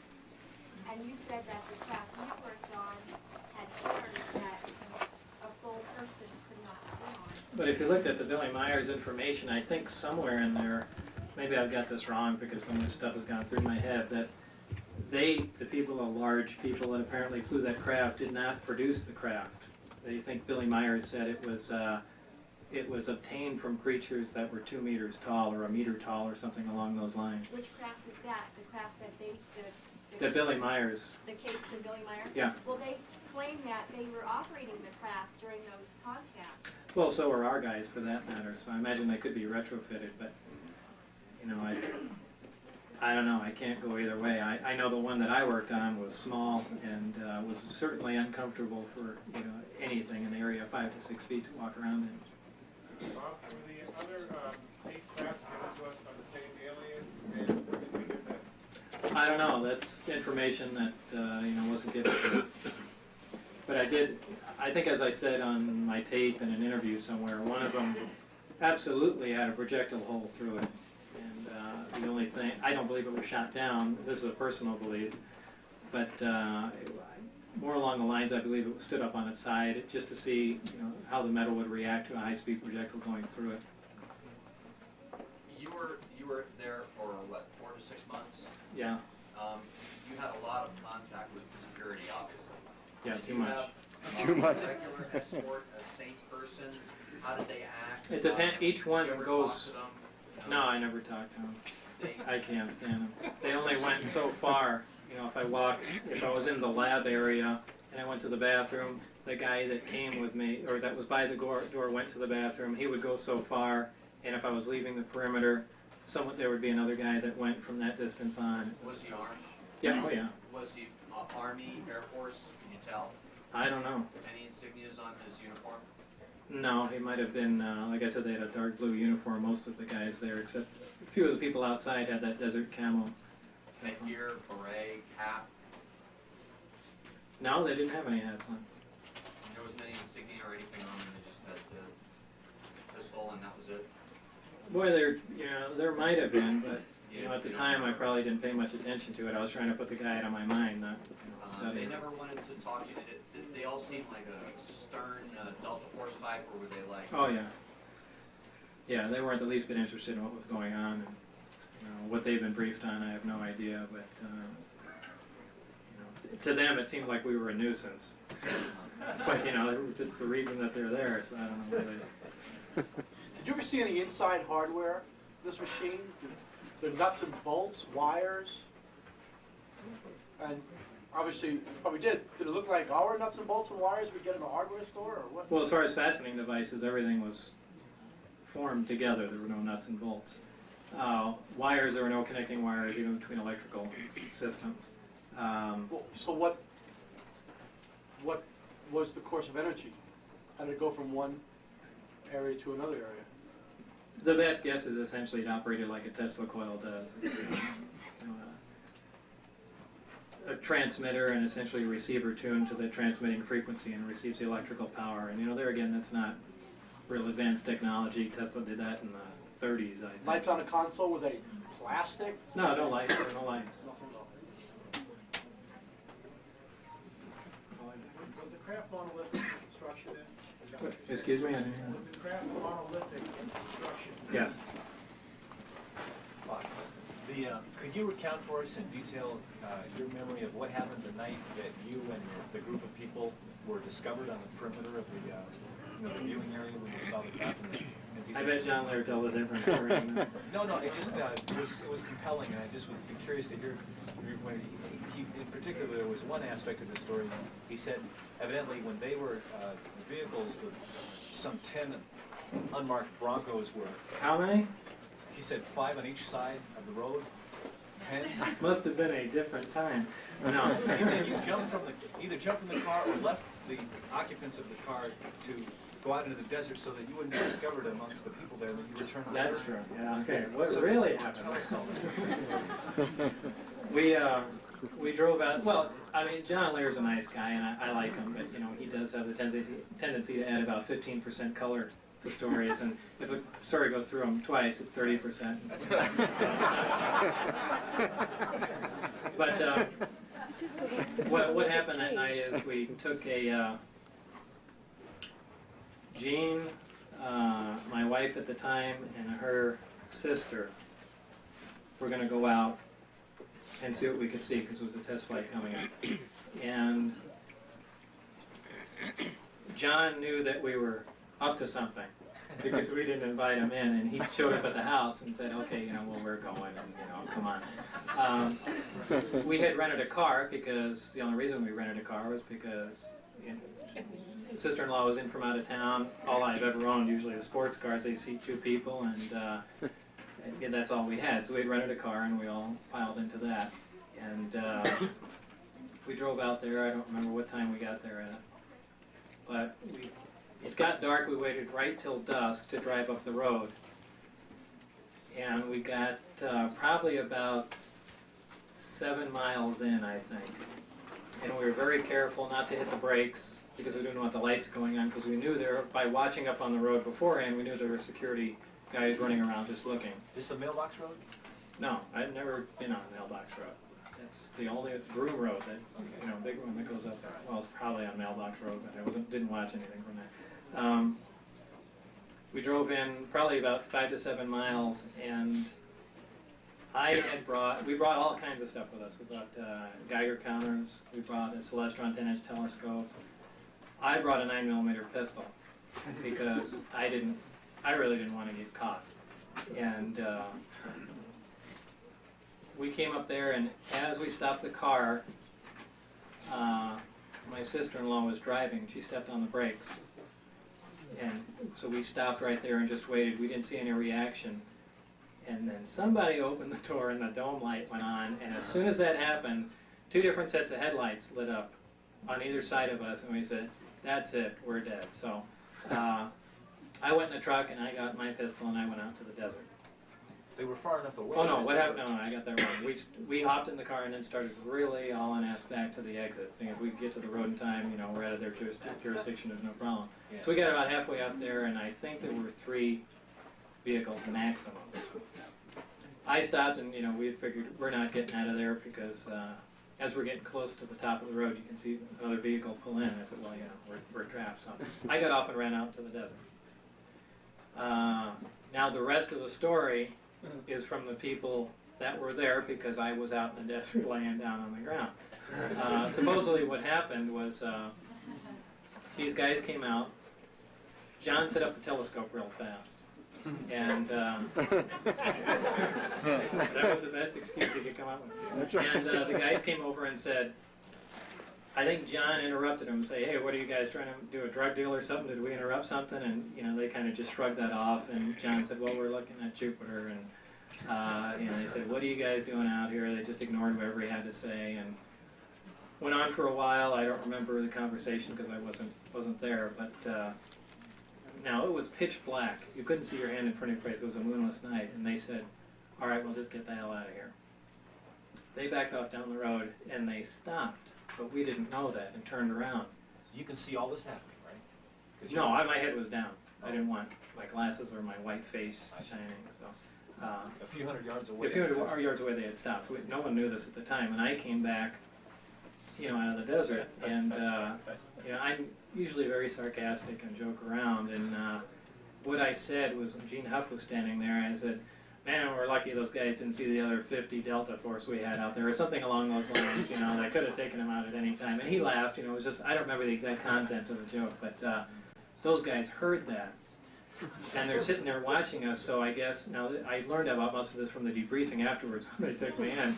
So the guys that were there were on top of the truck or Jeep they had, and they went to arms because they thought there were guys standing out there. So they had us all under gunpoint. We didn't know what was going on. And we're sitting there talking about everything that had happened, flying saucers and all that stuff, sitting on the bumper, and we're just looking off down the road.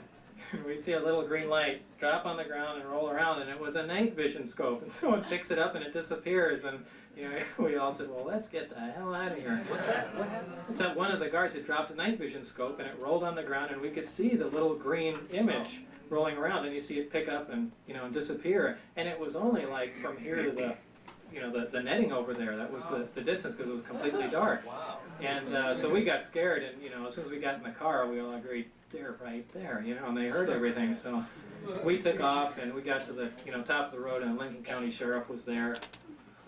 And that was another major hassle. So he wanted to search the car. We wouldn't let him, and he was in radio contact with the base or these guys out there, and they said, where did the extra guy come from? And, you know, that completely confused him because they had never, I guess they had never seen me come up or something like that. They thought I was another guy that walked around however it can. Anyway, the big problem was that there was another guy, and I think legally they can only hold you there for an hour, and we were there for like 59 minutes, and he said, you know, okay, go, but, you know, he really wanted to search. Well, I got to backtrack a bit. John Lair made the colossal mistake. We were under just minimal suspicion at the time, and he asked for everyone's ID.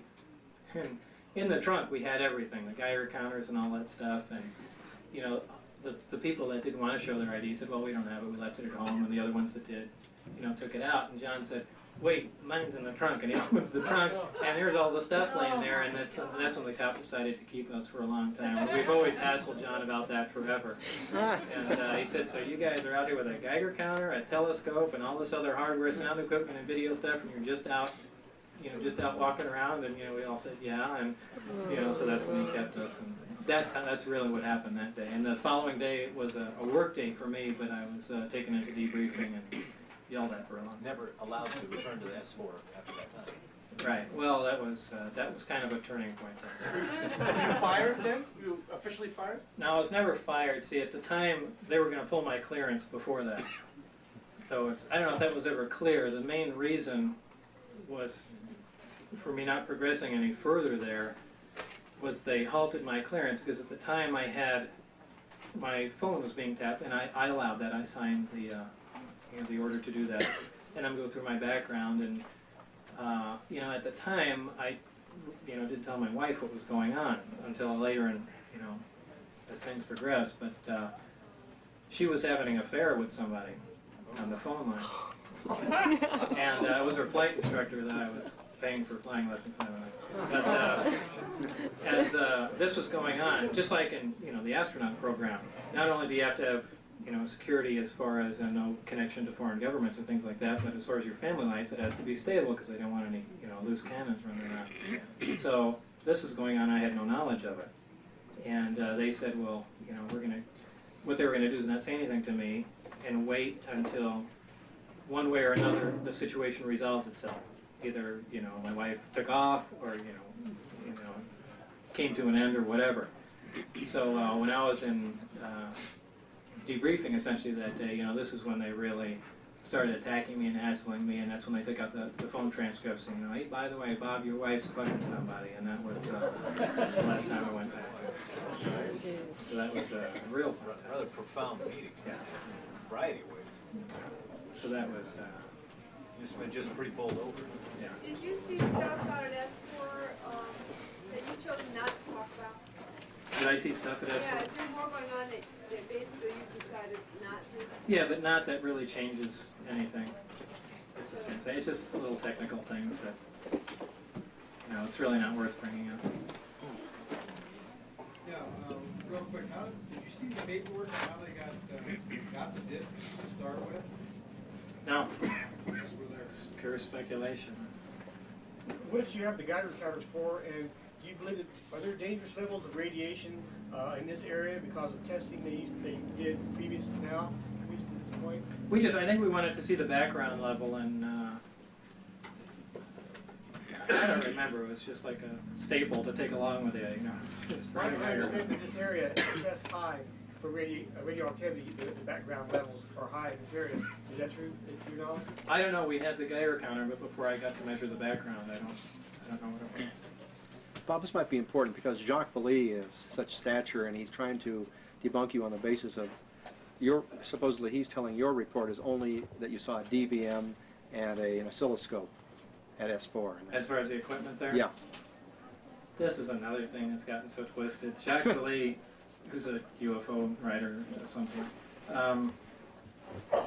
came to see me in Las Vegas. I don't remember how long ago it was, but after the George Knapp thing, and he came down with some producers from Universal Studios who was going to make a movie about his book Intruders, or not Intruders, that's someone else, Dimensions or something. Anyway, they came down with him and they said, well, we want to know what you think of this, and you know, just give us your opinion if this jives. And I looked at the information and he explained it to me, and I said that has nothing to do with the craft that I worked on or any of the technology that I was involved in, you know, period. And Jack really didn't appreciate that, but they asked for my opinion. So I said, and you know, as far as the conclusions he's drawn, I don't agree with them. I think they're completely wrong, and so on and so forth. So he really didn't like me after that point. So he began to interview me, and he said, well, what did you do here and here? And I went over things, and there's one, and this is on tape. I don't see why he would even make a fuss about it, but he said, well, what kind of equipment did you have to work with? And I said, a wide variety of, you know, of different things. And he said, well, what about your bench? What was on your bench? I said, anything you'd find in a normal tech bench. I said, oscilloscopes, DVMs, things like that. And he said, okay. And then, you know, later I heard through the grapevine that you know, he's out doing a lecture. And Bob Lazar said he's back engineered the flying saucers with an oscilloscope and a DVM. And you know, and this is on, it was on tape. And I think a lot of that's, he's really pretty pissed at me for shooting down the movie. But I had no idea that was going to be the effect, or else I would have reserved my opinion. You know, Right. but you know, it's just the way it goes. What was the physical layout of the compound where you worked at like? Could you describe it? It was long. It was about up the side, on the side of the mountain range there. Where all the hangar doors went alongside, and then there's a long corridor that goes down in back of the hangars. Off that corridor comes several rooms, only 2 or 3 of which I've been in. The medical area, the lab that I work in, and then there's a small little room where I write some briefings and things along those lines. But I haven't been in any of the other rooms or know if there are things behind it or underneath it. So that's all I can help you with on that. Last night, John Lear said that you really didn't believe that there was anything unusual going on in those space shuttle shots. You thought it was ice particles, you know, these ones they've been claiming are the STS-48. Oh, yeah. That's not ice, it's dust. Or dust, whatever. There's no ifs, ands, or buts about that. You know, that's... Have you seen the Hoagland yeah. analysis? Yeah, I've seen the whole thing. I've seen a copy from NASA. And it's, you know, unfortunately, it would be neat if there were flying saucers. But if you see a bright white flash first, that's the positioning thruster firing on the left side of the shuttle. But the shuttle didn't change, right? No, it doesn't. It normally doesn't do that. You know, those are station-keeping thrusters, and that it all depends. If the thruster is firing in the direction of the shuttle, keeping its forward momentum, there'll be no attitude change. That's only if they're firing a pitch rocket will you see a change like that.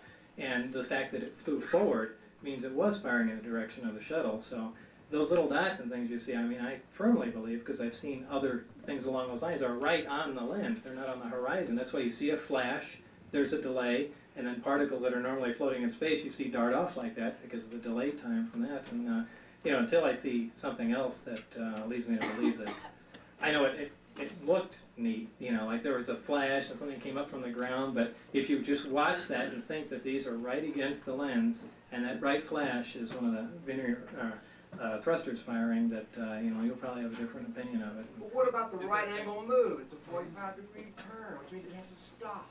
Right, you're talking about little dust particles that are moving, and then when the thruster fired, you know, it doesn't. There's no mass to them in the reverse direction. There are other particles in the video that do the exact same thing. They're all yeah, if you look at the whole video and not just the crop down, there's all kinds of junk floating around, and when that thruster fires, there's about a 1 second delay, and everything goes flying off exactly like you'd expect. Everything goes flying off and drifting except for one item that accelerates at like 10 times the speed of all the other items in the video. Yeah, but there's.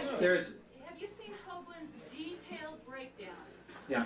Okay, what about when he's talking about the light coming over the horizon of the planet, under the layer, I forget what he calls the layer, and over the ionosphere, but over the horizon? Yeah, but that doesn't, it still doesn't make sense. It doesn't take into account that something is right on the camera lens. Did the tape that you listened to, did it have the last transmission from Mission Control? They have I really don't. I don't remember. No, I'm not standing on this like this is absolute fact, but from what I've seen. Most of the tapes have had that edited off. Last tape said heads up, rad down, which means pay attention and keep your mouth shut. I don't know. I mean, that's my opinion, and I haven't seen anything to veer me from it. But you know, I always remain open-minded. But I don't know. That's all I can say. You mentioned the photon earlier. Do you think physics is taking a wrong turn by looking for exchange particles when you're talking about the strong force or gravity there? Not clear on why you're skeptical about the gravity. About the graviton? Yeah, every other force seems to have an exchange particle connected with it. No, not necessarily. I mean, they make it have one, but you know, as time goes on, that really hasn't held true. And you know, the bottom line is they don't. Well, first of all, they don't even believe there's a graviton anymore, so I'm not the only one. As far as exchange particles, you know, still, though some of them, like the zeta particle, maybe that's an actual thing. But you know, when they're looking at transfers of energy, I think these are scapegoats, you know, for the most part. And you know, a lot of the experiments that I was doing in Los Alamos essentially was along these same lines. But you know, other exchange particles like the intermediate vector boson, you know, I don't believe that thing exists. I really don't. I think they're grabbing at straws and just coming up with excuses. Did you use or see any kind of drawing, mechanical drawing or electrical schematics? Oh, sure. Any kind of documentation, Yeah. special which we don't know? Of what we knew of the amplifier and engineering layouts and things along those lines, and I've duplicated those at home.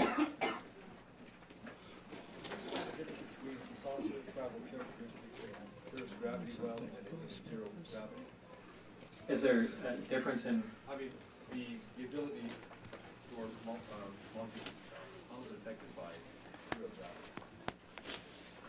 Well, zero gravity is ideally what it wants. I don't think it wants in any other interactive gravity field. But it would be much harder to control though. No, not really. But as far as you know, there's never been any tests. No, no tests out of the atmosphere, you know, as of 1989 when I left.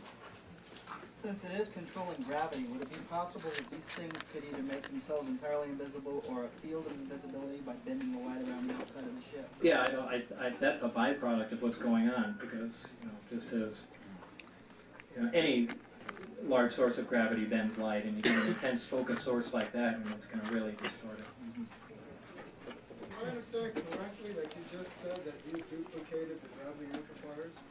Some of the equipment and most of the drawings. Yeah.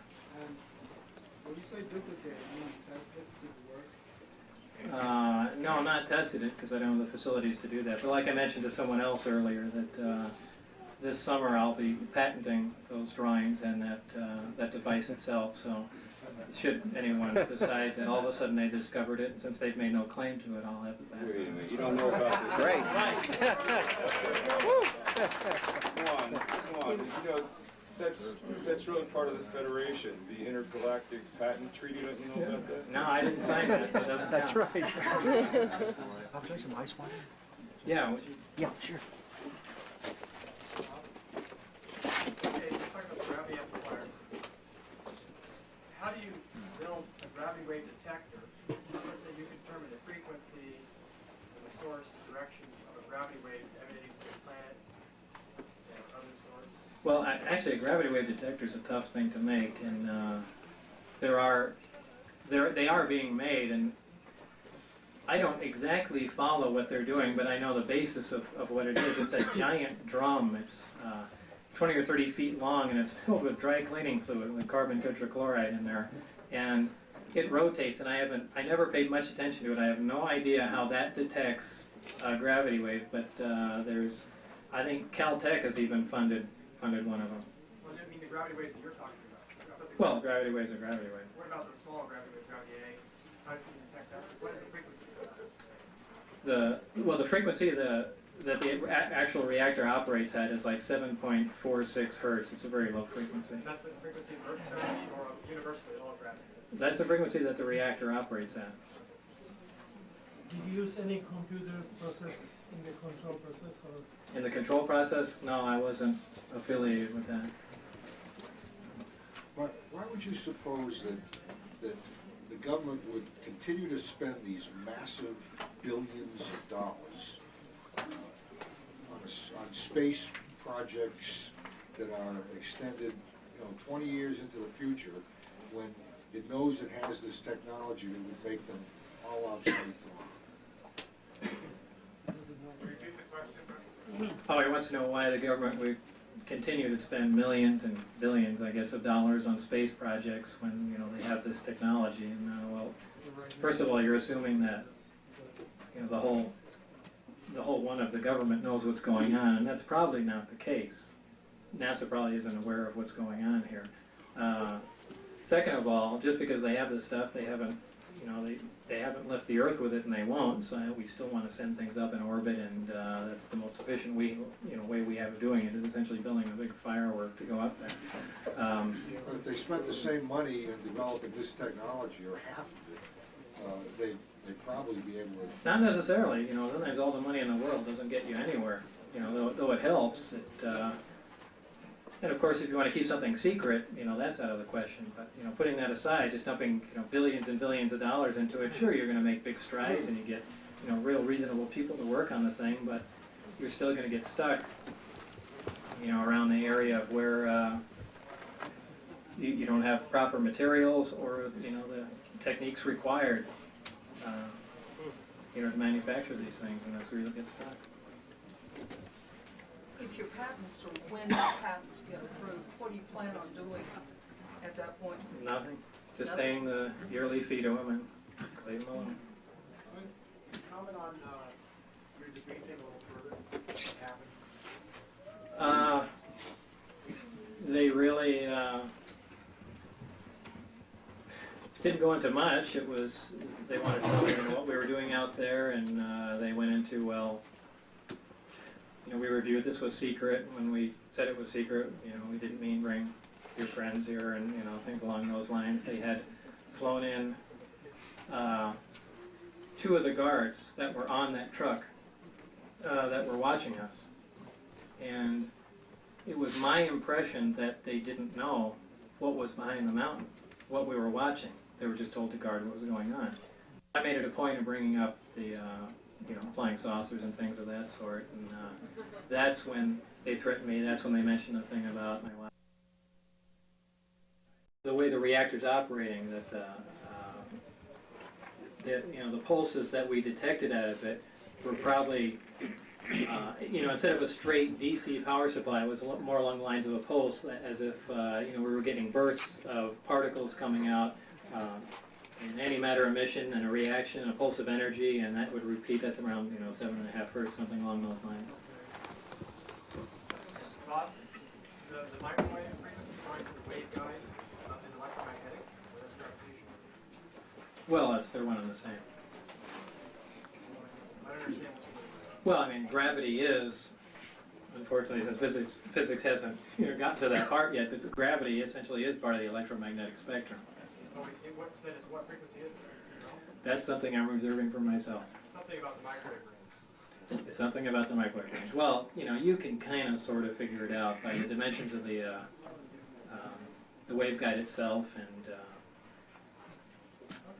that's about it. Positive energy is regular photon? Photon. No, it's not photon. Okay, but it has a similar electromagnetic. Right. I agree. I'm not trying to be secret, but this is part of the equipment that I'm working on, and I want to get it operating before. Well, we'll find out one day. Absolutely. Great. Did you ever get any idea through any documentation or anything that this kind of alien technology is being researched or tested at any other planets? No. Bob, this information at S4 about gravity, propulsion, and so on, wave control, what does that do to endeavors like Kip Thorne at Caltech with his LIGO wanting to spend tens of millions or multiplied millions on this light interferometry gravity observatory? I mean, doesn't it rather mothball that? It does, and that's just another reason for people not to, look at this from a realistic point of view, because it really will shoot down a lot of research effort like that. Exactly. It shouldn't. It shouldn't. It's research like that should go on anyway, if for nothing else, just to prove that it doesn't work. It's. Can I ask a follow-up? I'm sorry. Can you speculate as to how you think they found us? Or why they came to us? You can speculate as well as I can. I really can't. I mean, would anything in their technology seem to imply that they can sense life anywhere else, or it doesn't seem like just randomly flying around the block, around the galaxy? No, but if the documentation was correct about genetic manipulation, they didn't have to find us. They put us here. Forgot about that. They didn't just happen to snoop around Roswell one day, right? Probably not. Did you ever hear anyone allude to the fact that maybe the Russians might have their own area S4? I don't know. George Knapp just got back from Russia, and I spoke with him recently, and he purchased, since apparently the whole country's up for sale, I guess he purchased from the KGB and the Russian government all information pertaining to flying saucers. So he's got that information. And, yeah, I think they're his company, Altamira Corporation, that financed the whole trip and the whole 9 yards, I guess will be releasing that. But he's got all that stuff. Just a couple more. I'm really beat. Always worries me to come up here because of the atomic blast or upwind of us in Plutonium Valley, probably 40 miles away. Whatever happened to the plutonium in the U-238 that's been dispersed here and around this area, the fallout that went up to Cedar City? How much, according to that EPA monitor a quarter of a mile away, we're about 4 times the background dose that we've been getting in Los Angeles. Plutonium? Because when an atomic bomb or thermonuclear bomb detonates, really most of the plutonium, though it doesn't all go into fusion or fission for that matter, into fission. Hydrogen goes into fusion, is really consumed in the fireball. And the other fallout products, the radioactive iodine, the strontium-90, and things like that, those are all over the place, and they're still around. But time has gone by, though most of them haven't even reached their half-life yet, but they are diluted in a large amount of space, and it's relatively safe. The concentrations aren't that high. So if we went down to Groom Lake Road and got chased out by the guards, and all the dust that got in the automobile... Oh, that's no problem. You die of something else way before that. So, Bob, the Cash Landrum saucer that gave off this tremendous radioactive radiation and causing these ladies irreparable harm, how does that fit? That's obviously not element 115 gravity wave propulsion. No, it's not. I think that was, I'm not even convinced that was a alien craft. That might have been a government attempt at a nuclear-powered craft, incredibly dirty, obviously, that, and they, just looking at some of the medical photographs, the burns and the loss of hair, was either gamma or a neutron radiation, and I don't know what the status is. Well, that brings up another question. Our friend Jeff, who actually saw the saucer up close, it shot out at him right at mailbox.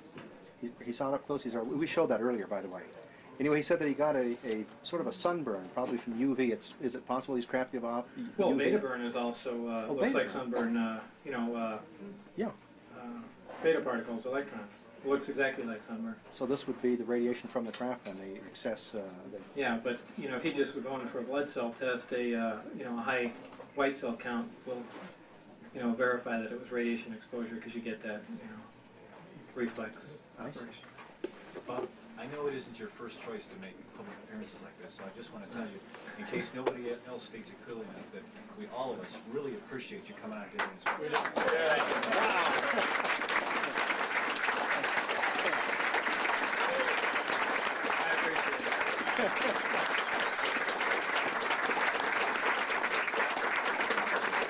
I'm kind of beat, so I'll be turning it back over to Gary here and go sit in the bar or something along those lines. Thank you.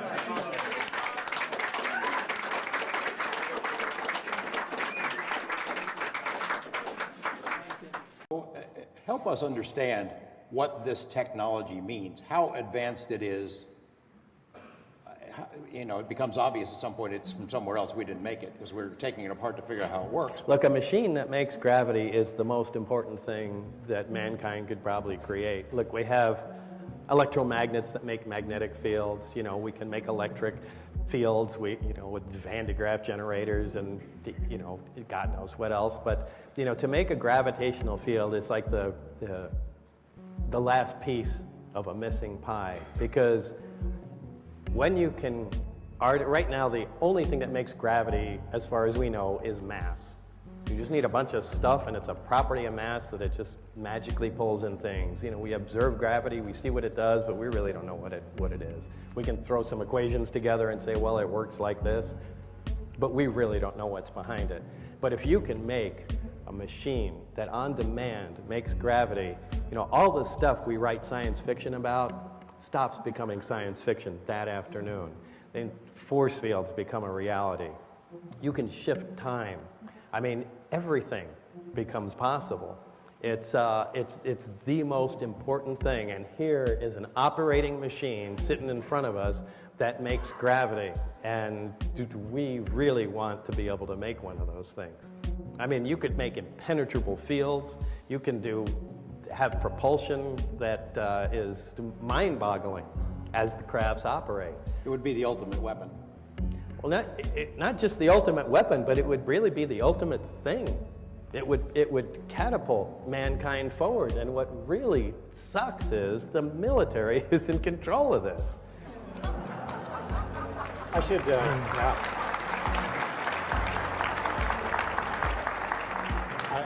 I neglected to mention this during my presentation, but Bob and I have talked about it before, a guy named Ben Ridge, who Jim Goodall knows and interviewed several times. Ben Ridge was the head of the Skunk Works, which they operated things at Groom Lake.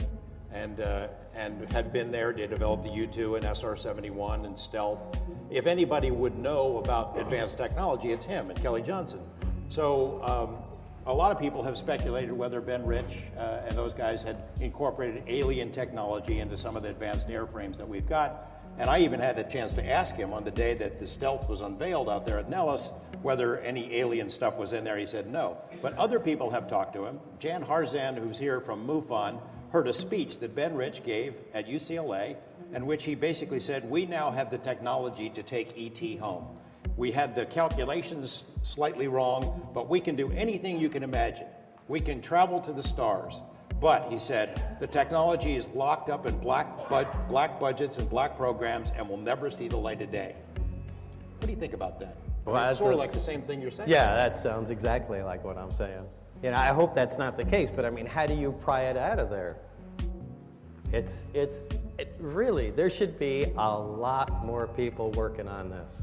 We just had to report to what was going on, so it's not like you can ever say, you know, we really don't know. We've been working on this 2 weeks. You better come up with something. So it's, you know, look, we think it's an accelerator, and you know, we've identified that that's, you know, 114, 115, 160. It looks like it's 115. It's an element, and you have to explain this stuff to guys that absolutely have minimal scientific background, and just try that when you're dealing with stuff that's not even, you know, from the Earth.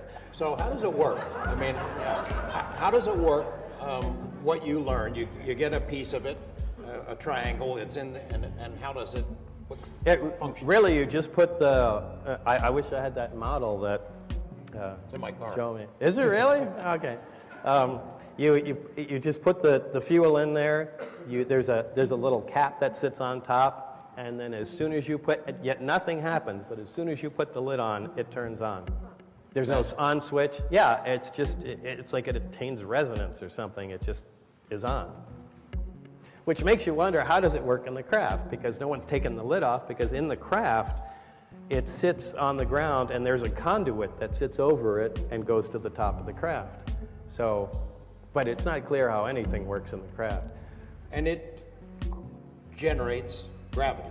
Oh yeah, yeah, it generates its own artificial gravitational field, and that lifts the craft off the ground.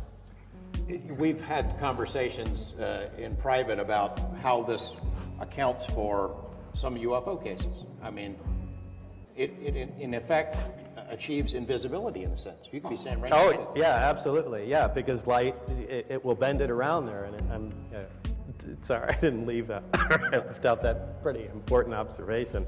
When the craft was up, I mean, you could walk underneath and look straight up, and you can't see the craft until you step to the side, and it becomes visible again. It's quite amazing, you know. So it bends light, just like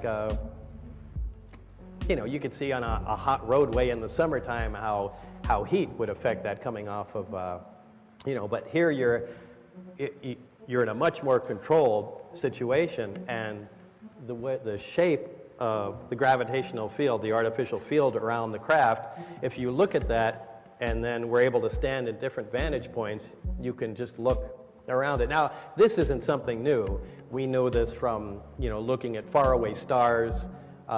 They call it gravitational lensing, where a star might be over here, but because we're looking around another star, it bends light, and, you know, but here again, here is an artificial source, a machine that does this, and that's everything. But yeah, like I said, all the science fiction things become reality. There's your invisibility cloak, there's your, you know, impenetrable force field, here's your field propulsion system, and, you know, here's you're even beginning to tamper with, you know, potential time travel.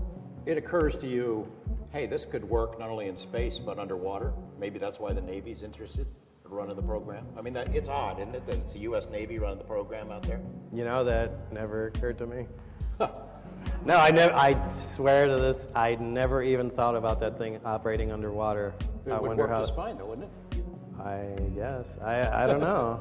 I mean, yeah, I don't understand why it wouldn't, but it'd be interesting to see what the water does. You had said, I remember, I could barely get my pointy little head around it when we were first talking about this, but that if somebody had one of these and were out in space and wanted to come to Earth, in essence, they're not propelling themselves toward Earth. It works differently, right? Yeah. In fact, the two modes that the craft operated on are, they label Delta and Omicron configuration. Delta meaning using all three amplifiers, and Omicron obviously meaning just one. And the way the craft would work is, get rid of my reactor here. Now I'm going to draw a really bad flying saucer.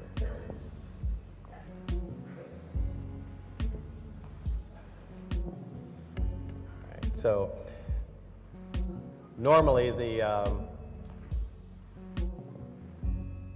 you would have the three amplifiers hanging, or the three emitters hanging down in Omicron mode. A single one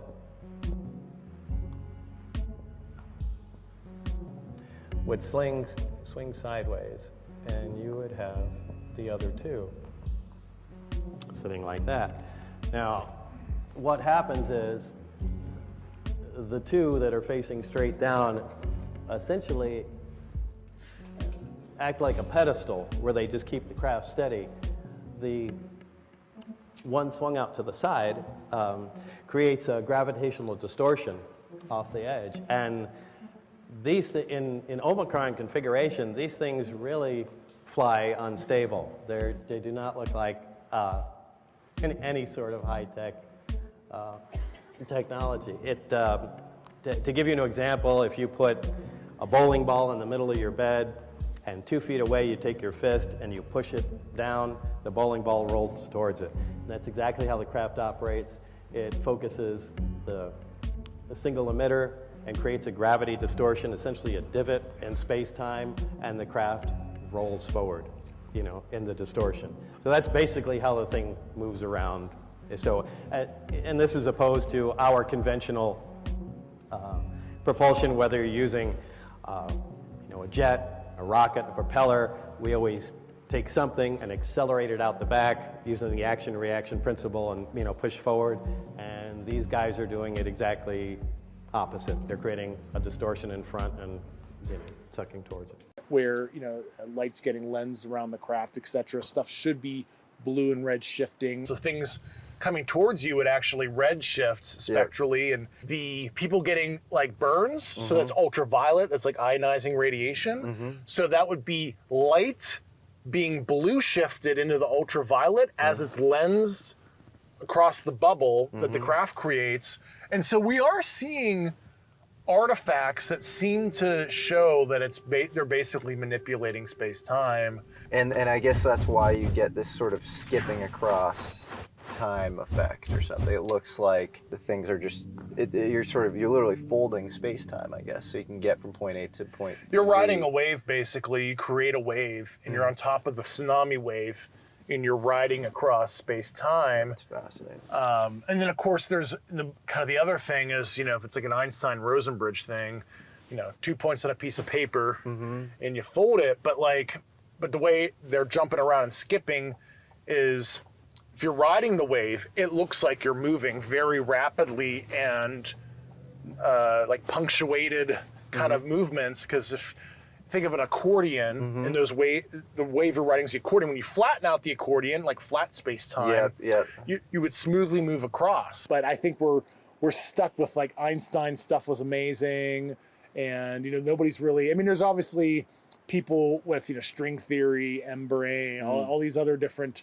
physics theories, quantum gravity, other theories, but there hasn't been something that's unified all the weak and the strong force, etc. And that's an ongoing thing. And I think finding the Higgs boson is going to be the big answer. Yeah. We'll see. So. Hi, I'm Luigi Venditelli. And I'm Bob Lazar. And we're in Montreal on the set of Project Gravitor. 2 days ago was a congressional hearing in Washington, D.C., which is making news around the world. And if you had one comment to say, Bob, on this congressional hearing, what would it be? I told you so.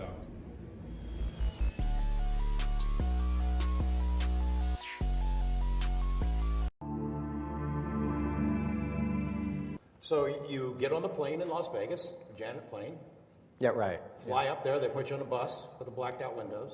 Oh yeah, when we were going S4, right. Yeah. Yes, so you land at Groom Lake. Land at 51 and then... You sign some papers. Yeah, if you want to make it a short version, yeah, right. You had told me the story that they started showing these briefing books that sort of laid out the general story. Was that at Groom, or was that... That was at S4. That was at no, S4. that material would never get north of But people S4. work at Groom Lake who say, I never heard any of this stuff. I never saw any flying saucers. There is no flying saucer stuff at 51. No, that's, look, 51 is, there's lots of people working there. It'd be hard. When I worked at S4, again, I have no idea how it is today, but, back in my day at S4, there were 22 people that had clearance and knowledge of the ET material, ET crafts. That was it. We were given the list. We knew the names on the list. That was it. I still know the names on that list today. And those are some of the things that I never say anything to you about, because... Yeah, why is that? Well, exactly. There has to be some stuff I keep to myself, because you know how many times people said, yeah, hey, I worked out there with Bob, and so on and so forth. Really? Who are you? What'd you do? And whatever. And it's only the stuff I said. I'm waiting for the guy that says, hey, yeah, I worked out with you, and here's some of the other people on the list. Or we did this, or is it? So if I don't keep that stuff, there's nothing I have to verify if some other guy comes up to me. You see it all the time, though, don't you? I imagine you get emails all the time, or you read stories, or you hear claims on, if you watched television, you'd hear it, that is, about people who claim they've been out there, and obviously they're making it up. Well, I mean, the most recent was this... Bushman? I think it was the CIA guy or something like that. Was it? There was an anonymous guy who had he was dying or he died. Yeah, and a lot of people asked me, hey, do you know? And he was apparently very supportive of me, and but I never heard of him. And what am I going to say? I've never heard of the guy and never seen him. You had seen these posters you described that were on the walls. Yeah, the They're Here posters. Describe what the posters Yeah, they went through the trouble of actually making a picture of the sport model that was lifting, obviously off of Papoose Lake, because you can see the background there, and it just said, They're Here. And it was like a commercial poster. I mean, they looked like they were lithographed. I mean, they must have been printed on site. They wouldn't have done that out there. But obviously somebody's idea of a joke. Yeah, it was good to see that level of, lightheartedness out there. First day you get a look at the sport model, what are you thinking to yourself? Oh my God, what are you thinking? No, it was alien flying saucer did not enter my mind. It was exactly the opposite, that, this explains all the UFO sightings, that, we have some field propulsion technology. It has to be in this, shape or form, flying saucer type, and this is what people have been seeing for a long time thinking that they're alien craft, and it made perfect sense to me. It's like, great, I'd really like to be part of this project, advanced propulsion. This is dynamite. So I was excited to be part of it. In fact, when we went by it, and I think I'd even mentioned to you, it had a little American flag stuck on it, and I dragged my hand across it, and it felt like cold, so I just assumed it was metal and got yelled at immediately. Don't keep your hands at your side, walk forward. All right. And so I went in. I was introduced to my working partner, who was Barry Castillo, or whatever I pronounce his last name. And the way they worked there was everything was very compartmentalized, so everybody had a buddy to work with. And that is the only person you can talk and converse with and bounce ideas off of. You can't talk to anybody else in any other group. You can't, even if we go sit and there's a bunch of other people around, you can only talk to the guy, your buddy, they called him. So anyway, so he was my buddy, and the first day we went in there, he was excited to show me everything, and it seems like he had been alone for too long. And he was really excited that I was there, and I was kind of picking up on his enthusiasm, going, well, he says, boy, you are gonna just die when you see this, and one of the first things he did was, fire up one of the reactor that had been taken out of the craft. There's very little about this. Essentially, for size comparison, half a basketball on a plate. That was probably not a whole lot of moving parts, nothing really. No, nothing. I mean, it's just incredibly simple. There was nothing there that could do anything and it was too small to hold any large power source or anything. So what did he show you? Anyway, the top came off, and he put the top on, and then he said, "Go ahead and grab the sphere." And as my hands approached it, I couldn't touch it, which was fantastic. And if you ever played with magnets, I'm sure everybody has. You take two like poles of a magnet and you can kind of feel that balance. It was exactly like that, but it was my hands. They weren't magnetic. And he says, you're feeling an artificially produced gravitational field. And that really floored me. And, I began to run through in my mind, how can this be a joke or faked, or there's no way. And that's the first time that it was kind of a domino effect than what I had read in the briefings and going, these guys aren't kidding. This is unbelievable. Let's go. In the briefing books, you see the craft described, and then you get into some more exotic stuff that you had to wonder, are they messing with your head? Alien stuff. Yeah, there was. It was a one and only briefing, whatever you want to call it. Or an overview of it. It was split, the entire program there was split into individual projects, and each had an overview of each project, and each group got an overview of all the other projects, in case there was some connection to what they were doing, but it was clear they didn't want everybody to know everything.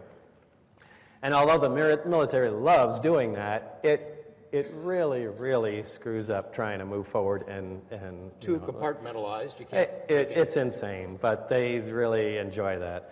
But anyway, the only thing that dealt with any kind of biological entities.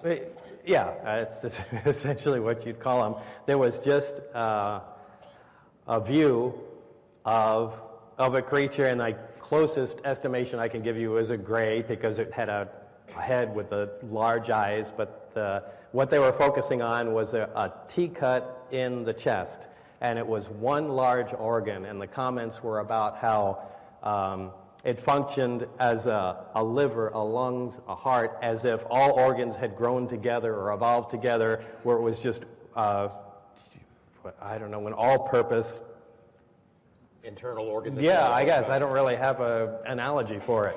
The sport model, no dents, no scrapes. No, it looked like it came right out of the showroom. And it looked like the Billy Meyer beam ship. Yeah, from the pictures I've seen of the Billy Meyer one, which, it looked fake to me, but no, there it is. I'm sure the Billy Meyer people are happy about that, but I mean, there's a lot of people don't take that case seriously, and it's either the most amazing coincidence on the face of the earth, or something really did happen to that guy, Billy Meyer. Barry and I were in the lab, we were working. Dennis came in and he said, there's a test flight going on. Bob, why don't you come out here? Barry, you can tag along too.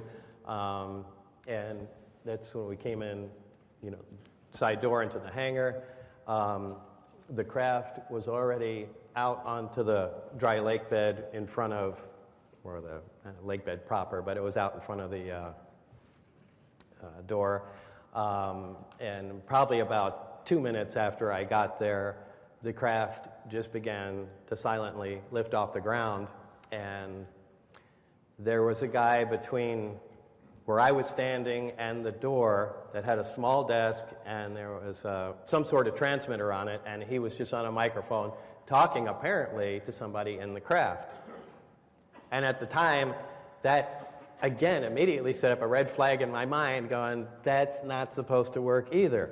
There is a craft being powered and surrounded by an intense gravitational field. How are the radio waves getting into this thing? It just didn't make sense. But again, very few things did there, and I didn't have much of an opportunity to connect all the dots. But it lifted off the ground silently. There was an obvious high voltage corona discharge. It was beginning to get a little late, but you could see the purple-blue glow. But as soon as it lifted off, you know, 6-10 feet, that dissipated, and it just moved around and sat back down where it was. But it doesn't sound like much, but it was incredibly impressive. There wasn't a sound other than a little hiss when it first took off. But you know, it's a big device. It moved around and sat down, and I mean, I was beaming. It was so cool.